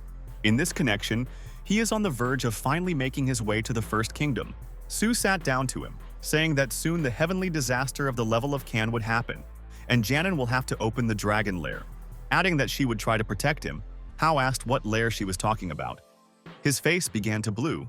Han replied that the dragon's lair was a point in the dragon nucleus, starting from the step of the Khan. Each step would open the point. The more points, the more spiritual energy assigns the core, and Hao can become a dragon after the opening of 7 points. Outside the window, thunder rattled at that time. Jen asked how he opened a point in the dragon nucleus. Sue replied that for this it was necessary to direct the zipper inside her body in order to improve him, adding that he had to subtract about it in a scroll about the merger of the 5 elements of the light tract. Hao asked her whether he understands correctly that it is necessary to improve his body with lightning. The rings of thunder still rumbled outside the window. The teacher Han generated a magic sword, stood on her feet. Sue said that he needed to start cultivation immediately, which later did Jen, proping to yourself that the spine corresponds to 24 Sai, the light 12 Chonglo, and the gut is 18 I. Chonggon's heart, Huage's soul, Huaqi's tongue, and his legs are fidgeted. At that moment, lightning entered him. Hao thought that his body would explode now. Electric discharges seemed to go through all organs. Jen did not understand how much more it would continue. Lightning came from him. Suddenly, everything stopped. Opening his eyes, he found that he was flying in an unknown space. Seeing the dragon, he suggested that he was inside his body. At this time, an incomprehensible roar sounded. Hao was alert and began to listen. The electric dragon swept with lightning. Everything around sparkled. Jen closed his hands. Then, I thought that he needed to take control of this dragon. Hao reached out with his hand to the face of the dragon sparkling with lightning. Then, nevertheless, clutching at him, a characteristic crack of electricity occurred. Jen literally saddled him. The dragon, in turn, published a deafening roar. Hao directed him right in the dragon nucleus. The lightning monster tried to resist. The main character insisted on his own. He shouted that he flew into the core in a burning energy. After several manipulations, they finally flew into the core. As a result, a roar occurred. Being inside the dragon sparkled even more. After that, lightning again began to hit Jen's body. He screamed with wild pain. His eyes sparkled with magic, from which electric flows emanated. After a few seconds, Hao seemed to come to his senses. He was sitting on the floor. The teacher Han immediately rushed to him, asking him whether he had succeeded. At that moment, lightning appeared behind her. Jen instantly reacted. Pushing the teacher Sue to the side and applying his abilities, an electric dragon flew out of Hao's body, which went straight to the zipper. Subsequently, in the sky there was a large and loud explosion, which was scored by glasses from the windows. Jen closed Miss Han to save her from wounds. After a few moments, it all ended. They looked out the window at heaven, where there were no more thunder. Teacher Sue sincerely thanked our hero for her salvation. Hao asked how she feels. Han replied that everything was in order with her, because she was like an inspector. Miss Sue congratulated him on a penalty and can, adding that he was waiting for a special reward. Jen denied in every possible way, saying that he is just her student. Han hastened to appoint him his assistant. Hao did not know how to react. Sue said that she had never come across a suitable candidate before, and she chooses him. Formally, this is a freelance improvised, and he does not need to worship in the Temple of the Dragon. Jen asked why he was. The teacher noted that she did not see joy in his eyes, and if he does not want, she could refuse. Hao replied that he was ready to become her assistant. Sue demanded that in this case sign a contract. Jen naturally agreed to sign an agreement with Miss Han the next day at school. The sisters Linlin and Lily asked Hao why he became an assistant to the inspector. Noticing a mark of the inspector on his head, about which the twins were said to him, Jen thought that the contract was printed on his body. He found it funny. Linlin said that he became an assistant. He was obliged to pass the exam annually, and if he fails him, he would die. Hao was shocked by such news that for some reason he was not notified by the teacher Han. Jen asked if he could abandon this position. Lily answered negatively. Now he must undergo an exam until he becomes a full-fledged inspector, and only then he can leave. Otherwise, they will immediately deal with Hao. If he wants to leave for no reason. Jen understood that free cheese was only in the mousetrap, and Miss Sue specially chose it. He had many questions: what the exam was, when the first would begin, and what his chances of success. The twin replied that the inspectors themselves choose the essence of the exam and its terms.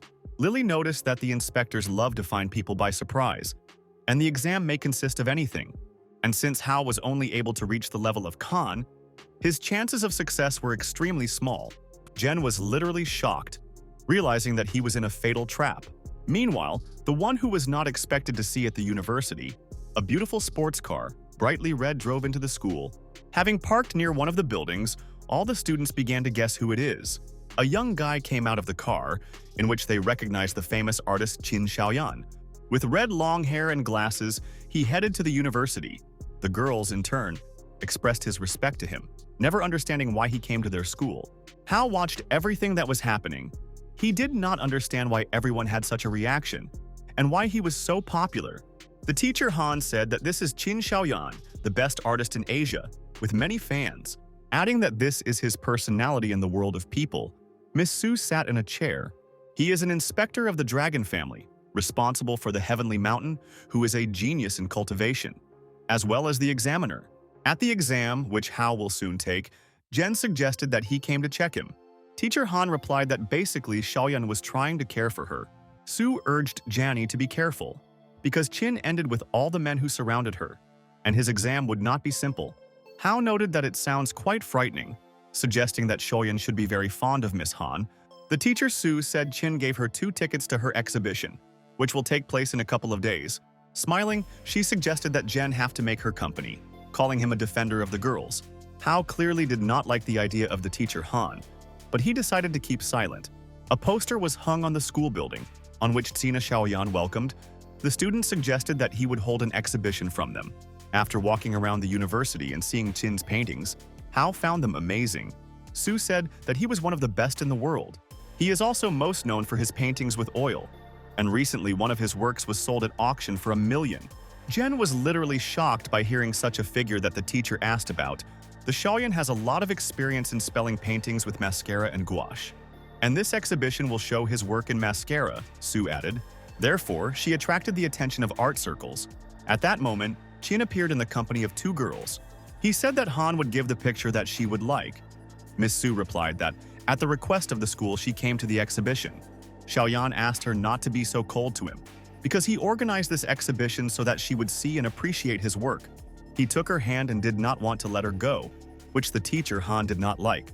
At this time, Hao intervened, saying that Miss Sue did not like such an appeal. Xiaoyan instantly looked at Jen, after which he said that he heard about him from Han. In fact, he did not like the behavior of Hao, but he restrained himself. Then, nevertheless, the teacher Su released the hand of the teacher, translating everything as a joke. Allegedly, he was too glad to see her, so he could not restrain her, and asked Han not to keep his evil, adding that he needs to go on business, and so far they can look around here. Miss Su said that Hao ran into trouble because of this incident. Jen replied that her face was dissatisfied, in connection with which he could not stand it. Han said that Chin is too narcissistic and he will not be far behind him now. Suddenly, the teacher Su stopped. Jen also slowed down. She said that she was glad to such a turn of events because he again pleasantly surprised her. The host of the exhibition said how they were all unheard of to see the paintings painted with Mr. Sin's mascara. By adding that mainly Mr. Xiaoyan works on oil paintings, as well as this exposition will be an omen. The official development of Chinese national painting with the help of Mr. Sin, at that moment, Hao saw Z. He caught up with Yanzi and trying to stop her, laid his hand on her shoulder. She asked what he was doing here. Jen replied that Miss Su invited him, then asked her a similar question. Z said that her father could not come, so she had to come instead of him. The presenter continued to say that Mr. Chin would create a masterpiece in his eyes to show his enthusiasm in mascara.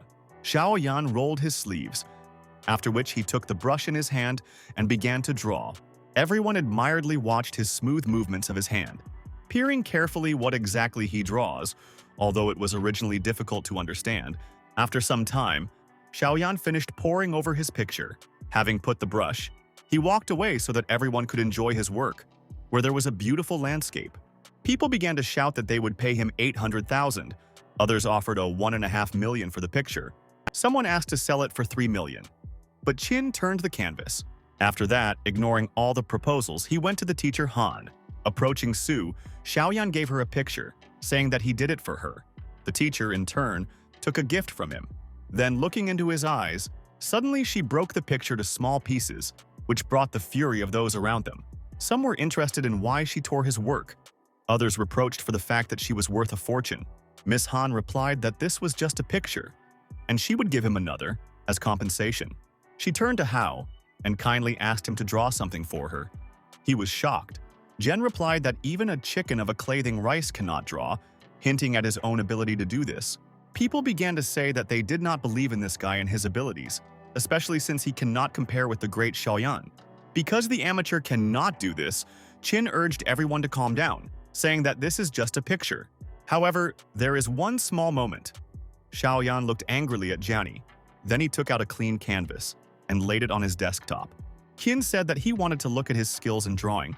Maybe he is good in this matter. Jen was at a loss. He tried in every possible way to abandon this idea. Realizing that he has no chance, Hao said that he would draw in this case the chipping rice of the chicken. The teacher called him to relax and to do everything that she will tell him, adding that she believes in him and Jiani will definitely succeed. They approached the table with a canvas of paper. Hao was confused and did not know what to do. The teacher said to use the element that she will call, and from 1 to 10, take the right amount of powder. In accordance with the number she called, Jen asked if she hinted at drawing with a scroll of shadows of the sword separating light. The teacher Han asked him to calm down and concentrate, then recall the picture that he saw. In addition to this, he needed to repeat exactly all movements, gestures, and strokes of Xiaoyan. Jen said that he remembers everything. Su urged him to just carefully listen to her. He took the brush in his hand. Miss Han called the metal element. Hao began to drive a brush along the canvas. After that, remembering Sin's movements, he waved a brush to the side. Then again, Jen tried to repeat all the strokes as clearly as possible. A certain image of the earth was already created on paper. The teacher saw that everything went pretty well. The girl standing in the crowd noticed that in his strokes there is a lot of strength. Miss Su said, "Water, 5." Hao concentratedly performed all the actions. Drops of carcasses neatly fell on the canvas. All those present froze in anticipation. Then the teacher called the element of the tree, 4. Jen slowly drew further, understanding that he needs to constantly turn one type of his spiritual energy of the 5 elements into another, directing into the brush. Hao could not have imagined that it was so difficult. He carefully drove a brush. At a certain moment, Jen said that he could no longer hold. Miss Han replied that in this case, she would help him. Circe came up behind him. Literally directing his hand with a brush on paper, Han uttered the next element. Water. 7. Jane became embarrassed. He understood how it might look from the side, but they continued to draw together. Others were involved in the process. They did not utter a word so as not to interfere with them to draw. Watching what was happening, a few minutes later the picture was completed. It was true beautifully. Suddenly, Hao dropped the brush out of his hand. He was literally exhausted and fell without strength. The teacher Han managed to catch him, thanking him for the hard work. Then I asked Sin whether he liked the picture of Jean. She asked to comment on him. Looking at the canvas, Xiaoyan realized that he used the scroll of the shadows of the sword shared, because in the drawing between them, there was an abyss, and the teacher Su clearly shared with him with her spiritual energy. One old man noticed that this is an amazing picture that it was impossible to look at without delight. People among themselves came to the general opinion, saying that this work is no worse than the drawn by Mr. Sinny. Xiaoyan was furious but did not show, agreeing with the old man, adding that this picture was even better than him. All were shocked by this result. They became interested in the personality of Hao. At that moment, Miss Han approached Tsinu. She gave the picture of John to him. Xiaoyan, in turn, nervously grabbed her from the SU's hands and headed for the exit. His anger knew no bounds. He thought that sooner or later Han and Hao would take revenge. The guy was sitting in a meditative pose. After the exhibition, he decided to concentrate on cultivation. Hao directed his fingers in different directions as the elements of metal, water, and wood. The main character looked sharply to the side. He directed his hands there and colored lightning went from them. Powerful colored lightning came out of the guy's hands and pierced a wooden board. Hao joyfully said that he should practice the great technique of cultivating the 5 elements. He can turn these elements into each other at will. The main character joyfully said that he canceled his original method and created a new one. He achieved some progress. Hao looked with great excitement in front of him into the sky. It began to change. The main character was covered with his hands. He did not understand what was happening around him. Hao swung to the side of his hands. Near his fingers he had a bright flame. The guy loudly ordered the fire, and next to his hands he had a flame. Hao became a combat pose and directed his hands back. Around him was whitish smoke. The main character looked around with surprise and noticed that snow had fallen next to him. He could not understand where he was. Hao was surprised due to the fact that he was in another world due to cultivation. The guy saw the mountains of snow next to him. He needed to find a place higher to see where he is. Hao walked in the snow. There were traces behind him. Very soon, he no longer had the strength to move on. Suddenly, the land from below the guy brightly lit up. He did not understand what was happening. There was a very strong explosion from the ground and a bright flame appeared. The main character sharply bounced back. Before him continued to rage a fire. Hao activated the skill called Earth. A large stone fell in front of him. The protagonist looked down scaredly. He sailed on a large stone on the sea of lava. The main character looked in surprise to the side. Just next to him was with her. And now he was surrounded by lava. He decided that all this was a test. There was an evil cry of the bird from above. The guy looked up and saw the claws of the white eagle. Hao rushed aside with a burning sword in his hand. He demanded that he be given a rest. A predatory bird flew over a person. The main character flew somersault. Hao looked with great attention and fright on top of himself. He carefully watched the bird. The main character sharply swung a light sword and managed to cut the predatory eagle above his head. Hao, after he struck the bird, noticed how something sprayed on his face. The guy looked at his hand in surprise. He realized that ink fell on him from somewhere. The main character looked aside and realized that he was now in the picture. The artist Qin held a brush in his hands. He looked at the guy in his picture and said that he would not stand on ceremony with him. Qin carefully looked at the canvas and held a brush in his hands. He remembered and said about the exam. The main character realized that he is now passing through the examination of the inspector's assistant. He is checked by Qin Xiaoyan. The guy abruptly broke off and ran uphill. A bright flame raged next to him. The main character saw how large white predators appeared in front of him and rushed at him. Hao scaredly ran aside. He realized that he was inside the picture of Qin Xiaoyan and he could draw anything. The evil white wolf opened his mouth and rushed to attack a man. Hao waved aside with his sword. He had a feeling as if he had fought with the examiner himself. The guy scaredly realized that the artist could constantly draw new animals. Sooner or later, his power will run out. The main character thought and was worried. He immediately remembered the ink. The guy swung in hands and struck the white scorpion flying on him. Hao stood and looked at the bodies of monsters in front of him on the ground. He knew that these animals were drawn in ink. The main character took out his luminous brush. He could also draw in this place. Hao swung a brush to the side. He ordered that he was painting metal. The protagonist brought out in all directions a brush and painted something for himself. The main character painted a huge white eagle. He saw this big bird in the book. The guy jumped onto the back of the eagle. He decided that there should have been a border. The main character flew on the back of the eagle. A bright lava stretched from below. The guy flew from above on the bird. He decided that he could get out of this place if he finds the border. Qin was unhappy. He said that the guy painted something. Hao reproached his work. The artist took a huge number of brushes into his own hands. He wanted to prevent the guy from getting out. Qin began to draw very quickly in the picture with brushes with colorful colors. The main character saw a huge warrior in front of gold in golden armor and with a big axe. He did not understand what was before him. Hao shouted a very dissatisfied and loud voice that all this is dishonest. The warrior swung an axe. The main character said that if the artist wants to desperately stop him, then this means that his guesses are true. Hao was on top of a flying eagle. He thought that all his spiritual energy was gone to draw this bird. The protagonist stood on his feet on the back of the eagle. He said that he will not have a single chance if he begins to fight now. Hao stood on the back of the bird and said that he needed to get out of here as quickly as possible. The main character raised his hand up sharply. A bright lightning hit his palm. The guy's eyes lit up.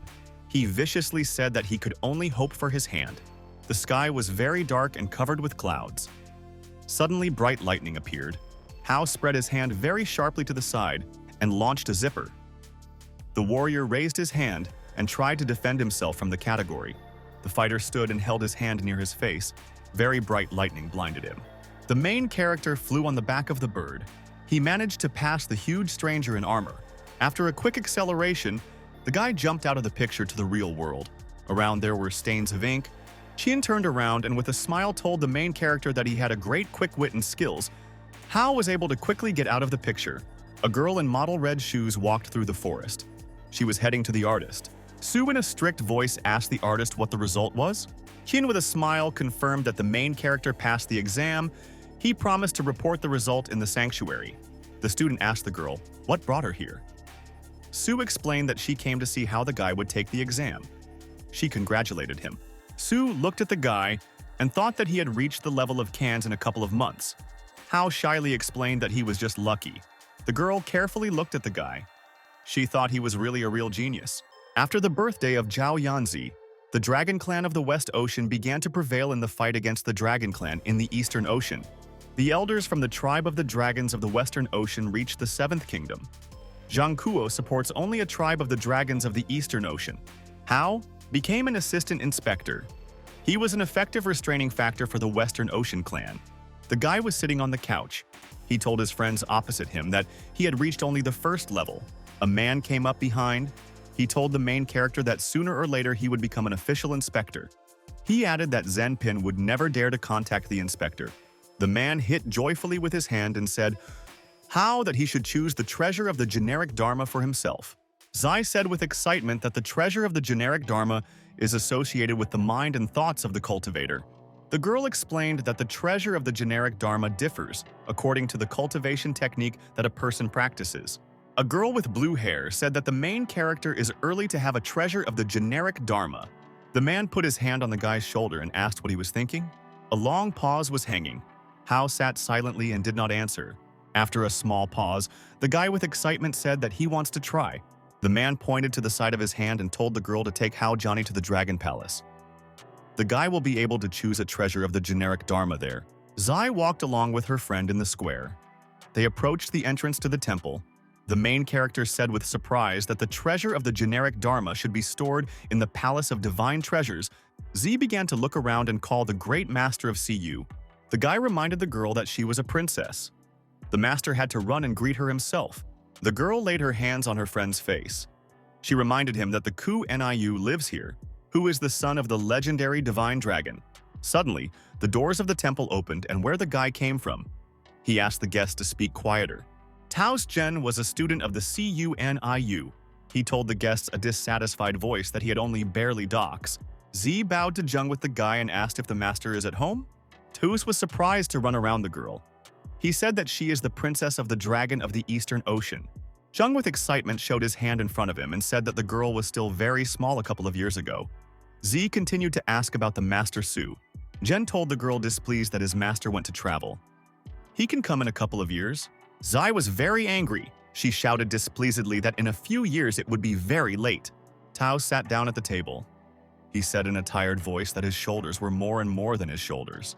Z asked Taos, "How does he feel?" The protagonist asked Jung, "Did he like the massage?" Taos answered the main character with a joyful voice that he was good from massage. Jung turned around and with a smile, asked the guests if they want to get a treasure of the generic Dharma. Z smiled very joyfully and said that he was completely right. Jeng rose from the chair to his feet. He wanted to say something to them. Taos said with excitement that no one could find his master until he himself wants to return. Jeng turned around and cunningly said that he would help them to forge the treasure of the generic Dharma. Taos took the hand of the protagonist and said that he had rare 5-element body type. The boy looked at the protagonist and demanded that he show him the technique of his cultivation. Hao swung sharply and pulled his hand back. A bright glow appeared around him. The protagonist swung his hand with all his might, broke the stone table. Jen was surprised to tell the guy that he was practicing the sword of a light treatise. Taos tiredly turned to the side. He told the guests to better leave. He wanted to sleep. Zheng told the main character that he could help him to forge the treasure of the generic Dharma if he had cultivated some other technique. Z held out her hands forward and grabbed Taos by the clothes. She was very angry. The girl angrily asked Taos, "Why is he playing her?" She held him by the clothes. Jen said she is just a weak dragon who lost his core. He did not like that the girl was so rough in front of him. Taos got angry. He threw a magic blow to the girl aside. Hao rushed to help a girlfriend. The protagonist raised an unconscious girl in his arms. He viciously asked Taos, why did he dare to hit his girlfriend? Jen explained that the girl was annoying him. Now she can sleep a little. He suggested that the main character attack him. Hao rushed forward and swung his hand. He launched multicolored lightning in Taos and called him an arrogant bastard. Lightning at full speed flew into the boy. Jung stood still and did not move. There was a very bright explosion. Jung defended himself with the help of a magic wall. He told the opponent that he was very naive if he thinks that he could defeat him. The protagonist drove with all his strength and launched multicolored swords against the opponent. Zheng with a smile told the opponent that the treasure of the generic Dharma is connected with the mind and thoughts of the cultivator. Taos explained to the surprised guy that he should learn to manage a tribal treasure. Hao looked with excitement at his hand. He thought that the light of the sword was in his body and could be controlled by his consciousness. The main character looked in surprise to the side. He thought that this was his treasure of the generic Dharma. The guy with excitement thought that he could visualize all this.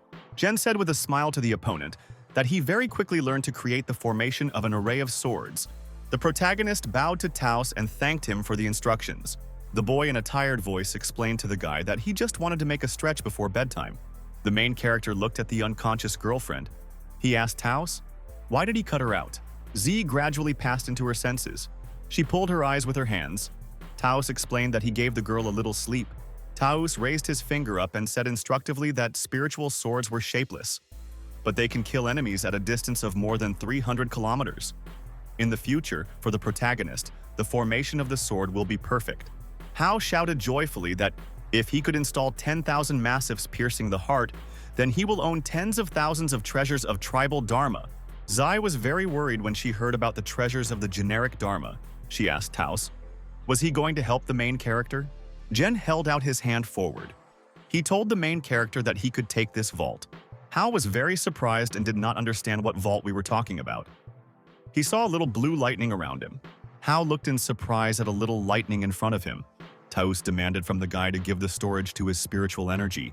The main character folded two hands and plunged into a state of meditation. A bunch of bright blue light headed to the portal from Hao. Taos told the guy that he could put his things in a portable storage and cultivate. Hao must transfer part of his spiritual energy from time to time. It will remain stable. Hao said with excitement that this treasure should be one of the best. It is very valuable. Jen said in a thoughtful voice that he made this treasure by chance. Taos went in the direction of the portal. He said that they would not bother him anymore. Hao told a girlfriend that Jen is very powerful. The girl replied that Taos was just an arrogant jerk. Hao was surprised due to the fact that his arrogant girlfriend called someone a jerk. Zai thought about it. She thoroughly put her hand on her hairstyle. The girl told the main character that he was now in debt in front of her. The main character waved his hand and promised that he would pay her to pay her. The guy drove up on an expensive red car to a large building. Surprised passers-by stopped around the car and said that it was Ferrari. Passers-by looked at the protagonist and said that he was definitely some kind of rich man. The guy remembered how the man told him to take this car for himself just like that. Hao thought to himself that he did not need to just get behind the wheel. The door opened and the main character began to get out of the car. The people around him were very surprised. Hao looked at the car and said that the car is very noticeable. Next to him were surprised passers-by. The main character looked closely and noticed how some girl appeared next to him. The girl with blue eyes looked at the guy in surprise and called him by name. The girlfriend looked aside and looked at the red car with great interest. The protagonist scaredly extended his hand forward. He wanted to say something to the girl, but she turned away. Hao, with excitement, extended his hand to the girl and shouted to wait for him. The guy explained that the car actually belongs to the Zai family. Yutzi turned away. She told the main character that he could not explain to her further. Hao was very upset. He looked in fright after the departing girlfriend. Yutzi turned to the guy and invited him to go to visit her old school. The main character was surprised when he heard such an offer from the girl. A girlfriend said that her old secondary school is called Linjiao. The girl joyfully looked at the protagonist and said that Z was studying at this school. The guy stood with a girlfriend near the school building. The teacher came out from there and called Shi Yujia. The girl joyfully greeted Miss Luo. The teacher asked the guests, what brought them here? The woman told the girl that next to her there was a guy familiar to her. Yuichi scaredly shook her hand and said that she was just studying with a guy at the same university. Luo cunningly asked the girl, really has no relationship with the guy? The teacher told the guests that she was glad to see them. She invited them to go to her. The teacher went to school and asked the student if she finished writing work. Zai replied that she almost finished. She was occupied by scripture with a pen in the notebook. The main character was in the school office. He called the girl in surprise. Zai was very surprised when she saw a guy. She called him in dismay by name. Luo said strictly to the student that she wrote off the homework of other students. She deserves condemnation. Zai was very displeased and continued to write something in the notebook. The teacher showed the document to the student. She said that she coped well with an intermediate test. The teacher pointed her hand to the side. She sternly told the girl that her older sister never bothered her. Zai was very worried. She immediately jumped abruptly above the table. The girl scaredly shouted to the teacher that her sister was a good student, but she is not like that. Z turned sharply and ran to the exit from the class. The main character looked at her with surprise. Hao wanted to stop a girlfriend. She ran out of the class and slammed the door behind her. The main character abruptly ran to the exit from the class. He decided to see where the girl ran. Hao very quickly ran out of the building to the territory of the school in search of a girlfriend. The main character was surprised to notice how the girl sat herself and looked into the ground. The guy looked at the girl with excitement. He came up and did not know what to tell her. Zai sat dissatisfied and looked into the ground in front of her. She was silent. The guy reminded the girl that she was a princess of the Dragon Clan. She cannot sit in such a place and cry. The girl turned angrily and shouted to the main character that she was not crying. Zai explained in a frightened voice that she was just dusting. The main character extended his hand and put on the girl's head. She was very surprised. Zai said with a smile to her girlfriend that she should not pay attention to what the teacher said. Hao held out his hand forward and laid the girl on the head of the girl. She looked at him silently. Zai told the guy displeased that he was completely wrong, that he was competing with Yujia. That girl is wonderful in every way. The protagonist told the girlfriend so that he would not feel insignificant. Hao told a displeased girl to always be herself. Z was very angry because of such words. The girl swung and threw the protagonist to the ground with a very powerful blow. Zai broke the guy's hand back and shouted that she did not believe that he could say that. Yutzi came up from the side. She slyly asked her friends, did she interfere with them? The main character held out his hand to the side and asked his girlfriend to help him. Yutzi held out his hand to the girl and demanded that she just remained himself. The girl said that she used to be exactly the same as her. Yutzi said that she had low marks. Teachers did not like her. She had no friends. The girl said that she did not even want to go to school. She closed in her bedroom for the whole day. Once in the life of Yutzi, there was one case that very seriously changed her fate. The girl suddenly had a new neighbor. He invited her to take a walk. A new neighbor burst into the life of a girl as if a ray of sun. They walked a lot together. The guy walked a lot daily with a girlfriend. He helped her with homework. Young Yuetsi spent a lot of time with her friend. Since that time, she has been trying to study a lot. The girl smiled slyly and said that she had reached where she was now. A surprised guy looked at her from the side. Zai was full of suspicion. She looked with great interest at the protagonist. Z grabbed the guy by the clothes and viciously asked, "Was he really Yuetsi's neighbor?" The main character began to make excuses. He said that all this was a very long time and they were just friends with a girl. Yuetsi was very unpleasant for herself when she heard from the guy that they were just friends. Zai threw her friend to the ground. She viciously told him that she did not have time for this. The girl turned around and reminded the main character about the meeting for the next weekend. The main character, along with his girlfriend, went together along a deserted alley. The girl stopped near the door in the building. She came up and tapped neatly. The old woman with a mop came out. She asked who came to her. The girl joyfully introduced herself to the old woman. Grandmother greeted her guest. The hostess joyfully turned to the girl and said that she was very sweet. Yujia began cleaning in the house. The old woman told the girl that she was not obliged to do all this. The girl took the bedspread and hung him to dry. The old woman thanked the guest. The main character on the side joyfully looked at the girl. She seemed very good to him. The hostess suddenly turned to the side and looked very viciously at the guy. The main character was very scared. He held a rag in his hands and bounced to the side. The hostess viciously told the guy that Weezia very often mentioned him. The main character felt a strong aura around him. The old woman looked angrily at the guy and said that Yujia was the best girl, what he could find. He must protect her. The frightened protagonist explained to the old woman that he is actually not in a relationship with a girl. Hao turned to a girlfriend and asked her to confirm his words. The girl looked at the mistress and said that they would return in a few days. The old woman turned to the guy and said that from ancient times, it was known that everyone should know their limits. The hostess explained to the guy that he should not bend the stick, otherwise his life will be in danger. The main character was surprised when he realized that the hostess said all this for him. Hao, along with their companion, walked along the evening street. There was no one around. The main character asked the girl, what kind of woman did they just meet?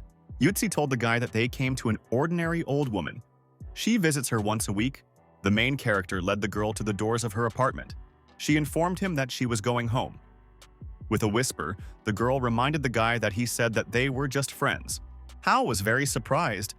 He turned displeasedly and looked at the girl. A girlfriend in a modest voice told the guy that they would see him next week. The protagonist was engaged in cultivation alone. He sat on the street, and multicolored swords flew above him. Hao was completely absorbed in the process. He controlled the flight of multicolored swords above him. Suddenly, a very bright lightning hit from above. She fell into flying swords in a scale. The main character was very amazed. He felt a strong blow to the body. Hao exhausted to the ground, he lost consciousness. Lightning was still knocking in the sky. Suddenly, steps were heard on the side. Some stranger with a mask on her face went to the main character. The stranger with the guy handed the guy a small pill and said that he would eat her as soon as possible. The guy looked up in surprise. He asked the stranger who she was. The woman said that heavenly trials had not ended yet. He advised Hao to use the scroll of the Sword of Light treatise. The stranger told the guy that he should learn to control the lightning. Hao must do everything possible to use the power of lightning according to his own desire. The main character was in a meditative pose. There were luminous swords around him. Lightning suddenly appeared on top. She hit the balcony where the main character was. The woman stood behind. He told the main character that he almost succeeded. Hao was immersed in the process of cultivation. Suddenly, a bright blue ball appeared in the hands of the protagonist. Lightning emanated from him. The main character said in surprise that he feels the connection between heaven and earth. His spiritual energy has improved. The guy turned to the side and noticed that the stranger had disappeared. Her aura was a friend for him. Hao joyfully told himself that he learned to control lightning. Uncle Zikuo will pass through a heavenly test after a couple of days. He can help him. The main character approached with a girlfriend to a large, beautiful palace. Hao was very struck by the beauty of the building. He stood and was surprised loudly. The girl asked the guy with displeasure, "Why does he behave like a village?" Hao explained to his girlfriend that everything around was made of white and expensive jade. The girlfriend came up and laid her hand on a stone near the bridge. She said that Uncle Kuo is the last hope of the Eastern Ocean Dragon Clan. He must survive the heavenly test. The main character approached from behind and put his hand on his girlfriend's shoulder. He told her that the banquet begins. Hao took a long look at the girl who left him. Inside the palace, people were sitting at the tables. At one of the tables, the main character with a girlfriend was sitting. The man lifted the glass and said that they would drink by Kuo. He was able to finish a long training. Guests joyfully raised toasts and drank for health. Kuo raised his glass and thanked everyone for his support. He expressed gratitude to his brother. The man turned around and asked the drinking Kuo, could he survive the heavenly test this time? The man got angry and put the glass on the table. He shouted in a loud voice that he would survive the heavenly test without any problems. One of the guests joyfully knocked out Kuo's shoulder and said that he was not afraid. Kuo suddenly fell silent. He looked with great attention into the bowl with a pink drink. Hao looked at two men with great attention. They cheerfully drank with each other. The main character asked the girl, could their acquaintance survive the heavenly test? Zai said, with the excitement that Kuo is a #1 cultivator. He must definitely survive. The main character told the surprised girl that he could weaken the heavenly test. He asked if this would help a man. Hao held out his hand to the side. He said that heavenly trials are usually a test of lightning. He will be able to weaken him if he wants. Zai said in a thoughtful voice that there are different types of heavenly trials. Uncle Kuo himself will be able to cope if it is the simplest lightning. Zai said that if the test is powerful, then the man will be in danger. Kuo can reach the kingdom of heavenly dragons. In all 4 dragons clans for more than 400 years have not been a single heavenly dragon. Hao asked, was it really so difficult to break into the kingdom of the heavenly dragon from the 8th kingdom? Z replied that the entire Eastern Ocean was preparing for this. Ku must do it. At this time, a huge lightning appeared in the sky. She hit the roof of the building. People inside the palace were very scared. From the lightning strike, the construction faded. The man scaredly shouted that the heavenly test began ahead of time. The warrior sat on top of the tower. There was a divine weapon next to him. It was a double tip. The man was on top of the tower. Around her was a high column of water. The soldier on the ground shouted menacingly that it was necessary to activate the formation of an array. The main character stood with his friends. They were all very scared. The water around the island continued to rage. Around the tower stood pillars, and they had gold snakes. The storm was very strong. Water flows washed the island from all sides. There were lightning blows in the sky. Warriors on the island continued to stand around the tower. Suddenly, from the sky, the discharge of lightning began to attack the tower. The man shouted in fright that this was the 9th sky of 18 lightning. The girl turned around and asked her companion if Kuo could survive. The man scaredly said that even God could not withstand the 9th sky of 18 lightning. The bright discharge of lightning fell from the sky straight to the roof of the tower. From below, the girl was very scared. Zai looked up in front of her scared. She called Uncle Ku. The warrior on the roof of the tower shouted to the girl to stop crying. Kuo told people confidently that they would watch how he could endure a heavenly test. Lightning once again hit the roof of the tower. The protagonist said in a frightened voice that the man is indeed the best cultivator. Ku can even absorb the power of the heavenly test. Men said that during the test, each zipper will be twice as much as the previous one. Hao said, in fright and with excitement, that the last lightning will be hundreds of thousands of times stronger than the first. The man on the tower grabbed a huge spear in his hand. He peered up carefully. Kuo held out the spear and lifted it up in front of him. Lightning hit his weapon. The man swung his spear and hit them with all his might into the roof of the tower. There was a very bright and powerful explosion. Lightning continued to beat the tower on top. Kuo held out his hand with a spear forward. He shouted that heaven could continue to attack him. Warriors on Earth shouted words in support of the man. Nearby stood an excited protagonist. The man asked the warrior how many lightning strokes Kuo had already accepted. The warrior bowed and said that Kuo had already accepted 9 blows. At this time, a bright red lightning appeared in the sky. She moved to the island. The man was very scared. He swung his spear to fight off the charge. Kuo in a frightened voice told himself that he should survive. The most powerful blow of lightning from heaven hit the tower. Everything around was shining brightly. The main character, along with his girlfriend, closed their hands to protect themselves from radiance. The man looked very beaten. Clothing on it was torn. The girl and the man were very scared next to her. The two of them called Uncle Kuo. A bright red cloud appeared in the sky. People were still on a small island. The man ordered that the formation of a massif of heaven and earth began. The warriors dutifully shouted to the ruler that they would do everything. They held flags in their hands. A protective luminous cap appeared on top of the island. The sky became more and more red. Huge lightning from heaven began to fall on the island. Their discharges amazed the warriors. Kuo asked Zhao Guan, "Why does the array absorb the blood of their soldiers?" Zhao angrily answered the man that he was the hope of the Eastern Ocean. The warriors themselves agreed to sacrifice their lives for him. People joyfully shouted around that they were dying for Mr. Kuo and the Eastern Ocean. Kuo shouted very viciously and loudly that Zhao Guan was a moron. A huge dragon appeared. He shouted that he could not let the soldiers die for him. The dragon took off high up into the sky. People stood on the ground and watched him. Suddenly, bright lightning went down from heaven and completely struck the dragon. The man in the body of the monster shouted very viciously that he would destroy the heaven. The dragon shouted angrily and went down from the sky in the direction of the earth. The monster put his predatory paws in front of him. A bright red ball lit up between them. There was a very bright glow in the sky. The red ball shone in the hands of the dragon. The man was very surprised due to the fact that the warrior used the nucleus of the dragon. The dragon gave the command forward. He launched a bright red ball from him ahead. Zai was very scared. She looked with great excitement after everything that was happening in the sky. The main character shouted excitedly that this is how the cultivator was fighting at the peak of the 8th kingdom. A bright ball continued in the dragon's hand. He said that he won his whole life in battles. The red ball flew in the air. Very bright lightning shone around him. The man directed his hands to the side and shouted that he would not end there. The dragon saw something dangerous and was very scared. A lightning category appeared from the sky and hit the red ball. The man screamed, scared, and loudly. He received a very strong blow. Kuo fell from a great height to the ground.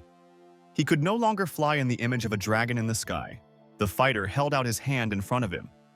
He said, scared to himself, that he was dying. The man on Earth was very scared. He began to turn into a large blue dragon. The blue dragon rose into the sky. He raised the unconscious Kuo. Zhao went down from the sky. Smoke came from his body. He held Kuo in his hands.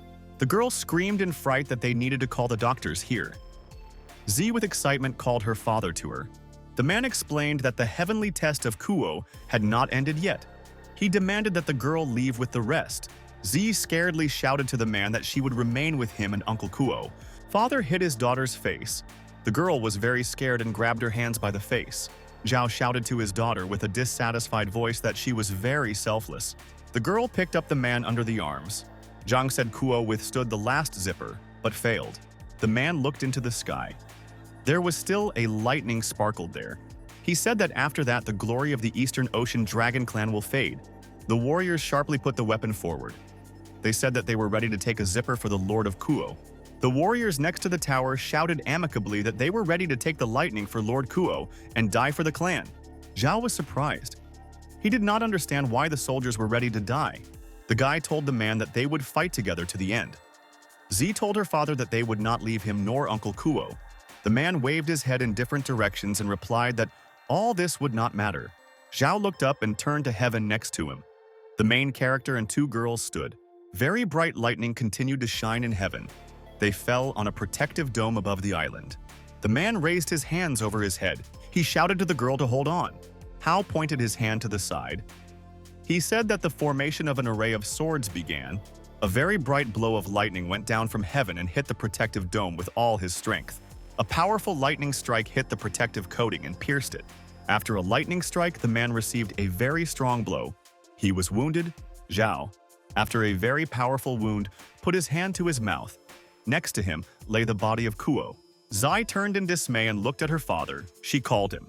The blow of lightning from heaven struck a man. He screamed very loudly. At this time, Kuo came to his senses. He shouted to the man so that he would no longer sacrifice himself for him. Kuo had a small trace of blood at the top of the tower. He decided to use it to protect the clan. Gradually, the blood of the warrior flowed down the tower and drove to the ground. Luo shouted loudly that he should protect the clan, even at the cost of his life. The man held out his hand in front of him. He shouted to heaven that they could harm his clan only through his body. A very dense and red fog appeared around the tower. There was a bright glow on top. The warrior jumped high up. He shouted to heaven that he himself is the master of his fate. Kuo continued to climb high up heaven. He was waiting for a response attack. The man spread his hands to the side. Around him were small lightning. Kuo held his hands extended in front of him. He continued to scream very loudly. A very bright red ball continued to glow in the sky. Small lightning came from him. Suddenly, the dark cloud disappeared. Bright sunlight made its way through it. Kuo continued to fall from a great height to the ground. There was a blue sky around him. The girl, along with other warriors, ran up to Uncle Kuo with fright. The girl grabbed the man by the hand. She scaredly asked him to wake up. The man looked at the girl with a weakening voice and asked that she would not behave recklessly when he was not there.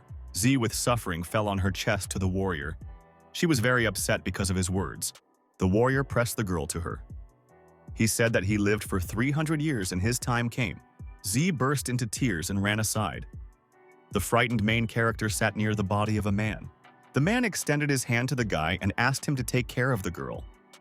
He recalled that Hao rescued the dragons of the Eastern Ocean many times. A red ball was above the warrior's hand.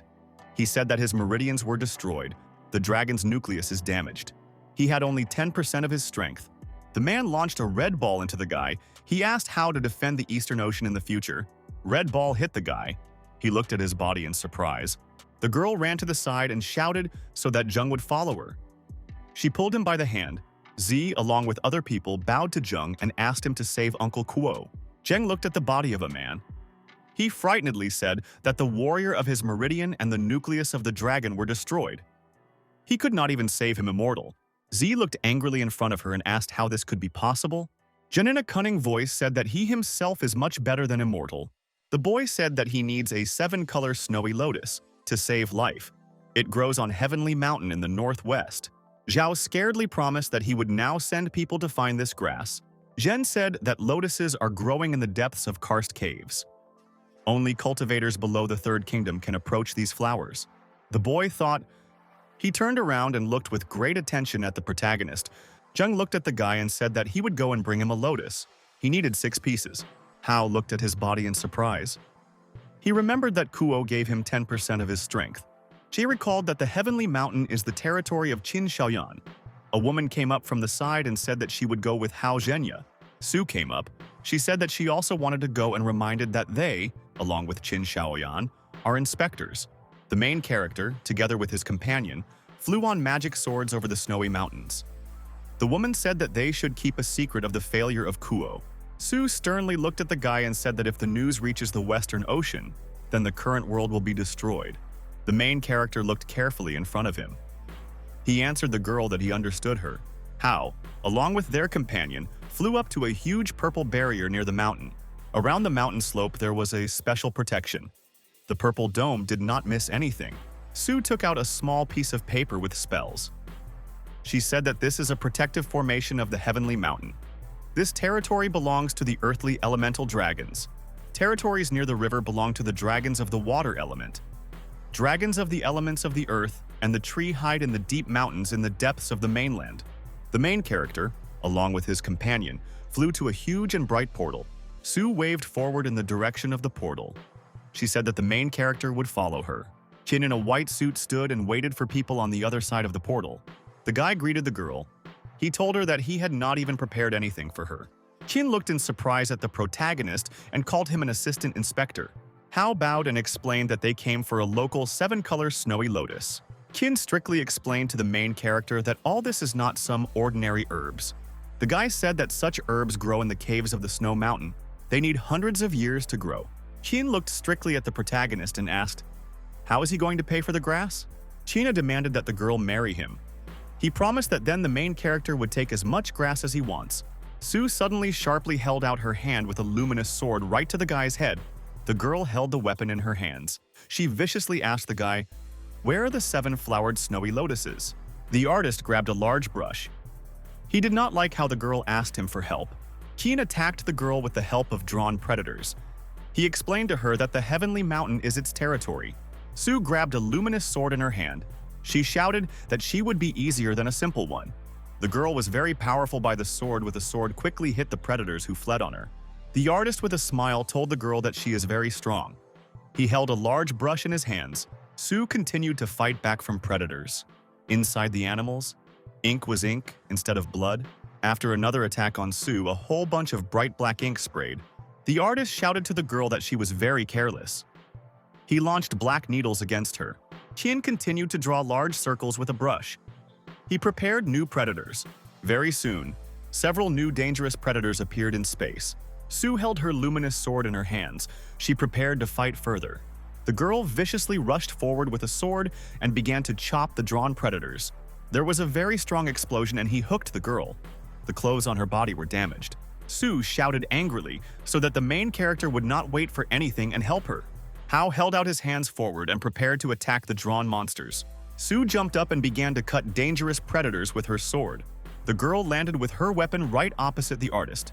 China decided to try something else to draw to attack his rival. Su waved her sword to the side.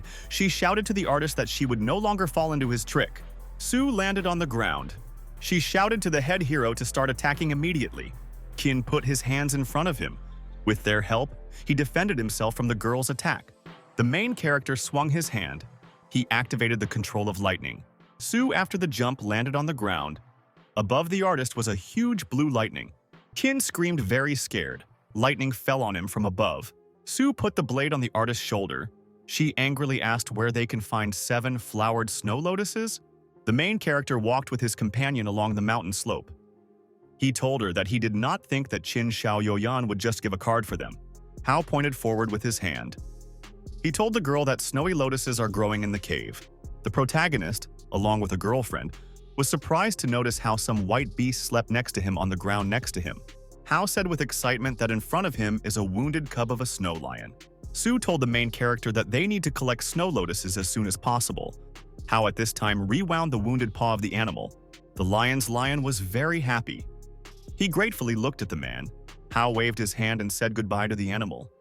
He prepared to move on. The animal grabbed a man with his teeth by his clothes. He did not want to let him go. The main character stroked the lion's hand. He told him that his family was already waiting for him. Su smiled very joyfully and told the guy that he was very kind. The predator stepped aside and rumbled. The girl shouted to the main character that it was time for them to go. Hao held a flashlight in his hand and carefully illuminated his cave. Next to him, Su was shown. The main character looked at the map. He told the girl that they had already arrived. At this time, a predatory wolf appeared on the side. The predator jumped sharply to the side. The main character did not understand who it was behind them. Hao saw that the flower was in the mouth of a wolf. He shouted that he had to run after the predator. The main character, accompanied by his companion, sharply rushed forward to catch up with the wolf. The predator jumped into a small island in a pond in a cave. The main character stood on the shore next to the girl. Hao looked at the wolf and told him that there are a lot of snow lotuses next to him. The predator growled angrily. Su looked at the wolf with great suspicion and said that something was wrong here. The wolf suddenly rushed forward at the guy. The main character did not have time to dodge. Girlfriend dodged and shouted to the main character so that he was more careful. Hao looked aside with great excitement and saw that there were other predators. He called the girl. Su told the guy that all this would not be so simple. That is why Qin told them where there are snow lotuses in the cave. The girl sharply waved to the side with a sword and beat off the attack of a predator. She shouted that the wolves of a very high level. They are like cultivators of the 6th sphere. Hao put his hand in front of him and fought off the evil predator. The guy with the girl stood in a cave. Wolves continued to approach them. Su shouted to her friend that she would hold wolves. He must find an opportunity to get out of this place. Hao replied that he could do everything. He scaredly asked the girl what would she do. Su held a piece of paper in her hands. She said that the balance of the whole human world will depend on Zhao Kuo. Su put a piece of paper on the sword. She said that they need to save Kuo's life. The girl shouted to the main character that they needed to move forward. She rushed at the predators. Su sharply waved aside with her sword. In front of her stood very predatory wolves. The girl rushed sharply forward to try to finish the predators. Su looked up. She saw red lightning and crashed into blue lightning. The girl turned to the side. Red lightning flew behind her. The main character shouted to the girl to be more careful. At this time, the SU was a very bright explosion on the side. Hao shouted with excitement to his companion that he could not go. Without her, he stood next to the girl. At this time, there was an evil and loud scream. A white lion with her cub appeared. Hao looked as a scared to the side and saw how the white lioner appeared with large animals. The main character with great surprise asked the lioner, why did he return? Huge white lions rushed and began to fight against the predatory demonic wolves. Hao dodged aside. He noticed how several wolves were struck by bright white rays. Sue waved in all directions with a sword. She struck one of the attacked predators. At this time, a white liner ran up to people from the side. Hao and the girl approached him. Sue pointed her hand to the side. She suggested for the protagonist to climb onto the back of the lion. The main character, along with his companion, jumped onto the back of the lion. They rushed on it in a cave. Outside of the Hao cave, together with the girl, they got off the liner when they were safe. Hao stroked the predator on the head and said that it was time to go home. The liner went to the guy and captured him from behind. Hao turned around in surprise. Sue told the guy that he should take a lion with him and make him a spiritual beast. The girl offered the main character to give the name to the lion and take it to herself. Hao examined his new pet for a very long time. He decided that he would call her a white lump. Near the palace of Z, she stood and waited with great excitement when her friends would return. Hao, along with Sue, jumped out of the portal. The girl asked friends, "Did they bring snow lotuses?" The main character threw the flower in front of him. He told the girl to give the lotuses to Mr. Zena. Sue told her friends that she should inform everything in the sanctuary of the dragon god. Hao thanked her with her girlfriend. A small ship sailed across the sea. The sun went beyond the horizon and illuminated the water surface. The boy abandoned a small yellow pill in his mouth to the patient. The man was lying on the bed. Ku lay completely unconscious with his eyes closed. His body did not move. Jin told friends that they arrived on time. If they were late for at least an hour, then no one would cure a man. The main character, along with friends, bowed and thanked Zhenya. Jen told people that in reality they should thank the protagonist. The girl and the man bowed to the guy. She said that thanks to Hao, the Eastern Ocean was able to survive. From the side, Z came up and grabbed the protagonist with her hands by the clothes. The girl was very constrained. She thanked the surprised guy. Hao stroked his girlfriend on the head and said that he would try his best to help her. Zhao came up and told the guy with the girl that Kuo was saved, but he lost his centenary. Zai was upset. She did not understand how this could happen. At this time, the man said in an exhausted voice that the centuries' old power means nothing to him. Kuo jumped out of bed. He said in a weak voice that he could return to the Eighth Kingdom. The girl with excitement picked up her uncle and said that he had to rest. Ku should recover after a severe injury. The man concentrated. He confidently stood on his feet and headed forward. Hao scared him. Asked what he was doing? Kuo excitedly told the guy that he would never forget, as he saved his life. Jay reminded the man that he was healed thanks to 7 color snowy lotuses. The man was very surprised. He asked Zhao, was he really going to the cave of snowy lotuses on Heavenly Mountain? Kuo viciously said that something bad could happen to the main character in the cave. Hao came up and explained to the man that Sue was next to him. So for him, everything was not so dangerous. The main character said with a smile to his friends that he had received someone else in the cave. Hao showed his hand to the side. He called his new white pet to him. A white animal appeared in the room. Someone shouted that in front of them is a snowy lion from the Heavenly Mountains.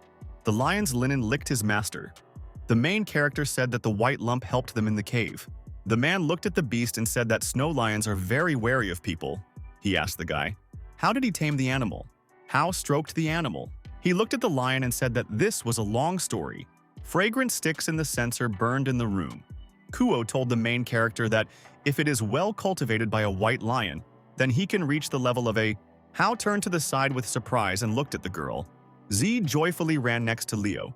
The girl told with a smile that a white lump belongs to the level of C. Z stroked her hands of a lion. She spoke in great detail about various levels of animals. Hao looked at the girl and said that a white lump has a level of C. Zai told the main character that the lion's lion reached the level C when he was less than 6 months old. Kuo said in a joyful voice that Levyanka had done a lot of good deeds in his past life. Hao joyfully hugged the lion and said that he had a very great potential. The main character came to his home and inserted the key into the castle. He opened the door. Pink and blue girlfriends smiled at the guy and greeted his house. The guy looked at the table. There was different food. The girl asked the protagonist, did he want to eat now? A girlfriend in blue clothes asked the guy if he wants to accept the bathroom first. A girlfriend in a pink rushed to the guy and tumbled him on his back. Lin looked at the lying guy, asked with interest if he wants her. The main character was very unhappy with the behavior of a girlfriend. He shouted to stop it. Hao sat at the table and consumed food with sticks with great appetite. Girlfriends sat very quietly opposite him. A white animal appeared. Hao asked if they could cultivate a spiritual beast. the girl said with surprise that the snow lion is located opposite her. Girlfriends were very scared. They sharply rushed back from the white lion. The girl got angry and did not like that the lion's lion rushed to her younger sister. The predator rushed at the girl and began to lick her. She shouted that the lion's lions is vocalized. The girlfriend held out her hand forward. With the help of magic, she turned the lion into a small white dog. The girl grabbed large scissors. She decided to cut a depraved dog a little. Hao shouted to her girlfriend to stop. He recalled that a white lump saved his life. The puppy rushed to the guy. She explained to him that the animal had good potential. The spiritual animals grow mainly due to the absorption of spiritual energy. The girlfriend explained to the protagonist that feeding the animal with the help of the pill would cost a lot of money. Hao stroked the dog. The girlfriend told the guy that the beast could absorb his spiritual energy. The girl said that you can allow the puppy to absorb the spiritual energy of the sky and earth. It will be slow but practical. Hao asked how he could allow the puppy to absorb the spiritual energy of the sky and earth. A girlfriend approached the guy and said that he should just walk with his pet. The main character was surprised that he would have to walk the dog with him. The girls were very happy. They bypassed and examined the puppy from all sides. Hao was in a hurry. He grabbed his pet with his hands and ran aside with all his might. The main character raced past the students. He shouted to them on the move that he was late. The guy put the puppy on the ground. He asked why he attracts all the girls around. The main character said in a thoughtful voice that he does not understand why the girls consider the puppy sweet. The pet joyfully barked and showed a gesture to the man that he was very cool. Yuichi ran up from the side. She examined the puppy with great interest. A joyful girl pressed a dog to her. Hao thought that recently he often observed such a picture. A girlfriend held a pet in her arms. She asked the protagonist, "Did he really not come to the university because of the puppy?" Yuichi very strictly told the guy that he should not let the couples pass. Hao said in a dissatisfied voice that he had passed the couples, as he should have helped in the Zhao family. The girl released a puppy from her hands. She asked the guy, "Was that all the previous days in the House of the Beauty?" Hao spread his hands to the sides and said that he could explain everything to her. The puppy was bored and sat on the ground. The main character told the girl what happened to him in the last days. Hao told the girl that Kuo was sick, and the Zhao family was very busy to take care of him. Therefore, he was asked for help. Hao asked the guy, "Are his words true?" The main character looked and confirmed that he told her the truth. Yuichi told the guy that it would be very difficult for her to smear him. Although she is the headman, Yuichi told the guy to come and help them to fix absenteeism. The main character was very surprised when he heard such words. Near the building of the University of the Eastern Ocean at the entrance at the gate lay a large stone. Hao handed the key to the student. He welcomed him at the University of the Eastern Ocean. Hao waved his hands sharply to the side and showed the guest to go. At this time, some stranger ran up from the side and grabbed the protagonist by the hand. Hao was very surprised. The main character realized that next to him is Zhen Intao, who was the hereditary prince of the Western Ocean clan. Zhen held the key in his hands. He told the main character that students from the Western Ocean could not study at the University of the Eastern Ocean. The student said that he scored the most points in entrance exams at the University of the City of the Western Ocean. Zhen bent to the main character and said that in the future, this university would no longer be called the University of the Eastern Ocean. Hao with excitement asked what he had just meant. The main character said in a firm voice that Zhao Kuo entered the kingdom of the Heavenly Dragon. The guy in a cunning voice told the main character that he had come here only to study. Zhen viciously looked at the protagonist and recalled that he had humiliated him very much on the birthday of Zhao Yanji. He threatened that Hao would pay for all this many times. The guy turned and went aside. He threatened the main character, which very soon he would pay in full. Hao went to Tsi's house after a welcome event ended. The main character, along with his friends, stood near the table. They picked up glasses to drink. The man hugged the protagonist and said that he saved the Eastern Ocean from many disasters. Hao felt very flattered. He took his hand from the man's hand. The main character smiled at Mr. Zhao and said that he had flattered him. Kuo was sitting on the side. He said in a cheerful voice that Guan was embarrassing the protagonist. Kuo asked the protagonist, why did he choose a similar cultivation technique? Hao explained that after he masters this technique, it will become several times more powerful than other techniques. Kuo thoughtfully said that none of them thought that the technique could withstand the blow of the heavenly test. They underestimated it.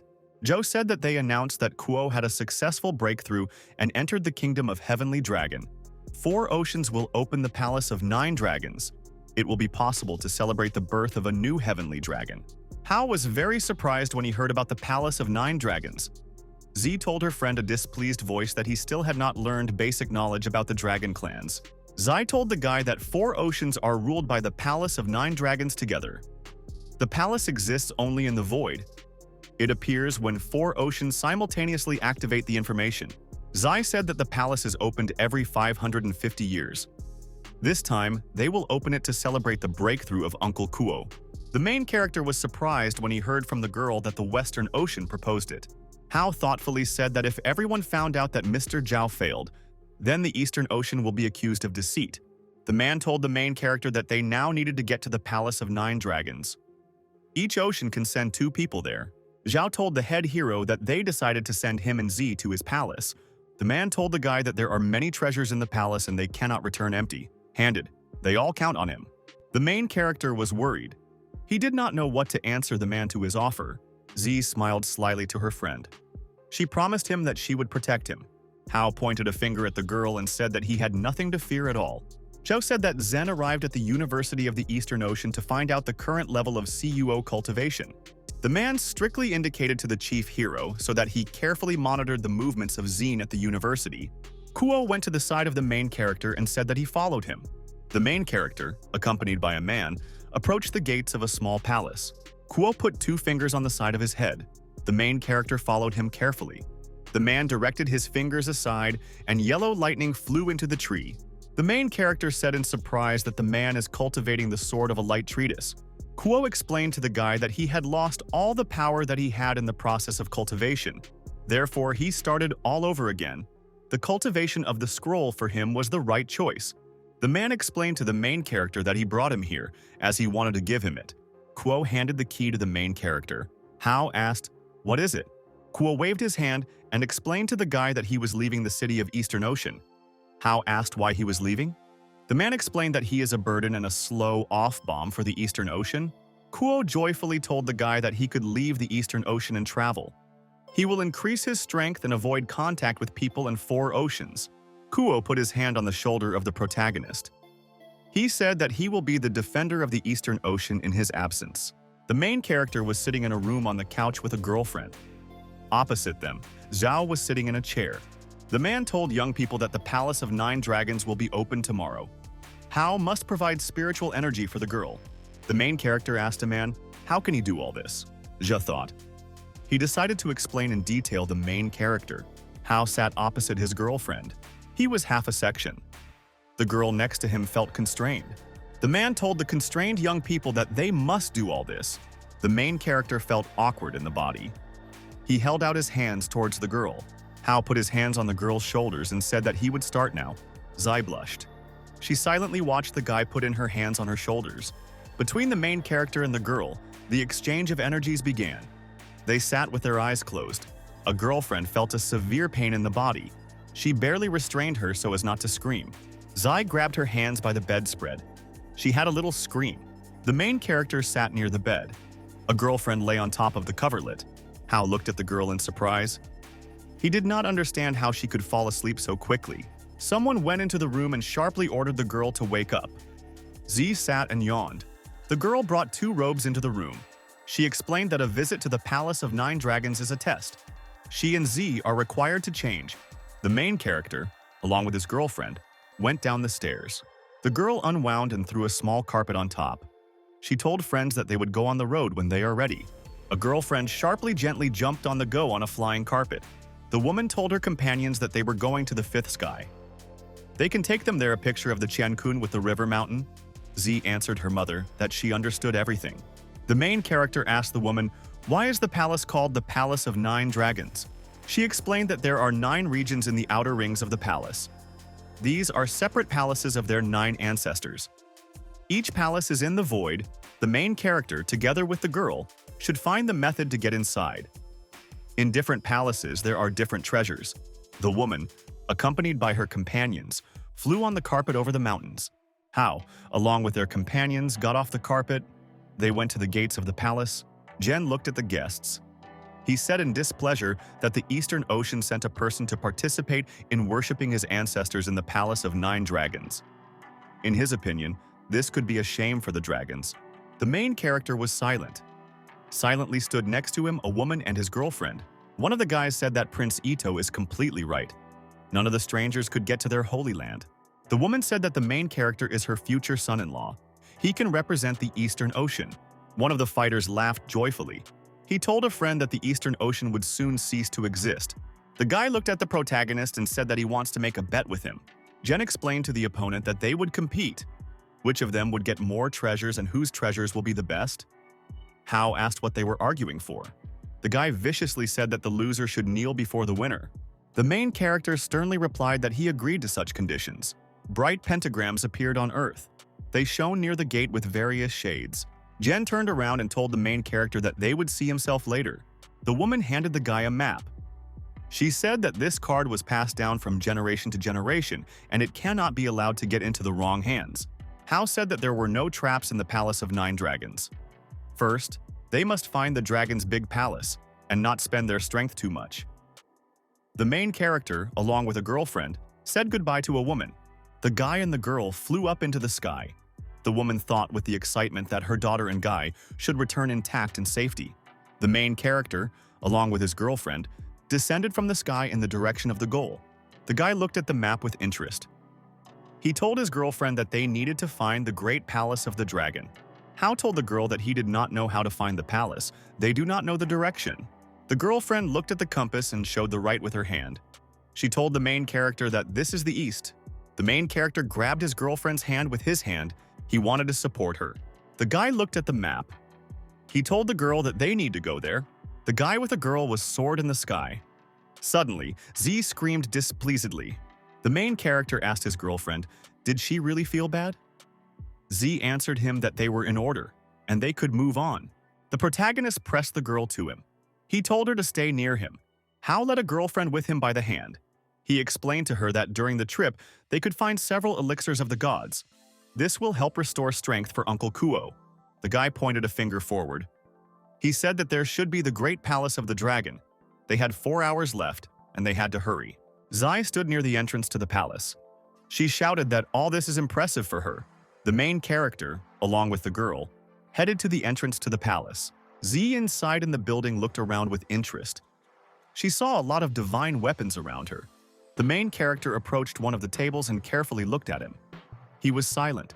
Hao saw on one of the tables a standing pot. He said that someone arrived here earlier than them. The girlfriend told the guy that the ancestors needed to bow. After that, they will be able to return to treasures. Hao held his wands in his hands and carefully looked at them. The main character prepared to put the sticks in the pot and said that they came here to find the elixir of the gods. Zai told the guy that they had no clue to go to 9 palaces in the depths of the void. Hao looked at the map. He said that only the path from the entrance to the Grand Palace of the Dragon is indicated on it. Hao said that legends say that the divine dragon had 9 children. The palaces in the void are named in their honor. The guy was surprised to notice that there were 18 stone statues around the palace. The guy saw something very unusual. He could not believe that this could be. The main character broke sharply and ran forward. He went down very quickly from the stairs. Hao rushed up and headed for heaven. He had to better examine the surroundings. Hao flew over a small city and carefully looked at the map in his hands. Suddenly, the main character in a joyful voice told himself that he understood everything. The guy went down from height to the ground. The girl asked him what he saw. Hao pulled his girlfriend behind him by the hand. He said that he found hidden palaces. They will need 2 hours to get there. Suddenly, the girl fell to the ground. She said for the protagonist that her spiritual energy is running out and she has no strength. Hao prepared to take a girlfriend in his arms. He said that she should help him show the way. The girl was very pleased. She hugged the guy from behind and called him by name. The main character stood near the entrance to the palace with the girl. He said that 2 rows of stone statues testify to the existence of the true and false side of the Palace of 9 Dragons. The guy said that there should have been a gate into the void. They are also far from the Grand Palace of the Dragon of the Source, like the entrance to it. Zai looked with excitement in front of her and asked the guy, do they need to enter there? The main character held out his girlfriend's hand. He said that they could do it together. The girl fell silent. After a small pause, she ran to the guy. The main character, along with his companion, rose up. The pentagram shone with below. The main character, along with the girl, ended up on a huge stone that hung in space. Hao was very surprised. He could not understand what place they got to the girl in. The man knocked on the gong. He told the participants that their time had passed. The guy held a small board in his hands. He began to talk about awards for the participants. The man asked the guy with surprise, did the Eastern Ocean really have not returned? Suddenly, a bluish light appeared near the judge. He looked down with fright. The main character ran from the side. He shouted loudly that the Eastern Ocean arrived. The main character explained to the man that they received nothing in the Great Palace of Dragons. The guy viciously reminded Hao about their bet. Hao bowed to the guy and asked him for forgiveness for what he made with him for Tsi's birthday. Jen viciously laid his hand on the head of the protagonist and said that he had ruined the fun for him. The guy went to the girl and said that she would throw the protagonist. Zai unexpectedly sharply swung her hand and beat off the guy's hand. The girl angrily told the guy that she would knock his teeth if he would say nonsense. Jen took out a huge sword. He told the girl that he respects her, since she is the princess of the Eastern Ocean. Jen swung a sword and shouted to the girl that she was choosing a difficult path. The main character launched blue lightning and stopped the sword near the girl's head. He shouted to the guy to stop. Jen was very unhappy. He turned around and saw that the main character had prevented him from. The guy angrily pointed his hand to the side. He recalled that Hao humiliated him at Zhao's birthday. Jen took out a huge spear and directed it to the opponent. He reminded him that Hao won only thanks to luck. The guy swung a spear and tried to hit the opponent. He threatened that he would kill him. Hao was very sharp and quick movements from attacks by weapons against him. Jen waved a spear in all directions. He decided that he would win his opponent easier. The guy abruptly broke off and rushed forward with an outstretched spear against Hao. The main character dodged to the side. The spear flew past his head. One of the fighters shouted to Jason so that he thought about the general perspective and did not focus on personal grievances. Jen turned and shouted to his friend to shut up. He threatened to kill him. The guy looked angrily at the protagonist and said that he would finish him today. The fighter swung his spear. The protagonist defended himself from a blow with a small lightning. Hao bounced back very sharply. The spear hooked him a little through the body. The main character could not stand on his feet. He put his hand forward to defend himself. Jen launched a fire against his opponent. He shouted that Hao would see what the cultivator of the Third Kingdom is capable of. The fighters scaredly reminded their boss that in the Palace of 9 Dragons it was forbidden to kill. Jen launched a fiery bird against the protagonist. He shouted that he would die. Z scared her friend, scared to be more careful. After a powerful blow, the main character flew to the side and a strong explosion rang out. Jen viciously told the opponent that this happens when someone goes against him. Suddenly, a very bright fire appeared above the ground. Around him there were large fire circles. The main character stood on his feet. A fiery spear plunged into the ground from the sky in front of him. The main character looked at the spear and ordered something to grab him. Jen frightenedly asked the opponent, "What did he do with the golden spear of the dragon?" Friends grabbed the boss. They shouted to him that they won the competition and reached their goal. One of his friends quickly whispered to Zeng's ear that they have a plan. Jen turned around and said goodbye to the main character that he was lucky today. The protagonist of Goodbye thanked Prince Itao for the gold spear. The man put his hand on the girl's head. He said that she would not blame herself. The search for treasures directly depends on good luck. The woman was surprised to notice small bubbles in the hands of the protagonist. She told the guy with surprise that every bottle was standing like a great treasure and asked, "How? Where did he get them?" Hao laughed very cunningly. He looked at her joyfully. The main character, along with his girlfriend, flew in space on a large stone. Zai was surprised to turn around. She told the guy that they are in prehistoric land. Here, heaven and earth were divided. Hao pointed his finger to the side and said that there was the Palace of 9 Dragons. The girl stood on the edge of the stone. She asked the guy how they would get into the palace if they cannot use magic. The main character released his lion. A white animal jumped on a stone in front of him. The white predator had wings. The sun shone very brightly above it. The main character, along with his girlfriend, saddled the white lion and prepared to fly away. Hao flew across the sky with his girlfriend. The girl joyfully said that a white lump is amazing, as it can fly. Z scaredly shouted to the main character that palaces were in front of them. Hao, along with their girlfriend, flew on a large white lion. They looked down in front of them with interest. The girl turned to the side and pointed a finger at the palace of the Little Taos. Hao answered a girlfriend with a smile that she considered Zhenya little. The main character, along with his girlfriend, flew over the palace at his pet. Hao, along with the girl, flew up to a large wall. On the shelves lay large black pills. Zai joyfully told her friend so that there are many first-class pills around them. The main character waved to the side of his hands. He told his girlfriend that they had little time. The pills flew out of the shelves and began to fly around in space. Hao waved his hands in all directions. The main character, along with his girlfriend during the flight, caught brown pills. The white Levon landed people. The main character stood near a large heat pilule and said that they had arrived just in time. Suddenly, there was a very loud noise and the building began to cowardly. The main character, along with the girl, saw how a golden magic buffalo appeared in front of them. Hao jumped on a lion with a girlfriend. He shouted to the pet that he would reward him if he helped to pull them out. The lion's eyes lightly lit up. He prepared to help people. Hao, along with a girlfriend, flew on the back of a lion. A golden buffalo remained in the building. Zhao hugged the main character and thanked him. He said that he found hidden palaces. The woman told the guy that the pills would affect the balance of forces between the four dragons clans. The main character did wisely and hid the pills, and did not use to get fame. The main character joyfully said that Mr. Zhao would take pills to restore his strength. The man looked displeased at the protagonist said that he looked at him high. Jay reassured and said that Hao had good intentions. Ku viciously said that he had lost his strength, but he will die better than to improve his cultivation base in this way. Kuo prepared to sit on a chair near the table. He said that cultivators should improve themselves through cultivation, and not with the help of pills. Kuo viciously told the main character that no pills would help people develop. The main character looked at the man and said that he would keep in mind his instructions. Zhao told the guy that they could not be careless of the ancient pills of the elixir of God. He himself will decide what to do with pills after he finds a safe method to take them along with the elders. The guy handed a woman to a woman and said that he added additional information to the map of the Palace of 9 Dragons. The woman immediately took the card in her hands and thanked the protagonist. The hostess carefully looked at the guy.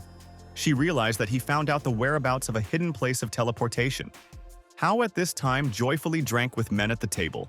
The woman thought that the guy brought a lot of secret treasures but was silent so as not to talk about it. It impressed her very much. The hostess offered the main character to stay at their house at night. Hao answered her that he needed to go to the university tomorrow morning. He has not been there for a long time.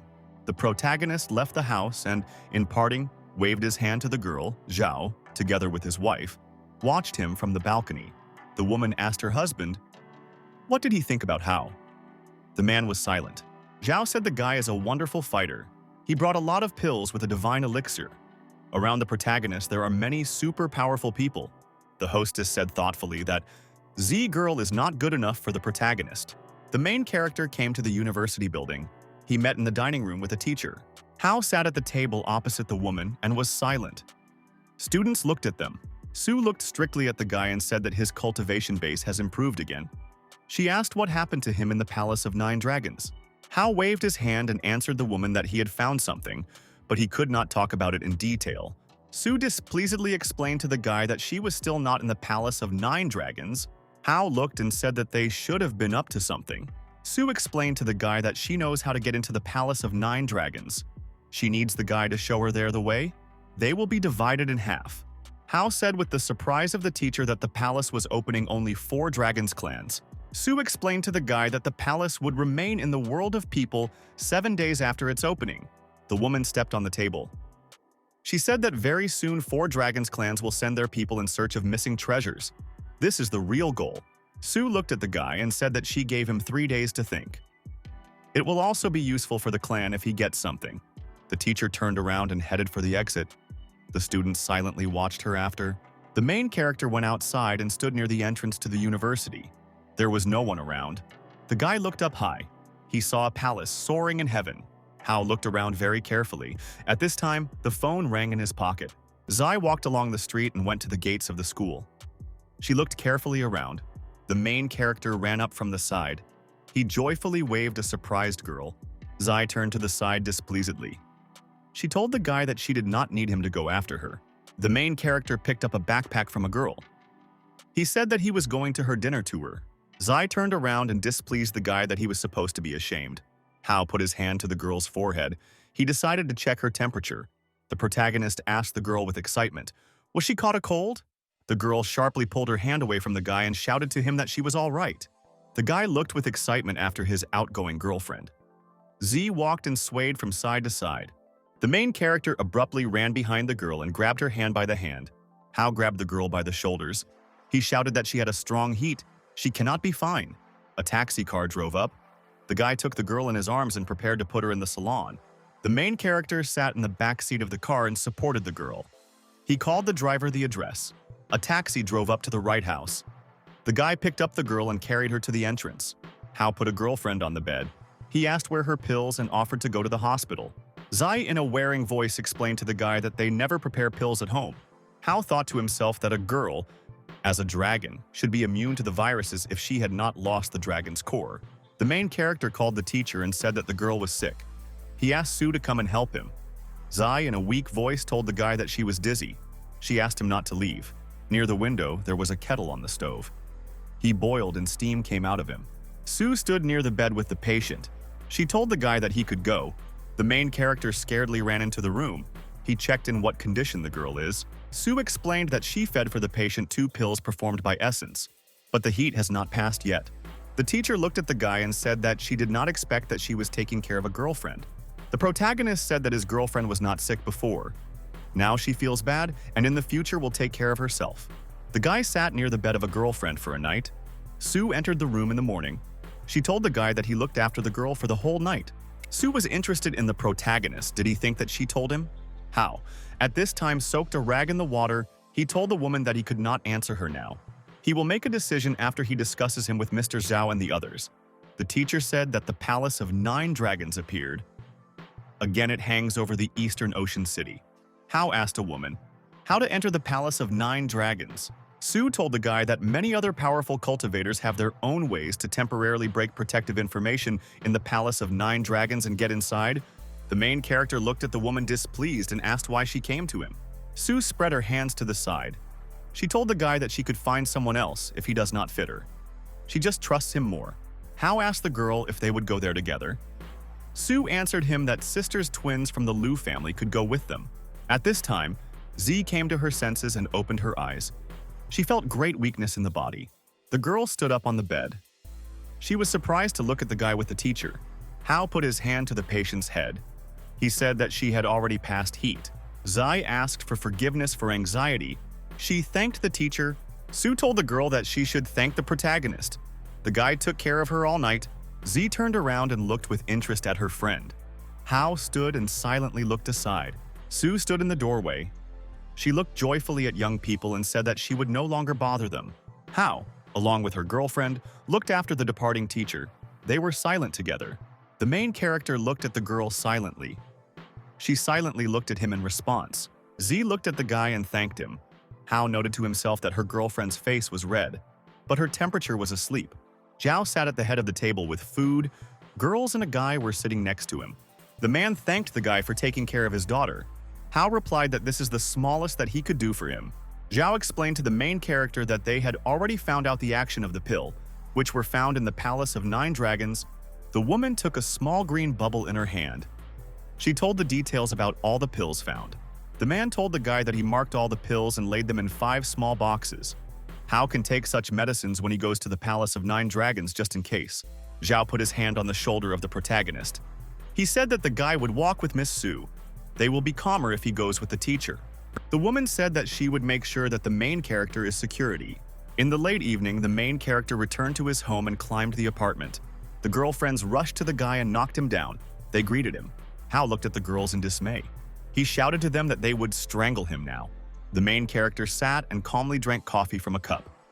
The girlfriends looked at him silently. Hao told the sisters that they should go with him 5 days later to the Palace of 9 Dragons. The girl in blue clothes bowed to the guy and said that she would do everything like that. A girlfriend with excitement told the guy that she would do everything to fulfill his order. A girlfriend told the guy that he should prepare before going to the palace this weekend. There will be a fair. A guy can go there to buy spiritual medicines. They are created for spiritual animals. The girlfriend explained to the guy that cultivators will participate in the fair. He cannot advertise her.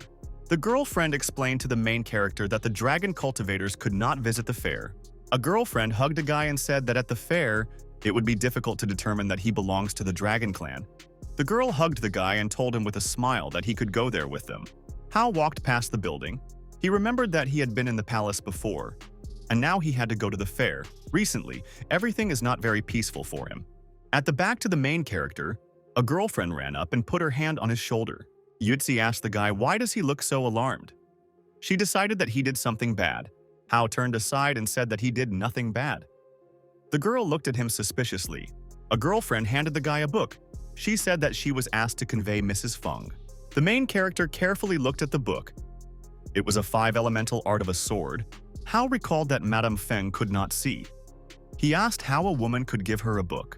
Yuizi told the main character that the woman simply indicated the place where to get the book. She has a really good memory. A girlfriend looked at the guy and said that he could come on the weekend on an excursion with their group. The main character sat calmly on the balcony and was immersed in deep meditation. The guy heard very strong explosions on the street. Someone launched fireworks. Hao picked up a book. He remembered that 5-element art is very strong. He did not understand who Madame Feng was. The main character stood near the entrance to the bus. Girls went inside the transport. Zai held the phone in his hands. He asked why Yujia still had not come. School children inside the bus rushed to the glasses.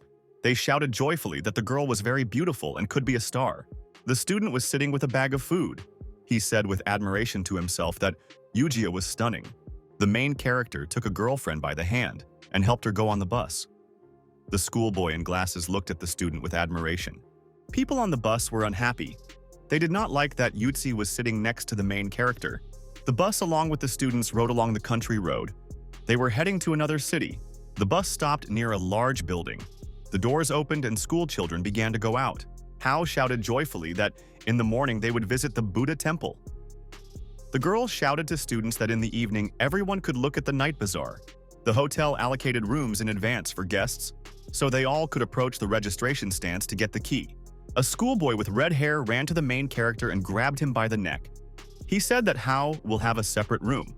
Hao replied with displeasure that he was very bored of living alone. A friend cunningly suggested for the protagonist to make him a company at night. Hao answered in a dissatisfied voice that he would be better to live alone.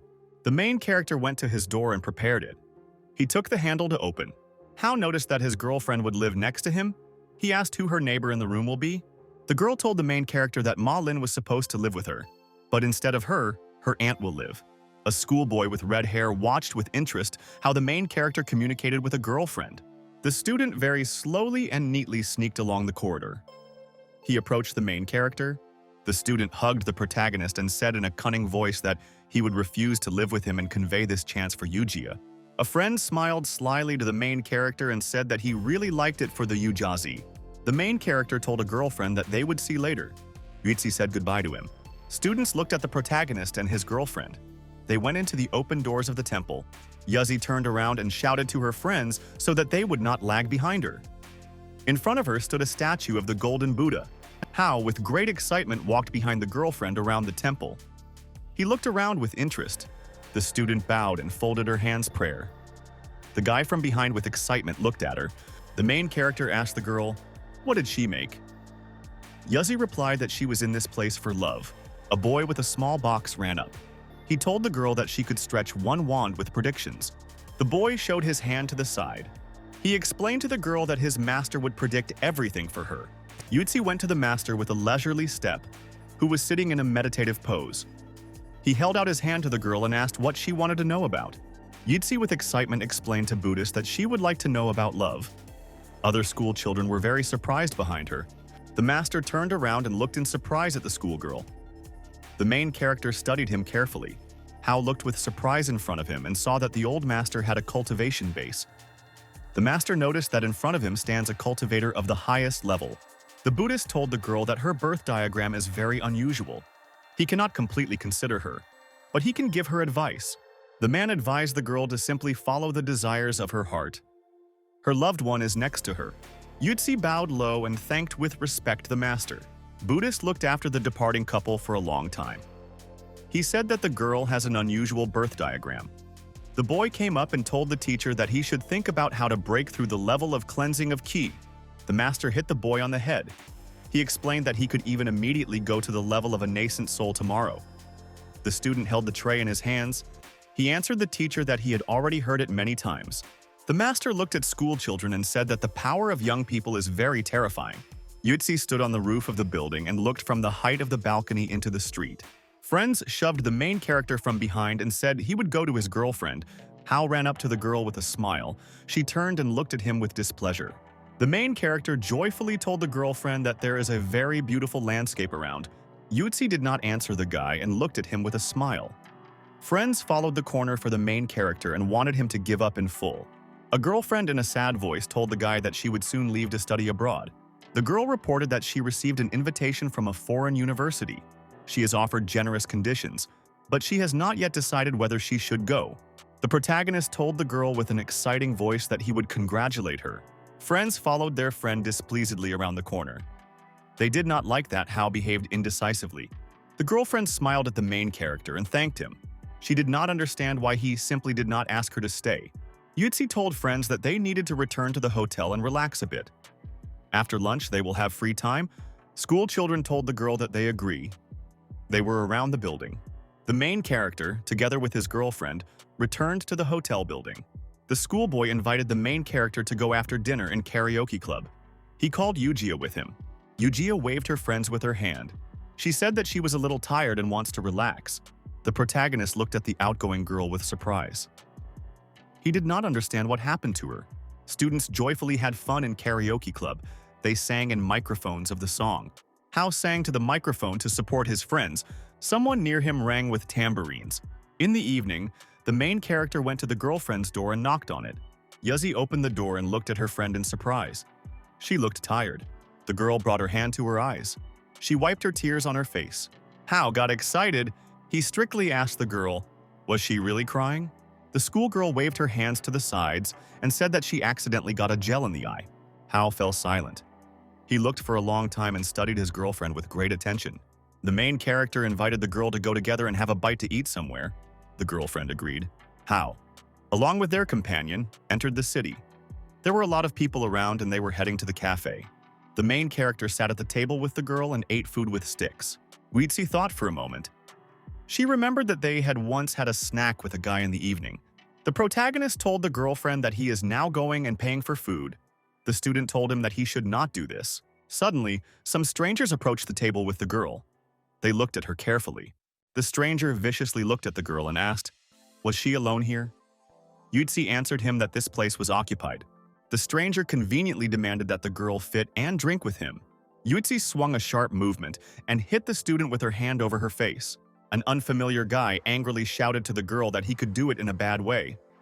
His friend stood behind him. The student viciously told the girl to go with him if she does not want to suffer. The stranger told the schoolgirl that she could get a lot of pleasure. The main character ran up from the side. He asked the stranger in displeasure, what did he do? Yutzi was very happy when she saw that the main character had come to her aid. The bully viciously asked the guy, did he really want to help the girl? The girl scaredly told a friend that the hooligans have a weapon, and there is no need to fight with them. Hao told his girlfriend that strangers would not be able to harm him. The stranger angrily shouted to the main character that he was looking down on them. He swung his hand. Hao very quickly put his hand in front of him and grabbed her hand of a bully. The main character swung very sharply and threw the stranger with his back to the ground. The hooligans were very surprised. They did not understand what kind of guy was standing in front of them. The fighter angrily shouted to his friends to beat the protagonist to half to death. The hooligans and weapons sharply rushed forward to attack the protagonist behind. Hao very quickly neutralized all hooligans and tied them. They sat beaten on the ground. The girlfriend in fright asked the protagonist when he began to fight so well. Hao in a shy voice said that Uncle Kuo has recently taught him martial arts. The main character told a girlfriend that they need to return home. Yujia agreed with him. The girl looked at her friend from behind. It seemed to her that he was moving away from her. The main character went to his home and fell on the bed. He told himself that he was tired after a whole day of walks. Hao closed his eyes and lay on the bed. At this time, girls approached him from the side. The girlfriend grabbed the guy with his hands by the head. She said she would help him relax. Two girls sat next to the guy and looked at him with great interest. Hao rushed to the side sharply. He asked the girls, scared, why are they here? The girlfriend held out her leg forward to the guy and said that they came to him to do it. The main character felt very excited. He said that all this would be somehow indecent. The girlfriend looked strictly at the guy and reminded that the fair would begin soon. Hao was very unpleasantly surprised when he heard from the girl about the fair. The main character turned to the side. He said in a shy voice that he thought the fair would take place tomorrow. The girlfriend handed the guy a cloak. She said that they made a special processing of this costume. Clothing will hide the aura of the dragon cultivator. The main character stood with his friends in the circle. The pentagram shone from below. They invited him to start. The girls walked along the evening street with the main character. They were at the Fifth Heaven Fair. Hao looked at the girls. He noted that in an instant they got from the first sky to the fifth. They had a great power. The main character walked around the fair and looked with great surprise at various exhibits. Hao joyfully said that there are such treasures around that he had never seen. One of the girls told the guy that there are many dishonest merchants around. Another girlfriend advised that Hao stay closer to them. The main character answered his companions. He remembered to himself about dishonest merchants. At this time, the old woman appeared on the street, accompanied by a tall girl. The main character looked aside. He asked the girl, "Why are lamps burning on the street?" The girlfriend explained to the guy that spiritual stones under lamps were glowing inside the lamp. The main character was very puzzled when he heard from girls about spiritual stones. A girlfriend said that the spiritual stone is a currency that is traded in the sects of cultivators. Also, such a stone is a resource. The main character said that spiritual stones cannot be put just here. Someone can take them. The girlfriend explained to the guy that lighting stones are low level. They do not cost much and do not help improve the speed of cultivation. No one will take them. Hao said thoughtfully that Lu and Zhao did not tell him anything about spiritual stones. The girlfriend explained to the guy that dragons never needed spiritual stones for cultivation. They used them only to activate some formations. The core of the dragon in the cultivator in itself is the most valuable treasure. The girl said that an ordinary cultivator will need to spend a lot of spiritual stones in order to reach the level of forming a nucleus. The dragon cultivator can easily reach the sphere of Zhen with his dragon nucleus. The girlfriend told the guy that after the appearance of the Palace of 9 Dragons, cultivators gathered in the city only because of spiritual stones. The girl with excitement said that the Dragon Palace is rich in spiritual stones. Each line under the palace is a mine of spiritual stones. Hao thought that dragons want to learn treasures, and people want to get spiritual stones. Both sides will gather in the palace. This time, it will not just get there. The client approached one of the sellers and said that he uses fake pills and deserves death. The seller was surprised when he saw in front of him a cultivator of the level of a nascent soul. The girlfriend hugged the protagonist and said that he did not need to worry that he would be deceived. People on the street were surprised to look at the girls with the main character. The main character looked at passers-by and said with a smile that they were now very scared. The client asked the seller, "How much do pills cost to replenish ki?" The man scaredly answered the girl that no one would take money from such a strong cultivator as she. A girlfriend told the girl Linlin to buy an immortal ascending grass for a pet. Linlin looked at the protagonist and said that it would not be so simple to pouring the palace. There will be many evil monsters in the palace. An ordinary person cannot just survive. Hao thought he had to take more pill with him. He asked his girlfriends to help him find one of the sect of the Heavenly Mountain. The girl pointed her hand to the side. She said that the sect of the Heavenly Mountain is a very large sect of cultivators. They belong to the 6th sky. Their students will put a stand in the center of the trade fair. Linlin explained that the sects of cultivators are also of different sizes. They are in various heaven. Linlin said with the excitement that a super circular sect called Shenxiao is in the 8th heaven, and the 8th sky is closest to the 9th. The seller at the table shouted to the girls that they had pills for a revival with a discount of 50%. The main character, along with his companions, stopped by displeasedly on the street. Linlin threw a bag of stones on the table. She told the seller that she needed an immortal ascending grass. The man was very surprised when he saw in front of him the highest level spiritual stones. The seller was surprised due to the fact that 2 cultivators laid out a lot of money for a simple guy. The main character asked the seller if he had a ripened snowy 7-war lotus. The man was surprised when he realized that he was asked about a 7-color lotus that grows 10,000 years. The seller smiled at the main character and said that they did not have such a lotus. Linlin, in a dissatisfied voice, informed the seller that his stand was a detention. 2 girls raised a bag above the ground and sent it through the portal. Linlin joyfully said that they finished all preparations for penetration in the Dragon Palace. The old woman told the girl that she could choose what she wants. Yujia stood near the counter. The girl took a small green bracelet. She told Mrs. Feng that she should not pay for her and she will do it herself. The old woman swung her hand and threw a green stone on the table. She told the girl that in this place you can't buy anything for money. The girl thanked the old woman and said that the bracelet was very beautiful. Hao turned aside in surprise.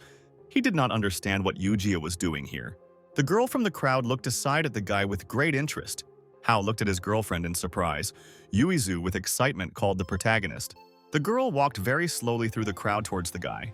The main character asked his girlfriend, "Why is she here?" Yujia calmly approached the surprised guy and quietly called him an idiot. Yujia ran in front of her frightened friend and hugged him. The girlfriend displeasedly reminded the head hero that he was a big idiot. Hao looked at the girl and with excitement asked what happened to her. The girlfriend told the guy that she had been waiting for him for a long time, but he never understood anything. People around with interest looked at the protagonist and girl. They discussed him. Yujia pulled herself up and hugged the guy even more. She asked him, "Why is everything so?" The girl said that she loved her childhood friend, but gradually Hao took a place in her heart. The girlfriend told the main character that she was very grateful to fate when she found out that her childhood friend and Hao Zhen were the same person. Yujia told a friend that she feels that he was moving away from her.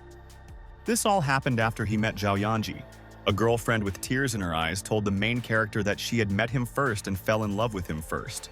The main character recalled his meetings with girls. It happened that he left Yujia and went to his new friend Z. A girlfriend leaned against her friend and asked angrily, "Why does he not notice her at all?" The main character was worried. He decided to try to explain with his girlfriend. Yujia suddenly grabbed her friend and kissed.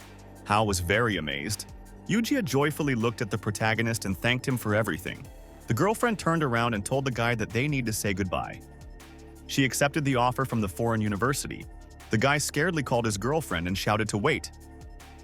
The old woman explained to the main character that the girl would stay with herself for a while. The old woman angrily said goodbye to the guy that she would not spare him if he once again breaks the heart of Yujia. After that, the grandmother took off with the girl into the sky. Someone from passers-by shouted that in front of them was a cultivator of the level of immortal transformation. Hao watched with great excitement as his girlfriend flew into the sky. The main character arrived at the hotel and climbed to the floor to go to his room. Hao stood near the door. He turned around and asked his girlfriends, "Why are they still not going to return?" The girlfriends told the guy a dissatisfied voice that he had kicked them out at a late hour to spend the night on the street. After a small pause, the protagonist told the girls that they could already come in. The girlfriends ran into the room and joyfully thanked the guy. Hao told the girls that they would sleep together on the bed, and he is on the couch. Two sisters stood wrapped in a towel. One of them said that they could sleep on the bed. Hao was sitting on the couch. He shouted to the girls to stop them. The guy stretched out on the couch and thought that Yujia was a very kind and honest girl. He was surprised that she confessed to him love. The protagonist recalled in detail his meetings and communication with Yuizi. The guy looked out the window. He thought that at the right time he could not answer his girlfriend. The protagonist recalled his friend by the name of Tsi with great interest. The guy looked out the window with great attention. He did not understand what he should do next. The girl went into the room and asked the protagonist, "What does he think?" Hao turned to the side. Hao told the girl that he was a little upset due to lack of progress in cultivation. Linlin grabbed a friend's hand. She told him that he did not know how to lie at all. Hao looked out the window. A girlfriend told him that if it was about his cultivation, then he would not have done such an expression on his face. The main character looked sadly out the window. He said that he doubted some things. The girl looked at the guy and said that he was kind and did not want to offend anyone. The girlfriend slyly told the guy that if he were cruel, she and her sister would not stay with him. Hao was sitting on the couch. He asked his girlfriends, what should he do now? At this time, a white dog jumped on the side.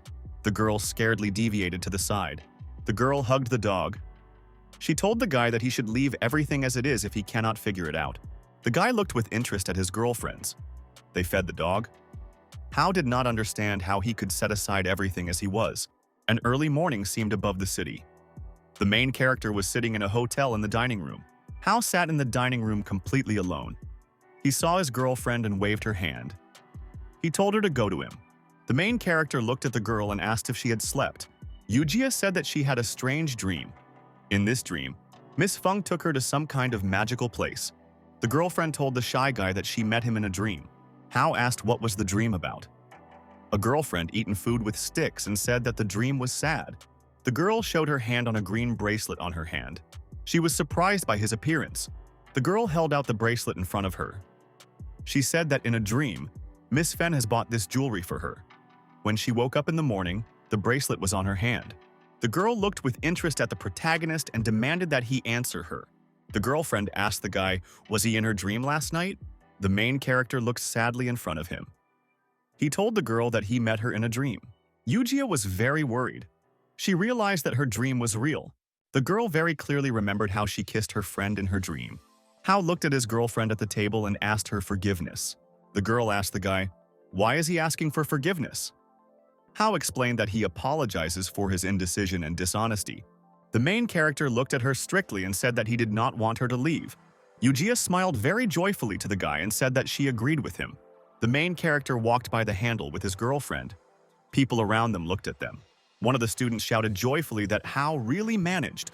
A friend with tears in his eyes confirmed that the headman will now be along with the main character. A whole group of students approached the bus. They carefully and slowly loaded inside. Yujia was sitting on a chair near the window. Students in the cabin joyfully discussed her. A friend with a smile told the main character that he now has a real treasure. He must protect his girlfriend. The guy in glasses with excitement told Hao that he broke the dreams of other students. The protagonist explained in a thoughtful voice that all this is normal, since Yujia is a school beauty. A friend grabbed the protagonist by the face. He said he is a lucky one, but pretends to be indifferent. Friends shoved the guy from him and said that he should sit next to the girl. Yujia turned in surprise and looked as the main character approached her. Hao was sitting on a chair next to his girlfriend. She felt very shy. The main character turned to the girl and said with a smile that his friends love to joke. Yujia laid her head on the shoulder of the protagonist. She said that it would be even better. A girlfriend asked the guy if it was a dream or reality. The main character told the girl that they could visit Madame Feng after returning. The girlfriend agreed. The bus arrived at the destination. Hao supported the girl and helped her get out of the bus. The girl knocked on the door with her hand. She called Madame Feng and reported that she had come. Yujia widened with excitement to the guy. She said that the old woman felt badly recently. The main character invited his girlfriend to open the door and go inside. The schoolgirl looked at her friend and said with excitement that the door was always closed. The main character sprinkled on the door with his hand and went inside the apartment with the girl. The girlfriend was very surprised due to the fact that the door was opened in front of them. She decided that the guy used some kind of trick. Yujia looked around in the apartment on the sides. She decided that the hostess went out somewhere. The main character carefully looked around in the house. He noticed that there was some dangerous aura. Hao told himself with the surprise that the aura was like the aura of his storage. Yujia looked at her friend with interest and asked where he was looking. The main character approached the wall. He put his hands on a small table. The door suddenly opened and the staircase appeared in front of the guests. The main character realized that he saw in front of him a mysterious small space of the formation. Hao began to climb up the stairs. He told the girl that they need to go and see. The main character, along with a girlfriend, rose and saw in the room furniture and bookcases. The guy looked around with surprise. He did not understand why there are many books and jewelry around. Hao looked at interesting exhibits on the sides. He said that around him the top-level treasures. The main character, along with a girlfriend, looked aside and realized that someone was going to them. An old woman appeared. She was unhappy due to the fact that guests came to her. Weetzi waved her hands to her grandmother and said that they had nothing from her. The old woman put a small basket near her. She explained to the guests that she wants to tell them a few words. Feng demanded the protagonist to marry Yujia as soon as possible. The main character was very surprised when he heard the words of the old woman. He could not believe that he needed to marry Yujia. The hairdryer turned and went aside. She told the guy that this is what she wanted to tell him. The old woman demanded from the girl to enter the room. She wanted to discuss something with Hao. The protagonist turned to Madame Feng with excitement. The old woman did not answer him. The hostess suddenly put a hand in front of her. There was a bright aura around her. The guy did not expect a sharp and invisible attack, and he flew aside. Hao received a very strong blow with a yellow ball and flew to the side. Feng told the guy that she helped him open some capabilities of the dragon's nucleus to protect Yuiji. The old woman told the guy that if he did not correct the situation with him and the girl, then she will do it herself. Hao suddenly fell on a school desk. Friends at the table were very surprised when they saw that the main character had come in front of them from somewhere. Students sat from appetite-consumed food. They looked in surprise at Hao. The protagonist thought displeasedly that Madame Feng tore the space with the help of a hand. Then she transferred him to this place. Hao scaredly thought that the old woman is stronger than the cultivators of the Eighth Kingdom. She was at the level of immortal transformation. Friends looked at the protagonist with surprise. The student in glasses said that Hao seemed to appear suddenly. The main character smiled cheerfully and said that he had just come. The student said that recently there were many astronomical phenomena in the Eastern Ocean. This predicts that something important can happen. Hao began to wave his hands to the side and told a friend that there was nothing to fuss. A friend hugged the protagonist and said that twins can turn the city of the Eastern Ocean upside down. The student looked at the protagonist and asked if he could help them. The guy cheerfully asked Hao to introduce them to the twins. Friends cheerfully told the main character that they were lonely and he should help them. Hao slyly looked at his friends and thought that they could not cope with the twins. The teacher said through the speakerphone in the dining room so that Hao Jen from the second year went to her office. Sue stood in the office in combat clothes. She explained to the guy that this time the palace is more significant than before. The sects of the Sixth Sky will participate. The main character carefully examined magic books. Around him, these were various benefits. The main character looked through the window at the palace. He asked the teacher, should he call the sisters Lu now? The woman explained to the guy that this time they would not need many people. Circe went to the main character and grabbed her face by his face. Hao looked at the teacher with great surprise. She silently opened her mouth in front of him. Sue approached the guy's forehead and touched him. The main character was surprised. The woman went out the window. She told the guy that she installed barriers on them so that mortals would not see them. The main character looked out the window. He saw how the white Leo with wings flew there. The teacher flew forward. She stood on a large sword. Following her, the main character flew on a white lion. A huge number of soldiers stood near the entrance to the Dragon Palace. At this time, someone appeared on the side and shouted so that everyone moved away from the road. On a huge blade, Qin Shaoyan flew up. He was an inspector. The Crown Prince Zen dragon clans in the Western Ocean also flew in. The guy told the teacher that she did not adhere to the post and arrived to get into the palace. Sue was interested in Qing. Why is he here and not controls his mountain? Qin joyfully looked at the teacher and said that she really liked the guy. He always follows her. Jen viciously demanded from the protagonist to return the gold spear to him. Xiao looked and said that he could try to pick up a spear from him. Jen was very angry. He shouted to the guy that he himself asked. Qin put his hand forward and told the prince to calm down. They will have a lot of time to take accounts. Qin looked aside and said that now there are more important things. Cultivators rose to the sky. They were heading to the top of the palace. People were still on Earth. Hao looked at the warriors. He said that people from these sects are not very high level. Sue explained to the guy that cultivators' people and cultivators' dragons set the border in the fifth sky. They do not invade each other in the territory. Cultivators stood a whole group. Before them on the ground shone a bright pentagram with a constellation. Cultivators lifted their hands together. They directed their rays to the pentagram. The woman with excitement said that the formation of a large bucket occurs. The main character told the woman that it was time. Sue explained that there is no need to rush. The protective formation in the palace is unstable. When the cultivators will attack all together, a small crack will appear. Then they all go. The warrior turned around and shouted to the cultivators to attack all together. The warriors all together extended their hands in front of them and directed the energy from them forward. A huge bunch of blue energy headed from the room and crashed into the door. Energy hit the door of the palace and a passage appeared in them. The woman shouted to the guy that she needed to go forward now. Sue told the main character that demonic animals are everywhere in the palace. They are all 9th level. Therefore, Hao should be next to her. The guy answered the woman that he would be with her to himself. He thought that Miss Sue deceived him again. The doors in the palace began to open a little. Evil monsters peeked out from there. An evil voice was heard from behind the door. The monster was unhappy due to the fact that someone tried to disturb his dream. A huge black demon with burning eyes came out. Small monsters scattered from him. There was a strong explosion. All cultivators flew away from the gate. The demon with horns angrily shouted to people to get out as soon as possible. The monster swung and hit the ground with an axe. The main character, along with the woman, was bounced to the side. After the next very powerful explosion, the cultivators scattered around. Hao scaredly thought to himself that he sees the true form of a new one in front of him. The teacher looked at the protagonist and shouted that he would run away as soon as possible. Hao was scared. The woman raised her hands up and installed a protective barrier over her.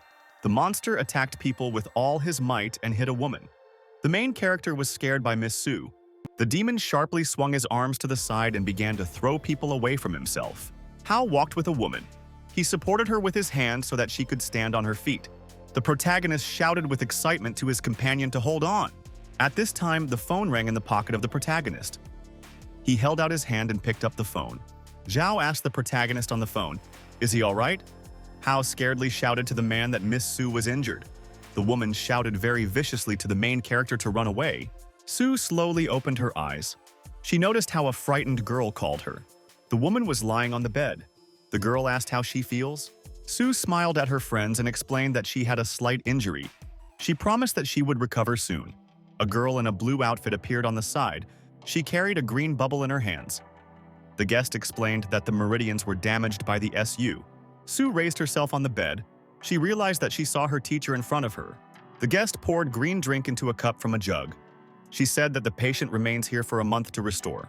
The teacher handed the woman a cup and said that the product should be drunk 3 times a day. Su looked at the bowl with great excitement. She noticed how green liquid was bubbled there. After a small pause, Su grabbed the glass in her hands and completely drained it to the bottom. The patient told the guest displeased that her medicines taste terrible. The teacher was unhappy. She stopped and looked strictly at the woman. Su, with a smile, explained the guest that her medical skills are still good. The guest went out the door. The main character asked SU, who had just come to them. The patient said that her teacher named Sinyu came to them. She is also her adoptive mother. The main character was very surprised. He did not know that his teacher could have an adopted mother. Su sat on the bed. She displeasedly told the guy that all this happened more than 20 years ago. The woman said that when she was small, she went with her parents to the cruise. Suddenly, the tsunami appeared and the ship began to sink. The girl was alone in the water. All passengers of the vessel died, except for the little SU. She was able to swim to the island and remained alive. She had no hope for her future life. The girl was lying near the fire. The island was deserted and it was impossible to find any food on it. Su opened her eyes and saw a stranger in front of her. That is how she met her teacher. Sinyu took the girl in her arms and began to feed her from a spoon to restore strength. Sinyu took the girl with her to the palace of the Dragon of the Eastern Ocean. She taught her to cultivate and raised her. Su raised her hand and looked at the lamp on the ceiling. She said that she grew up in the palace of the Dragon of the Eastern Ocean and owed him many. The man laughed joyfully. He said that the Khan was very sweet and even here made Z happier. Zai prepared to go to the exit. She told Miss Su to rest. They will not bother her. The woman in parting shouted to the guy to stay for a moment. She wanted to tell him something. Su handed the head of the head of the head. She said that he will be an inspector in the city of Eastern Ocean. The main character was very surprised when he heard such words from a woman. Hao prepared to take a keychain in his hands. The woman reminded him that he would be her assistant, and this will be his duty. Su told the guy that human cultivators suffered heavy losses. Therefore, sects of cultivation above the 5th sky will not leave this so simple. Hao should be careful when the jade pendant on the bean becomes red. This means that the guy got the task. Hao will have to come to the woman in the Dragon Palace. Hao hid a keychain inside his clothes. He told the woman that he understood everything. The girl went to the boy and asked what Miss Su spoke to him. Hao Jian replied that he would not say. She immediately hugged her father and said that he offended her forever. But his father began to explain to his daughter that this was a secret conversation between Su Han and Hao Jian, and she did not need to know this. Then the girl blushed slightly and threw a despicable look towards the boy. Father said that fortunately this time, they were not badly injured. On land, it is still restless. Therefore, it is better for him to stay here for the night for the sake of safety. The boy looked into the man's eyes and replied that of course he was going to do so. He asked to send more people to check the Palace of 9 Dragons, especially the state of the Western Ocean. The little old man listened to His Majesty. The man immediately called Mr. Jia to him. He immediately appeared as soon as possible to his boss. He asked to take Hao Johnny and Z to the back hall, and then convene key elders so that they gathered in the main hall at the meeting. Mr. Jia immediately agreed and called His Highness Mr. Hao Jane to follow him. And then the boy, along with the girl, headed for Mr. Xia, who led them along the beautiful blue path. Mr. Xia asked if he needed 1 bed or still 2. Zhu was very nervous and turning to the man exclaimed that of course there were 2. Mr. Shi scratched his head with his hand and again asked how many rooms they needed, 2 or 1. The girl turned to the side and already more calmly answered the man that of course there were 2. Mr. Xia asked His Majesty to rest in this room. He called Mr. Hao to follow him. Zai suddenly turned to the guy and asked him to immediately go back. Hao Jen, along with Mr. X, immediately turned towards the girl and wondered. Zai explained that she was a little afraid to sleep alone and let him sleep in her room. But she asked, of course, to put 2 beds separately to this room. When they were already in the room, the girl asked if he would help her again in her studies. Hao Jen asked if she still wanted him to help her. The girl took the book in her hands. She answered the guy that she had accumulated a lot of those that she did not understand. Hao Jen approached Tissy and, leaning toward her, asked to see her records. The girl immediately opened a notebook, and the guy came up looking into the contents. The boy thought and looked at the girl, how she stared at the notebook. She was very excited and gambling about this.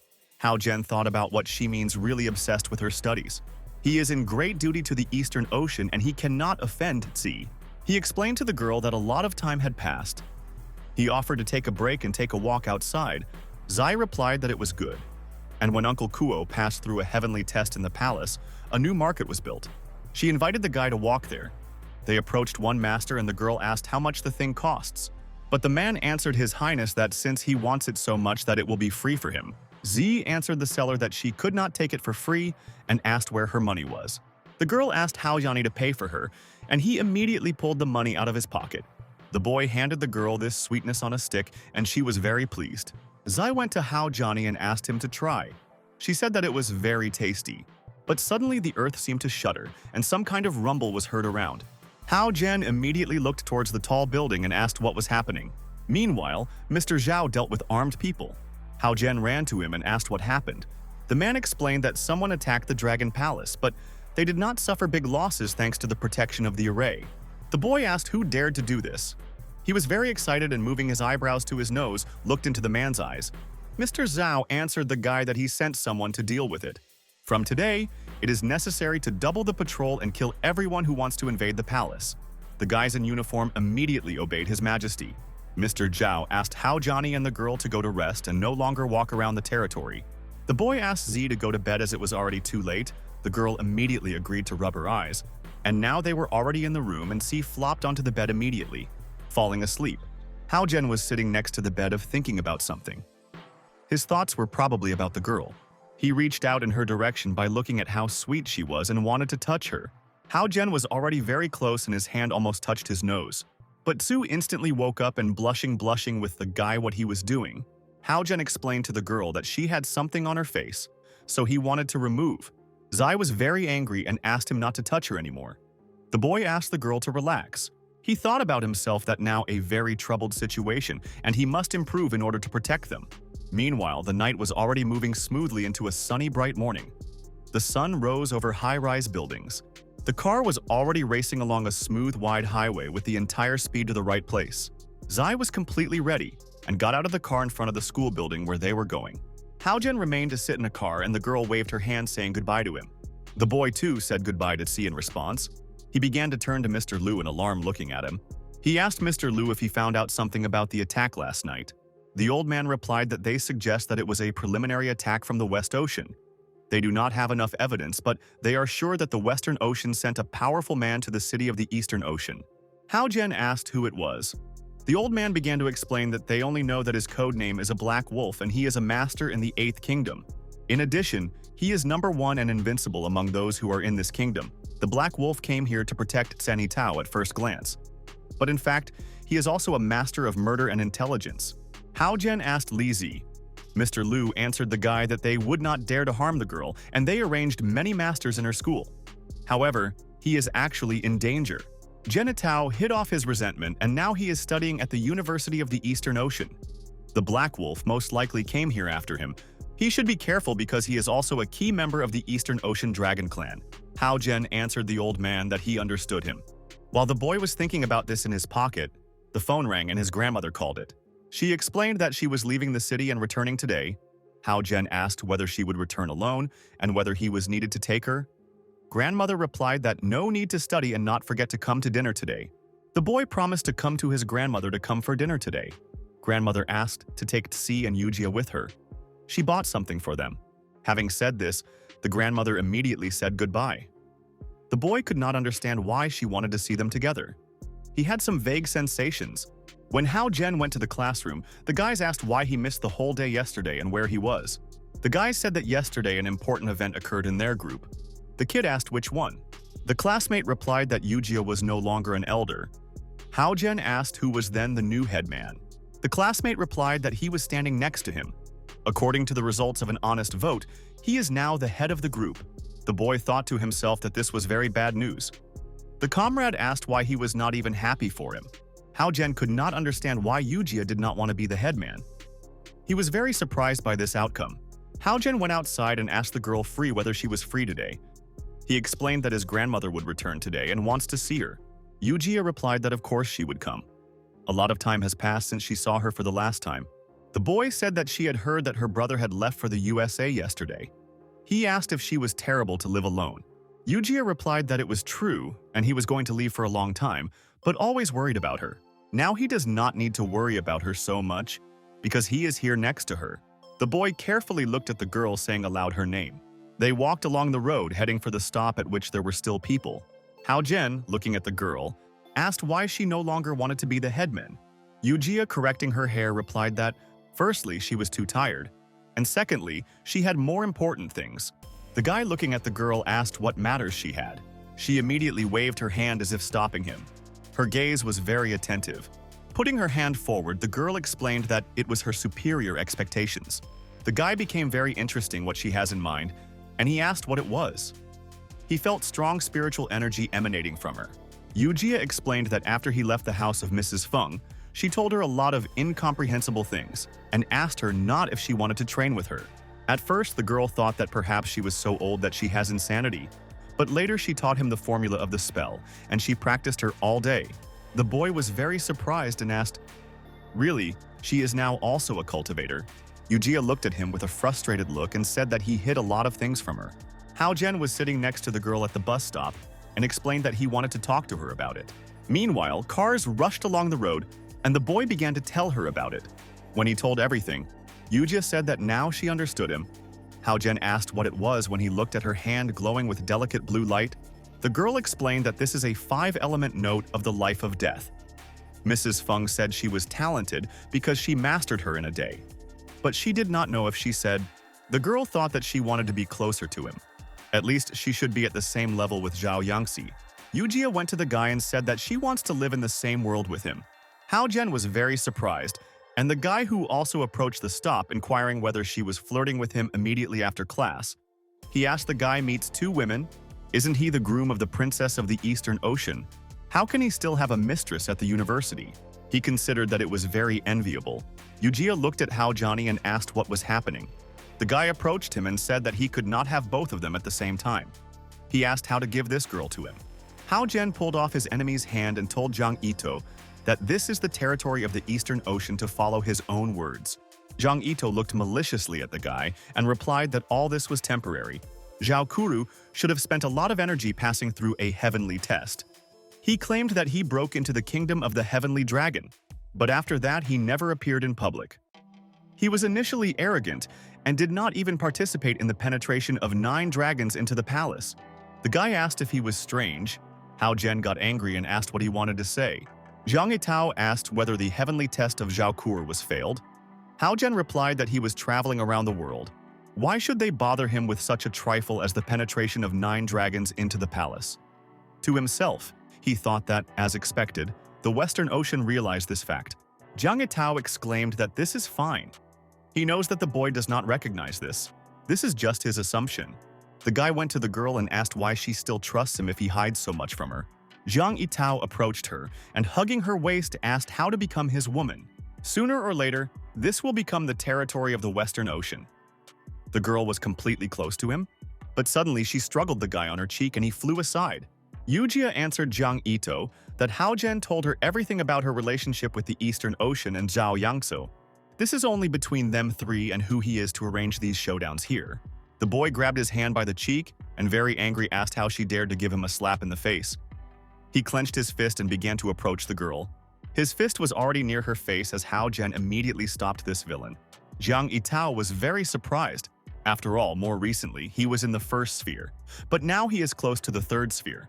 The boy looked into the eyes of this villain and asked never to touch anyone who is next to him. After that, he took the girl's hand and led away from this guy. Jong Ito, after the guy told the guy that he would die soon, he decided to wait and see. Yujia, after the guy left, asked to say why he called him the groom of the princess of the Eastern Ocean. Hao Jen began to explain that it was the decision of the Dragon King, but he did not agree. In addition, she also does not like him.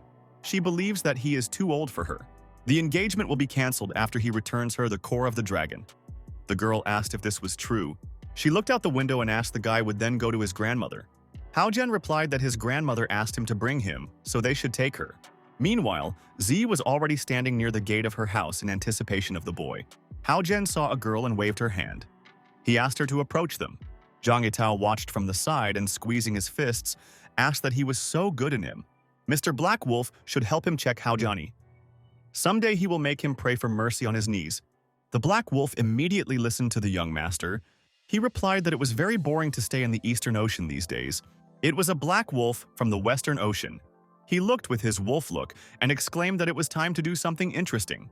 Hao Jen brought the girls to visit the grandmother, and they already began to go into the room. The girls began to take off their shoes and followed the boy. Grandma immediately met the guys and greeted her grandson and girls. Zaya ran to her grandmother and, hugging her, said that she was very missing her. Yujia modestly looked down on the floor and apologized to her grandmother for disturbing her. Zai was very surprised in such a phrase. Grandmother asked the girls to pass and sit down at the table. They went into the room and sat on one sofa, turning away from each other. They sat very gloomy. Grandmother went to Z and handed her some kind of ribbon with a red ribbon. Then she went to the second girl and also held out a gift with a ribbon. Girls thanked their grandmother once for this. Grandmother replied that so far they can sit here a little, and she would prepare to eat.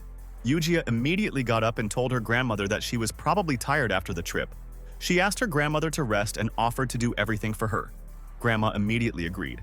Hao Jen always told her that she was cooking very well. They will try its cooking this time. Z, squeezing her fist, exclaimed that she also knows how to cook. And now, Yujia was already operating in full swing with a huge sharp knife cutting vegetables for the dish. Z also tried to do something, but apparently she cooked for the first time.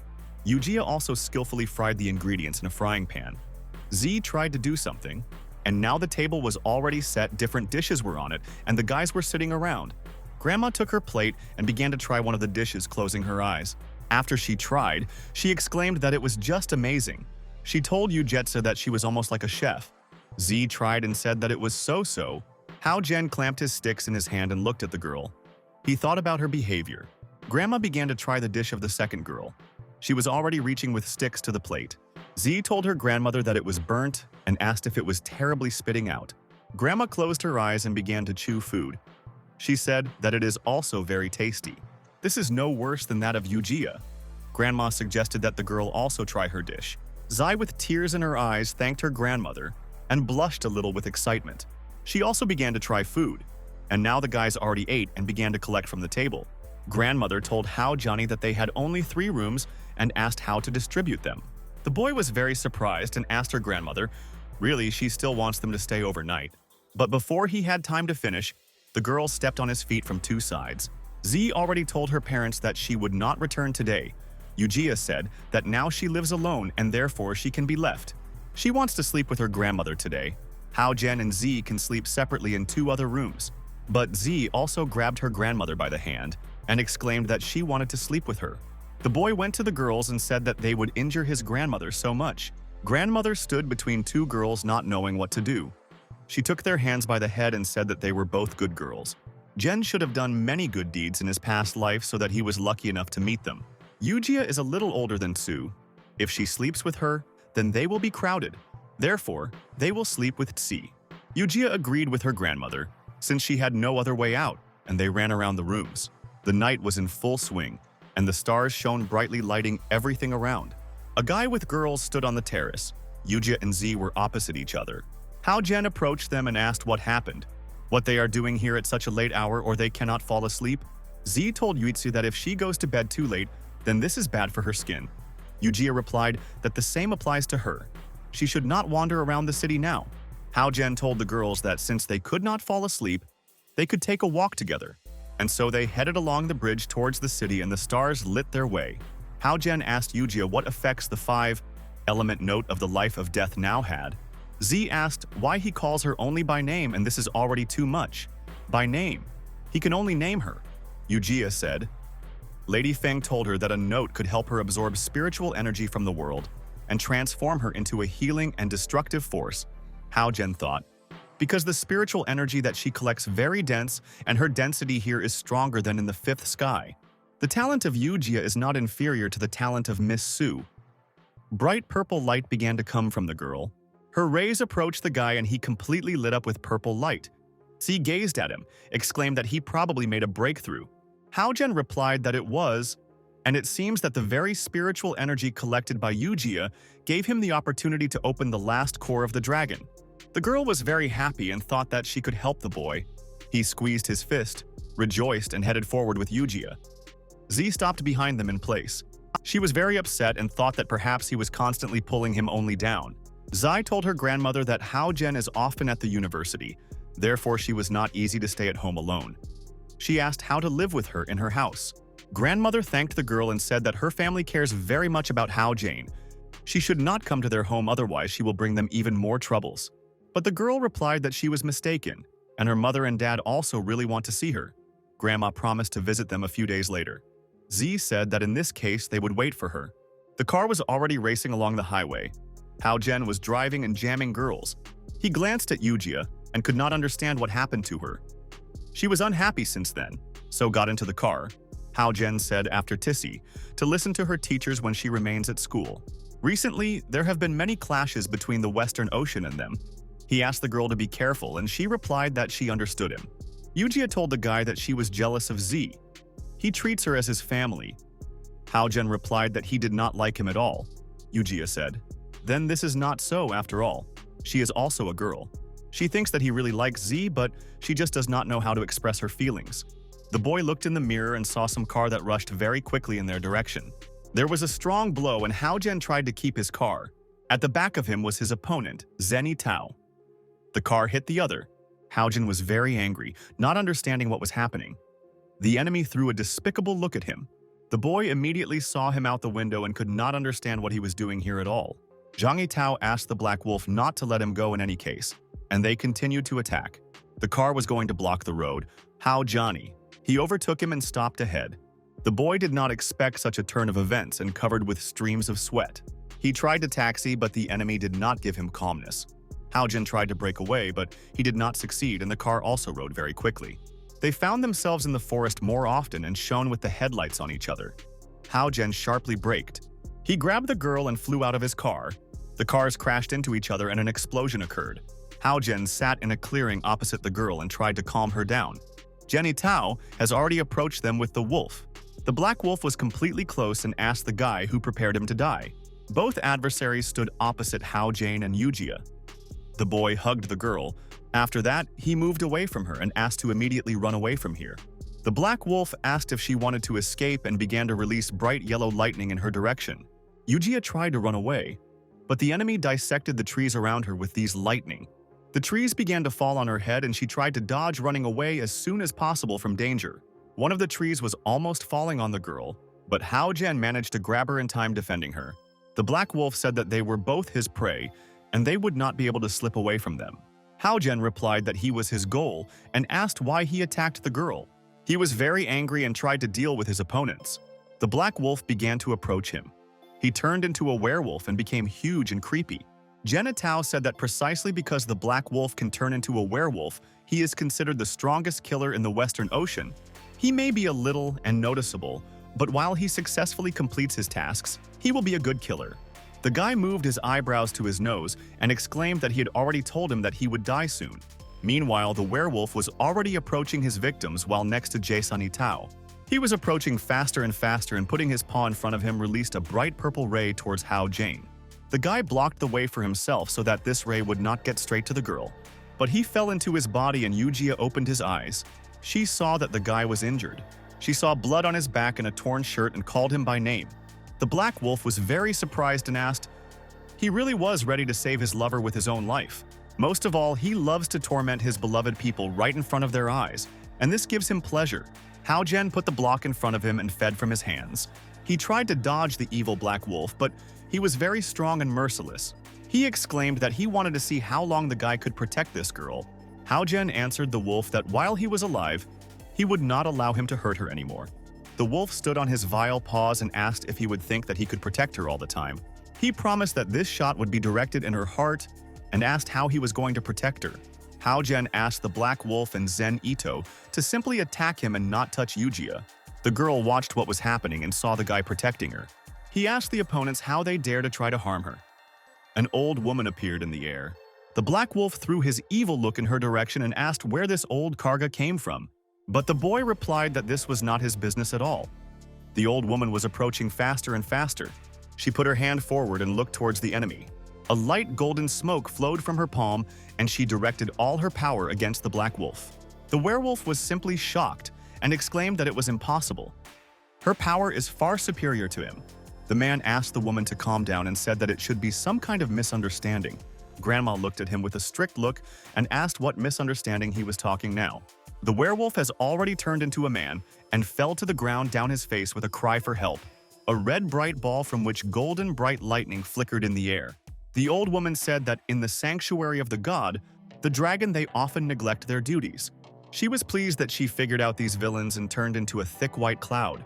The old woman, before disappearing, told the guy that she would leave the rest at their discretion. Yujia ran to Hao-Jane and asked him not to move anymore because he was seriously wounded. Genitao began to approach his enemy and said that he did not know how he met this strong cultivator. Although the Black Wolf failed, thanks to his condition, he can still easily kill him. Yujia put her palm forward and exclaimed that she would not allow him to harm Hao-Jane anymore. A bright purple ray flew to the enemy's feet and he jumped away from him to the side. Yujia explained to the guy that Madame Feng told her that the 5-element note of the life of death could directly control life and death. She can choose between murder and healing at her discretion. Now she will do everything possible to heal him. Genitao watched what was happening. He exclaimed that Hao-Jen was escaping from death again and again, but this time he must kill him. Yujia asked the guy an order of Li. Hao-Jen replied that he was in order and thanked the girl. He asked the rest to leave everything on him. The boy asked Zen Ito to take scores here. The girl clenched her fist and turning to Hao-Jen exclaimed that she would help him. The boy rose in the air and answered the girl to cover him from behind. Genitao threw his spears upward and shouted that he would immediately kill both of them. His spears turned into huge golden birds that, spreading his wings, flew towards the enemy.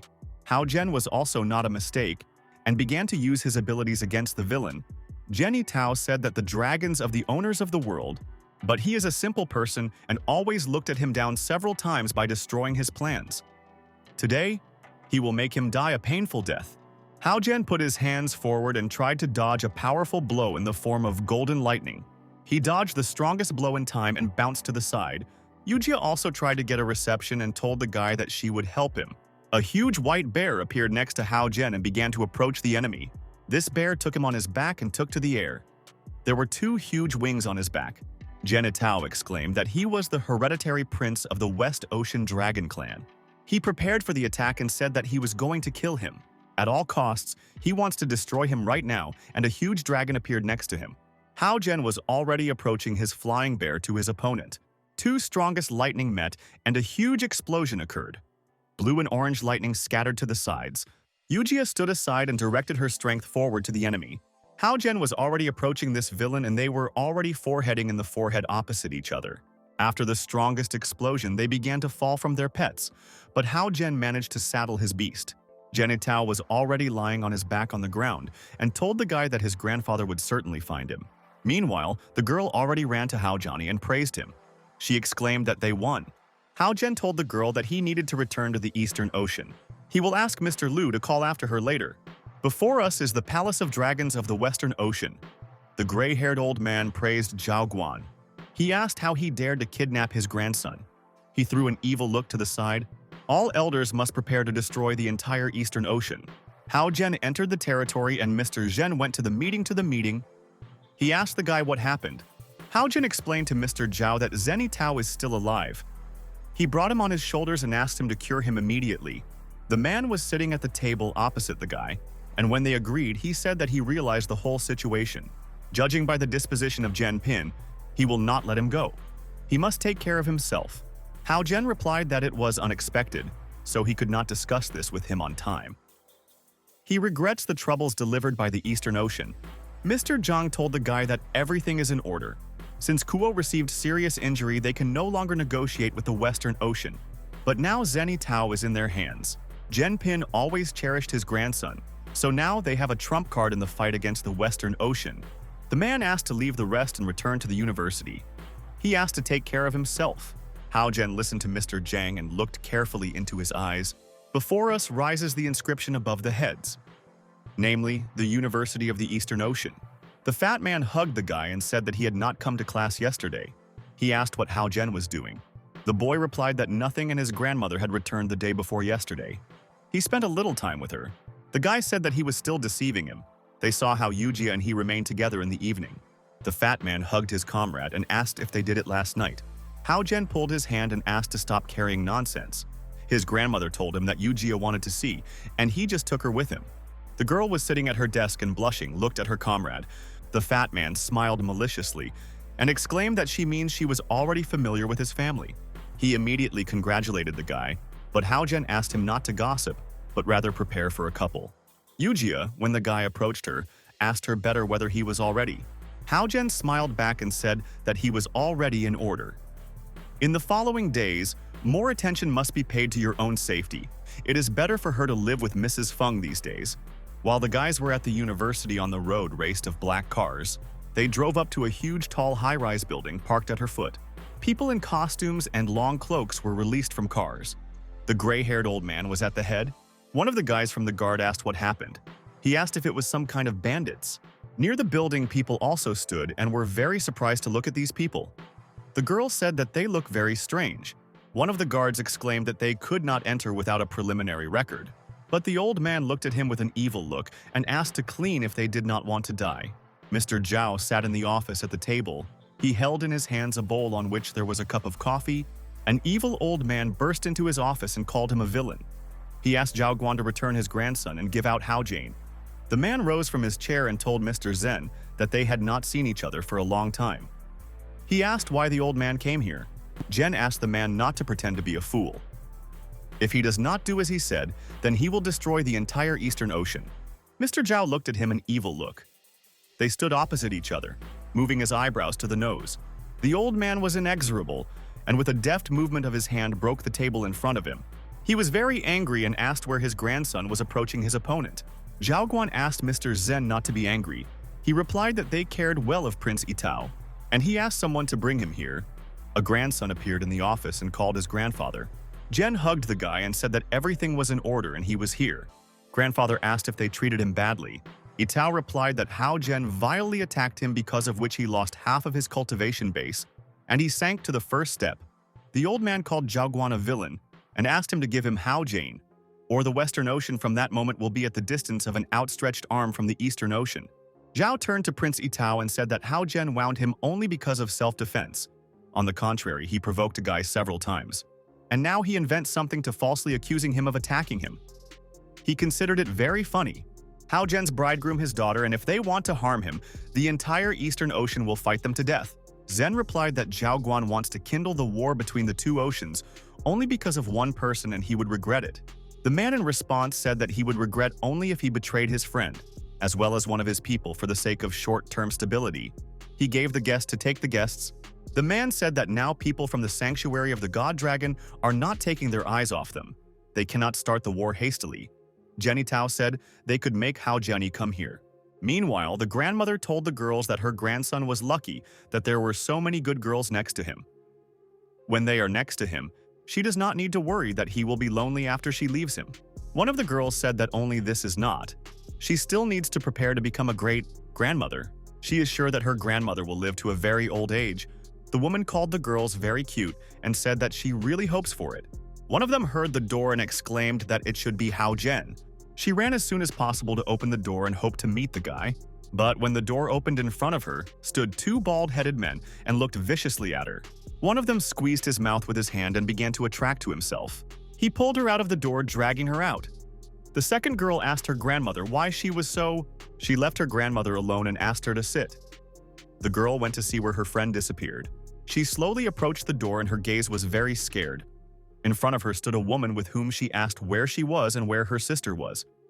The man replied that he was Zhen Chao, from the Dragon of the Western Ocean. He is here in order to invite Mr. Hao Jane to the Western Ocean. He asked her sister Li opened her now. The guy explained that she was sleeping now and asked her not to worry. Jen Chao saw his grandmother and asked if she wanted to go with them. The girl covered her grandmother with her chest and said that she would not allow them to take her. But Jen Chao smiled maliciously and, closing her eyes, asked if she was thinking that she was capable of this. A girl appeared in the room and exclaimed that she was also here. Jen Chao said that they are not dragons and not people, but came from heaven. It seems that he made several mistakes and underestimated them. The girl asked not to touch Hao Jane and his family. The guy explained that they were just about to invite Mr. Hao to the Western Ocean. Since they do not cooperate with them, they can only take cruel measures. The guy began to attack the girl, but the second was behind him and tried to help her. Jen Chao said that they can do something, but they are much weaker than him. The guy with one movement of his hand pushed the girls in different directions and they flew away. The girl thought that she did not know that there was such a strong cultivator in the Western Ocean. She cannot understand his cultivation at all. No matter how much she tried to hit this guy, he dodged all the time. Jen Chao said, smiling, that the heating time was already over. He threw an evil, despicable look at the girls and stopped two at once. He twisted them with a bright blue stream of his strength and began to lift the girls upwards, then lowered them to the floor as if tied up. Grandmother watched everything from the side, not knowing what to do in this case. Jen Xiao asked his mother if she could go with them. Grandmother replied that she would go with them if he no longer touched them. Meanwhile, the boy had already entered the room and told his grandmother that he was at home. The guy covered his grandmother's mouth with his hand in anticipation that Hao Jen would go into the room. Before he could go, he saw on the threshold of the lying two bald heads. He could not understand why there are cultivators from the Dragon Clan. The boy immediately cried out for his grandmother. He rushed towards the room and ended up in the room as soon as possible.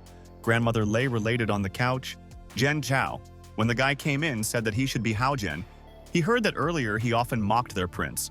The boy exclaimed, looking at the enemy, that his grandmother had nothing to do with it, and asked him to let her go. Jen Chao replied that they had been looking for him for a long time. Therefore, he asked to go to the Western Ocean with them since the Dragon King wants to see him. Hao Jen squeezed his fist and asked first to remove the spell from his grandmother. The guy replied that he would never do this. They will take her with them in case he runs along the road.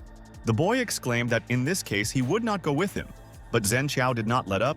He said that according to rumors, he defeated many masters above his level and even escaped from the Black Wolf, but it differs from them and is almost as strong as Zhao Kuo. At the highest stage of the 8th Kingdom, he is inferior to him only for 300 years. He destroyed half the base of the Prince of Ito, so today he will do the same with him. The enemy directed all his forces against the guy. Hao Jen gave the team to wake up his white lump, and then his huge beast in the form of a snow. White Lion appeared next to him and began to attack the dragon, but the blue slurry began to climb right near the feet of Hao Johnny. He did not expect such a turn of events. Bright blue lightning began to envelop him more and more. The enemy exclaimed, approaching with an attack to him, that he wants to see what a boy could. Hao Jen again called his lump in the hope of his strength and protection. The huge snow-white lion began to approach the evil blue dragon. Hao Jen prepared to repel the attack from the enemy and stood on one knee. The snow white lion approached the blue dragon. Jen Xiao clenched his fist and approached the boy. He hit him with all his might in the core, and Hao Jen flew far back. He hit his back on iron rods that bent from his back. The boy squeezed his teeth and clung to the curved piece of iron with one hand to stay on his feet. Jen Qiao continued to say that he was as strong as Zhao Kuo. Hao Jen realized that the battle of the forehead in the forehead did not work, and he should come up with how to pull his grandmother out of here. The girls, meanwhile, were connected and watched what was happening with an extinct look. Hao Jen began to approach his enemy and tried to inflict powerful blows to him. The girls freed themselves from the shackles and approached the guy. They asked him to be careful. Hao Jen told the girls Linlin and Lily to save his grandmother, and he himself continued to fight against the strongest enemy. Linlin told her friend that she would help Hao Jane, and Lily asked to go to take a spell from her grandmother. While she went to take off the Linlin spell, she had already come to the rescue of her friend. Jen Cao told the guy that, to be honest, he admires him that he was fighting with him alone and holds on for so long, but it is time to end it. He again squeezed his strongest fist and hit him on the enemy's body that there was urine. Hao Jen bent from this strongest blow and fell on one knee on the asphalt. Jen Qiao immediately headed towards the girl and also tried to attack her. The guy went to Hao Johnny and said that now he would definitely take part of his strength. The boy asked Lily finished Li. The girl replied that the spell was removed. Now his grandmother is in perfect order and is freed from powerful shackles. A strong explosion occurred and the window flew out of a huge high-rise building with a roar falling down. It was an incredible blow to the two strongest opponents who fought among themselves. The hole in the wall was very huge, and Zhen Qiao only watched the disappeared guys. Linlin asked the guy where they are going now. Haojin explained that at first they would return to the Eastern Ocean. Before us rises a huge, beautiful dragon palace in the form of a sea kingdom. The guy threw a despicable look towards the door and said that he asked them not to interfere with his sleep if they had nothing urgent. He asked why they came here. The boy replied that there really is something urgent. Grandmother is fine, but they took too much her spiritual energy, so she had a blood stagnation. She was very scared and she will be in order after replenishing energy. Haojin immediately exhaled in relief. The girl explained that the Western Ocean went too far. She asked how they could harm the old man. Linlin and Lily explained that fortunately Jen returned on time. Otherwise, they could take her to the Western Ocean. The girl told Haojin that she was very sorry that they had pulled his grandmother into this. The boy replied that this was not their fault. In fact, they, on the contrary, helped them a lot. The man who was not far from them exclaimed that there was bad news. The king of the dragons of the Western Ocean broke the barrier and penetrated inside with the prince of Itao and 16 elders. Zhao was very surprised and angry. He asked him to fulfill his order and collect all the elders of the Dragon Palace to be ready for battle. The guys lined up in 2 columns opposite each other. Zhao turned to Zen Pina. He said that the man came with a large group of people, despite the rules of the sanctuary of the god dragon, and asked if he wanted to start a war. Zhenpin replied that Hao Zhen has destroyed the cultivation of his grandson. He came to his office with explanations, but he kicked him out. He did such things again and again, and he decided to put an end to this matter. The old man asked where Zhao Kuo was now. Why did he not return after such a sensational incident? Jay replied that he had gone traveling around the world and this is not his business at all. He laughed and said that he knew, from the point of view of his personality, if he really broke into the kingdom of the heavenly dragon, he would have been alarmed by the whole world. If he is not mistaken, he would surely fail a heavenly test. They published fake news in case their enemies used the situation. He is the dragons of the Western Ocean. Obeyed them because they were afraid of Zhao Kuo. But now when he failed the heavenly test and his cultivation was badly damaged, there is nothing to be afraid of. Zhenpin asked Zhao Quan to let him pick up Hao Jane and then they will leave. Otherwise, he threatened to start the war certainly. Itao also stood nearby and looked at the opponents with an evil look. The guy told the king of the dragons, Zhao, that as he ordered, he took the old woman to his dwelling, so he asked not to disturb him anymore. Zhenpin. When he saw this guy, asked a small rat who he was and how dares to interrupt them. The rest of the guys carefully looked at this petty guy askance and scornfully, a small guy asked that he had just blown. He exclaimed that his barking was too loud. Then the old man waved his hand and hit the guy that there was strength to fill him on the floor. He grabbed his cheek with his hand and said that he asked, even his master never beat him. Zhenpin said that he was just a servant in the Eastern Ocean, and how dares to be so arrogant? Does he really think that the Dragon Clan of the Eastern Ocean can act selflessly? Zhao Guan went to the old man and told Mr. Zen that he was not a servant in the Eastern Ocean.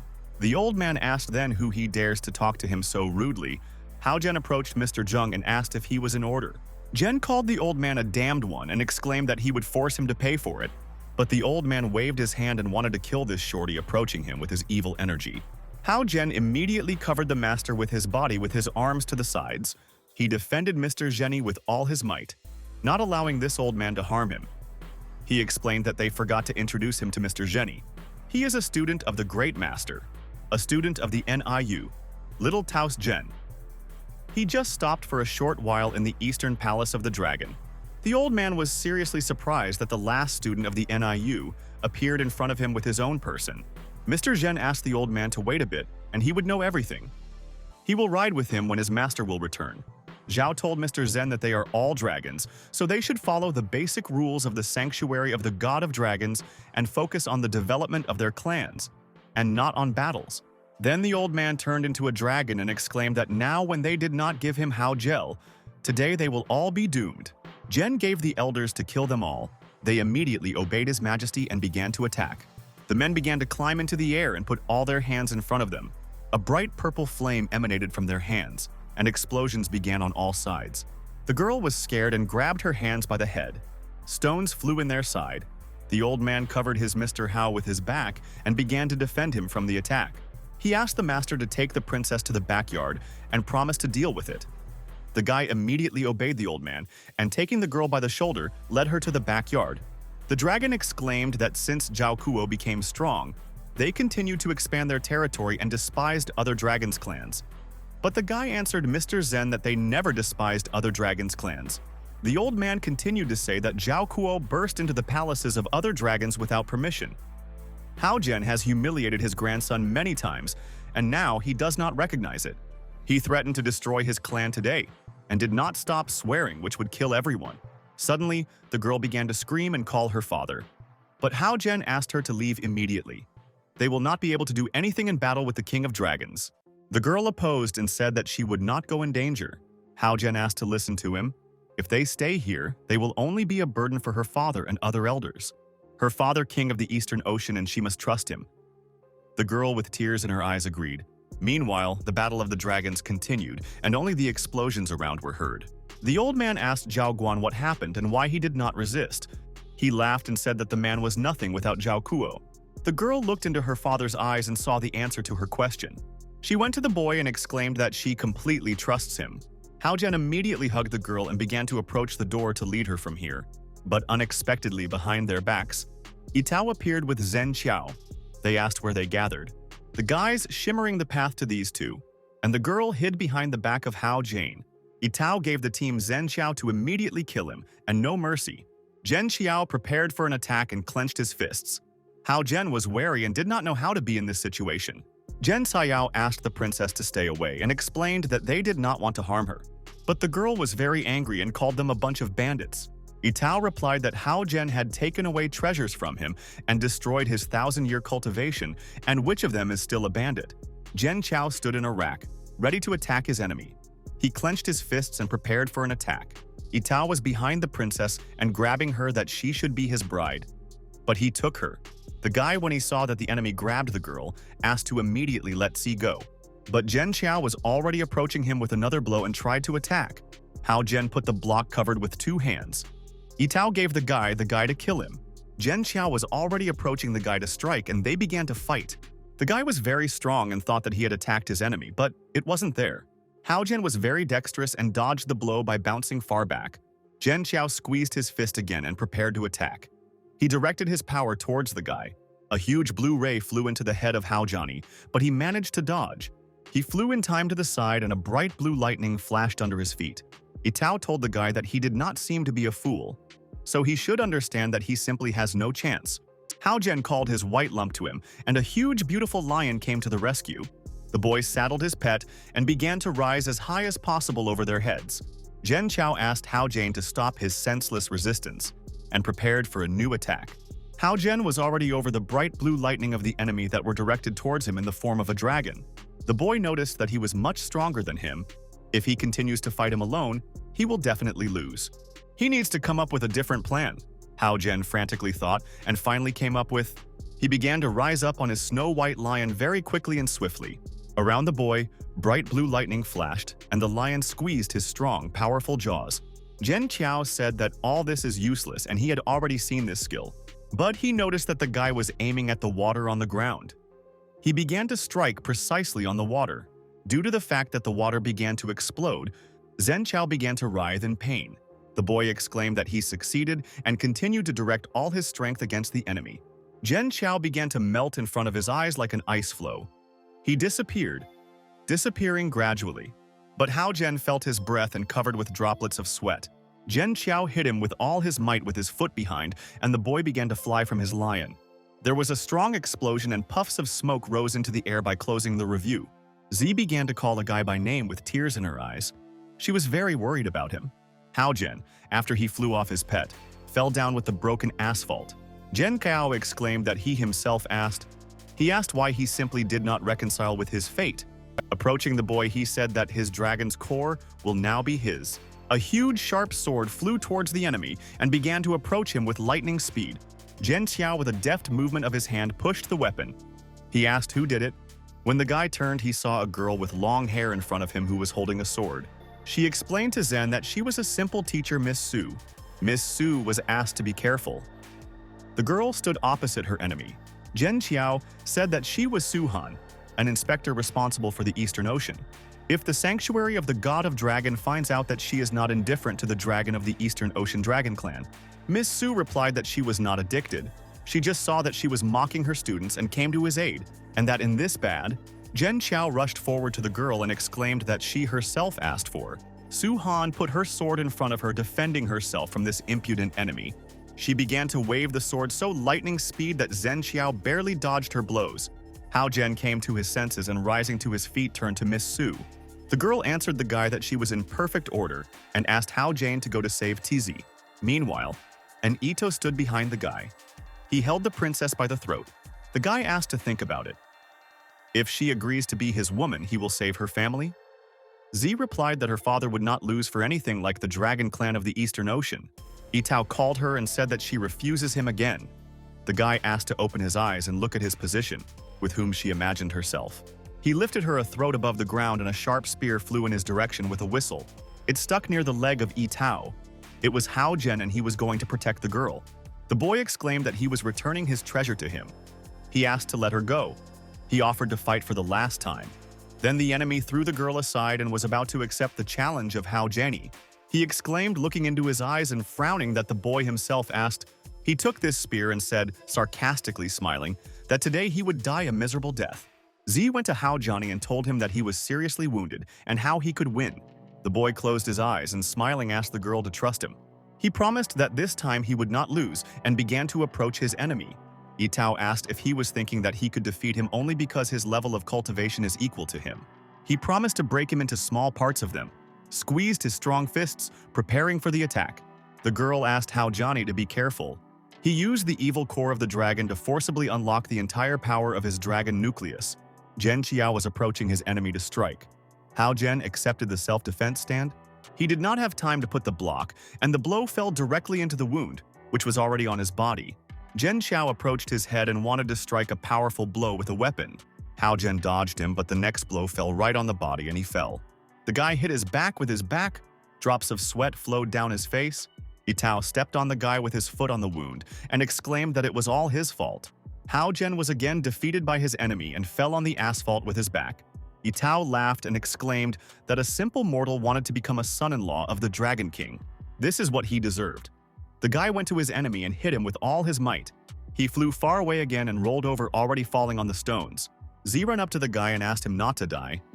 Didn't he tell her to trust him? She called him face and looked at the red ball on his chest. The girl was very surprised. She saw a dragon's core in front of her. Z ran to the boy and, hugging him, clinged to his lips with her lips. She continued to kiss the guy more and more. The bright golden ray of light hit the stones next to them. Others could not understand what was happening. The girl's father was very angry. Hao Zhen slowly began to come to his senses. Life appeared in his body. The boy pulled the girl to him and, looking into her eyes, thanked her. He immediately got to his feet and, completely in a bright golden light, told his enemy that he was going to fight him to death. Hao Zhen was like in a golden veil that protected him and the princess. Itao lifted his weapon up and with a cry, Dai began to approach his enemy. Is it all that he is capable of, and even after taking the blood of the dragons? The guy exclaimed that he had already studied his skills well and looked menacingly at the guy. The enemy began to get his weapon and grabbed him tightly with both hands for him. Their forces met and the guys began to fight more and more. Itao did not expect such a turn of events because Hao Zhen seemed to gain strength from somewhere. He threw a despicable look at him, not understanding what was happening. Many swords flew in his back. The guy managed to quickly dodge, but the weapon of Hao Zhani was already directed in his direction. There was a strong explosion and clubs of white smoke rose up to the sky itself. Itao began to leave this smoke while still alive, but pretty battered. He again looked at his enemy with an evil look, and moving his eyebrows to his nose began to scream. Another strongest explosion occurred and puffs of smoke rose to the sky. The enemy asked how he could be so strong. It was very surprising for him. He exclaimed, expiring later, that he did not believe in this, and this does not just not be there. He is obliged to defeat him and not lose. He will never lose in this battle. Even if he dies, he will certainly take him with him. Itao was very evil and self-confident. The princess encouraged the boy and asked Hao Zhen to act as soon as possible. The boy came up with another plan and began to apply his abilities against the enemy. The strongest battle ensued again, and their guns met with each other. Hao Jian asked the enemy to stop. If he continues in the same spirit, his dragon's core will break and he will die. Yitao laughed rudely and brazenly and asked if he was now asking for mercy now. The boy replied that he was trying to save him. The core of the dragon deprives him of his mind. Yitao asked the guy to die more likely to die and began to wield his weapons more and more stronger. Hao Jian was watching what was happening, that there was simply no other way out. The enemy stood in the middle of the site and held his weapon tightly in anticipation of the attack. The strongest explosion occurred again, and sharp swords stuck around the Ito. The guy was trapped. These swords were connected by lightning and shown in the form of a five-pointed star. Yitao was completely surrounded by the strongest barrier and asked the guy what he was doing. Hao Jian replied that he was going to help him recover. The formation of the massif of the sky and the earth must immediately be activated. The enemy asked him to stop. He could not understand what was happening with his strength. Hao Jian stood in front of him and said that it was all over and he won. Yitao sat in front of him on his knees, and the wounded said that he had lost again. Hao Jian answered him that he was too preoccupied with losses in power. That is why he contacted such a bad trouble. The princess fled to the guy and said that thank God he won. The girl explained that she was very worried about him and rushed into his arms. Hao Jian asked her to be more careful and said that he was sick a little. The girl asked the boy to go and help Miss Su. Her wound has not yet healed. Zhen Qiao said that he did not expect Miss Su to be so weak. She really disappointed him and is now over. Zhen Qiao clenched his fist and began to approach the girl to strike. But suddenly Hao Jian appeared from nowhere in the air and ended up between two opponents. He grabbed his enemy's hand and asked to stop immediately. He apologized to Miss Su for being late. Zhen Qiao smiled maliciously and said that he did not think that he would forcefully increase his strength by taking the blood of the dragon. Now he is already at the 6th level. The enemy began to approach the guys. They were wary and clenched their fists. Hao Jian asked Miss Su if she could continue. The girl replied that she could not use all her strength, but she was sure that she could help him. The boy asked to do it rather, because you could not waste time. He headed towards the enemy. Zhen Qiao called the guy too inexperienced and quickly dodged his blow. Hao Jian asked him not to carry nonsense and began to attack his enemy. Zhen Qiao instantly set protection against the bright sunlight that flew in his direction. The boy began to call Miss Su. He looked at the girl and saw that she was ready to help him. Miss Su took out her sharp long sword and directed him towards the enemy. Now they tried to get rid of the villain on both sides and attacked him. Hao Jian exclaimed, looking at the girl, that it was really amazing. He thought about something and moving his eyebrows to his nose and decided that Mr. Zhao needed to help. Since two dragons have long fought against each other in a brutal battle, the boy found them and was shrouded in a green tender haze, after which a huge white lion appeared. He saddled his pet and told a white lump that if he defeats him for him, he would find him 3 partners in exchange. Leo immediately growled enough looking at his master. Zhen Qiao exclaimed that he would not buy for this trick. Hao Jian praised his pet and began to approach the dragon very quickly. Leo did his job by releasing a stream of fire towards a powerful, strong dragon. Zhen Qiao laughed and said that attacks of this type of spiritual animals do not work. But suddenly he saw in front of him the true fire of Samadhi. Why he was very surprised. The beast made a breakthrough like its master. He was random. Well, how can the beast be done not so high level? The lion began to rise higher and higher and use the power of opponents. A powerful salvo of fire fell near Zen. He immediately bounced aside trying to dodge. Miss Su kept his sword opposite him, and the guy clenched his fists for self-defense. Hao Jian asked the enemy whether he now understands that he had already lost exactly. He was behind him and presented a fiery force to his throat. Zhen Xiao asked if he was sure of this. He fed the power of the guy in his direction, and Hao Jian bounced a little back. The girl began to call the boy holding out his hand. Apparently the enemy wounded him. Zhen Qiao said that killing him for him was easier and laughed. He would just prefer to see his desperate look, therefore is waiting for him to become with his knees. Zhen Qiao did not cease to rejoice at his strength and victory. His face was lit by a brutal, malicious smile. It is true that you can strengthen and improve your strength by opening all the possibilities with the help of the blood of the dragon. Well, as soon as the power of blood is exhausted by a person will receive a serious opposite effect. The enemy noticed that Hao Jian did not even have the strength to get up. Behind him was Miss Su and asked him to immediately let him go.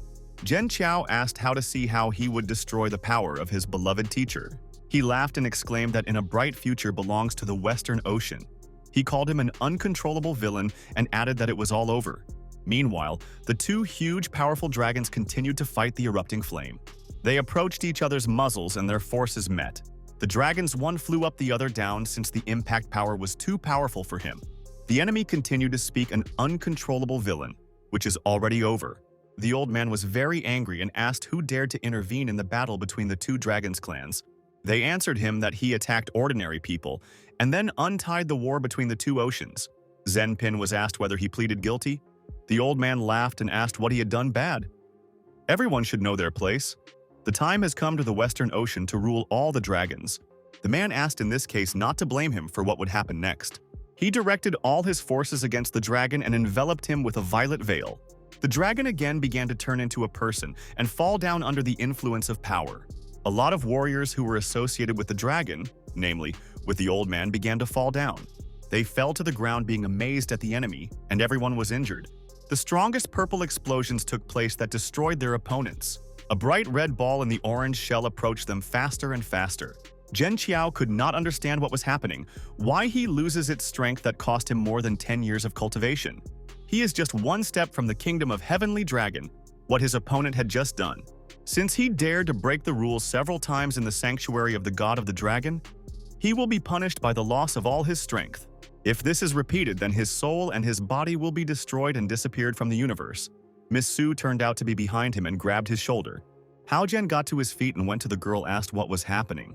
Miss Su replied that it looks like someone powerful now helps them. Z appeared in front of them and explained to the guy that she was very worried.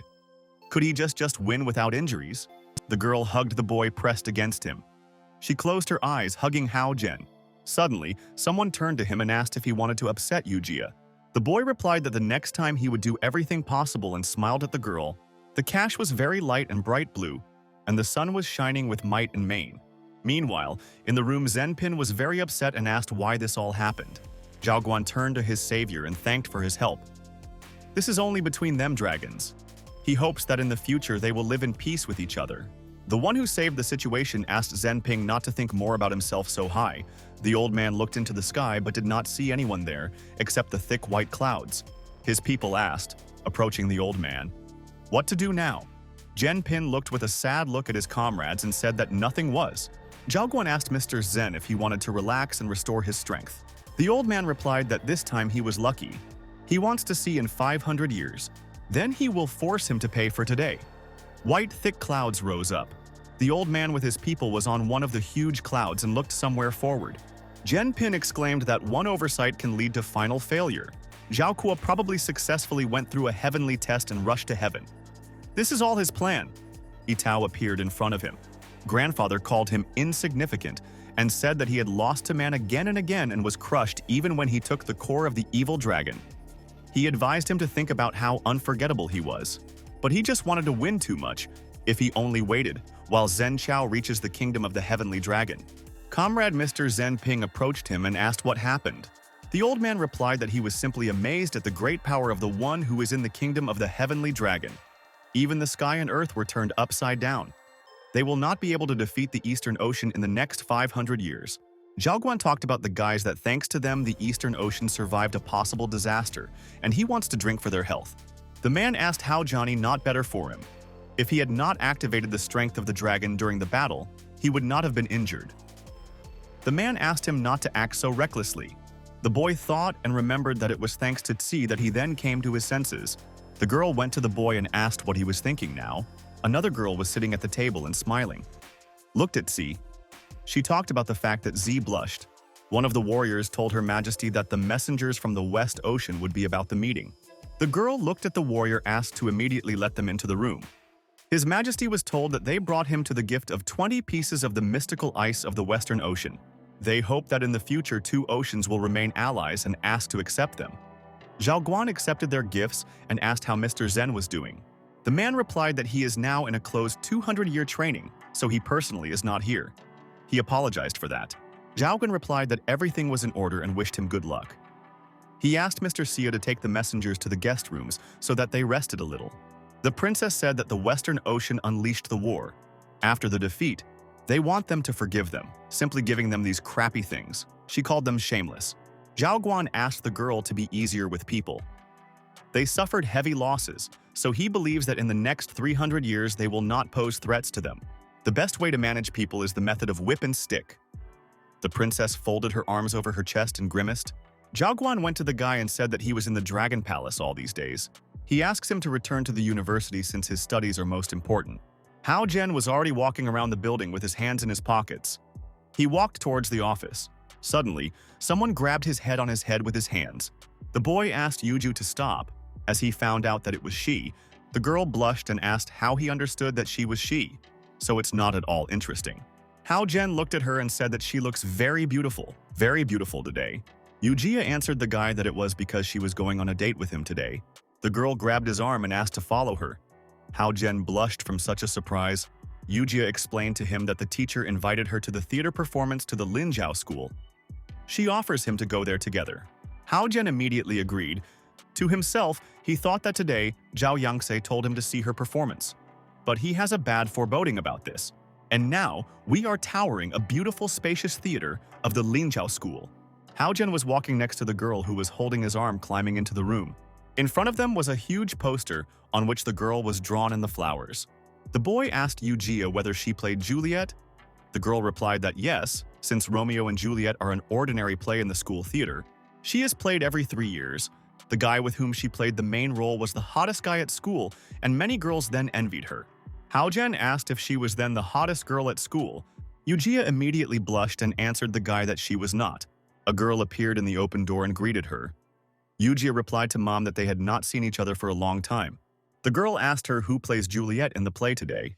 Ma'am raised her finger up and asked, really, she does not know about it. Juliet today is played by Zhao Yangtze.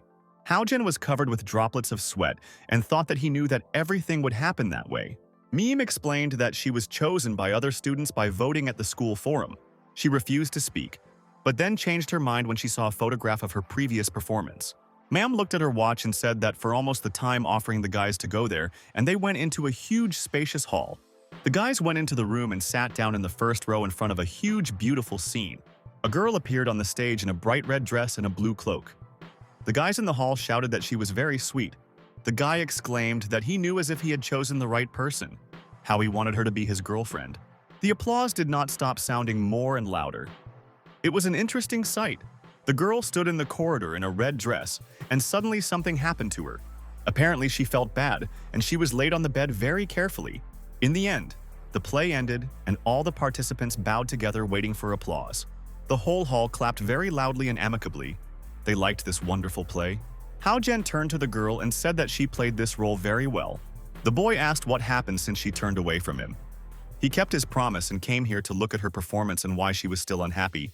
The girl asked for really whether he wanted to see her performance, whether he is sure that he was not here to go on a date with someone else. Yujia laughed and asked what she had in mind by someone else. The girl answered the snort that she simply did not want to mention her name now. She specifically reserved a place for him, but he came here not at all for her. Now, when her performance is over, he must tell her which of them performed better, she or Yujia. He is her groom and must put her higher than this girl. Yujia said that this is a good idea, and she also wonders what he thinks about it. The boy exclaimed that his stomach was sick and he needed to go to the toilet, but the girls answered together that he would not run away from them. Hao Zhen said that it was hard for him to be a son-in-law of the Dragon King.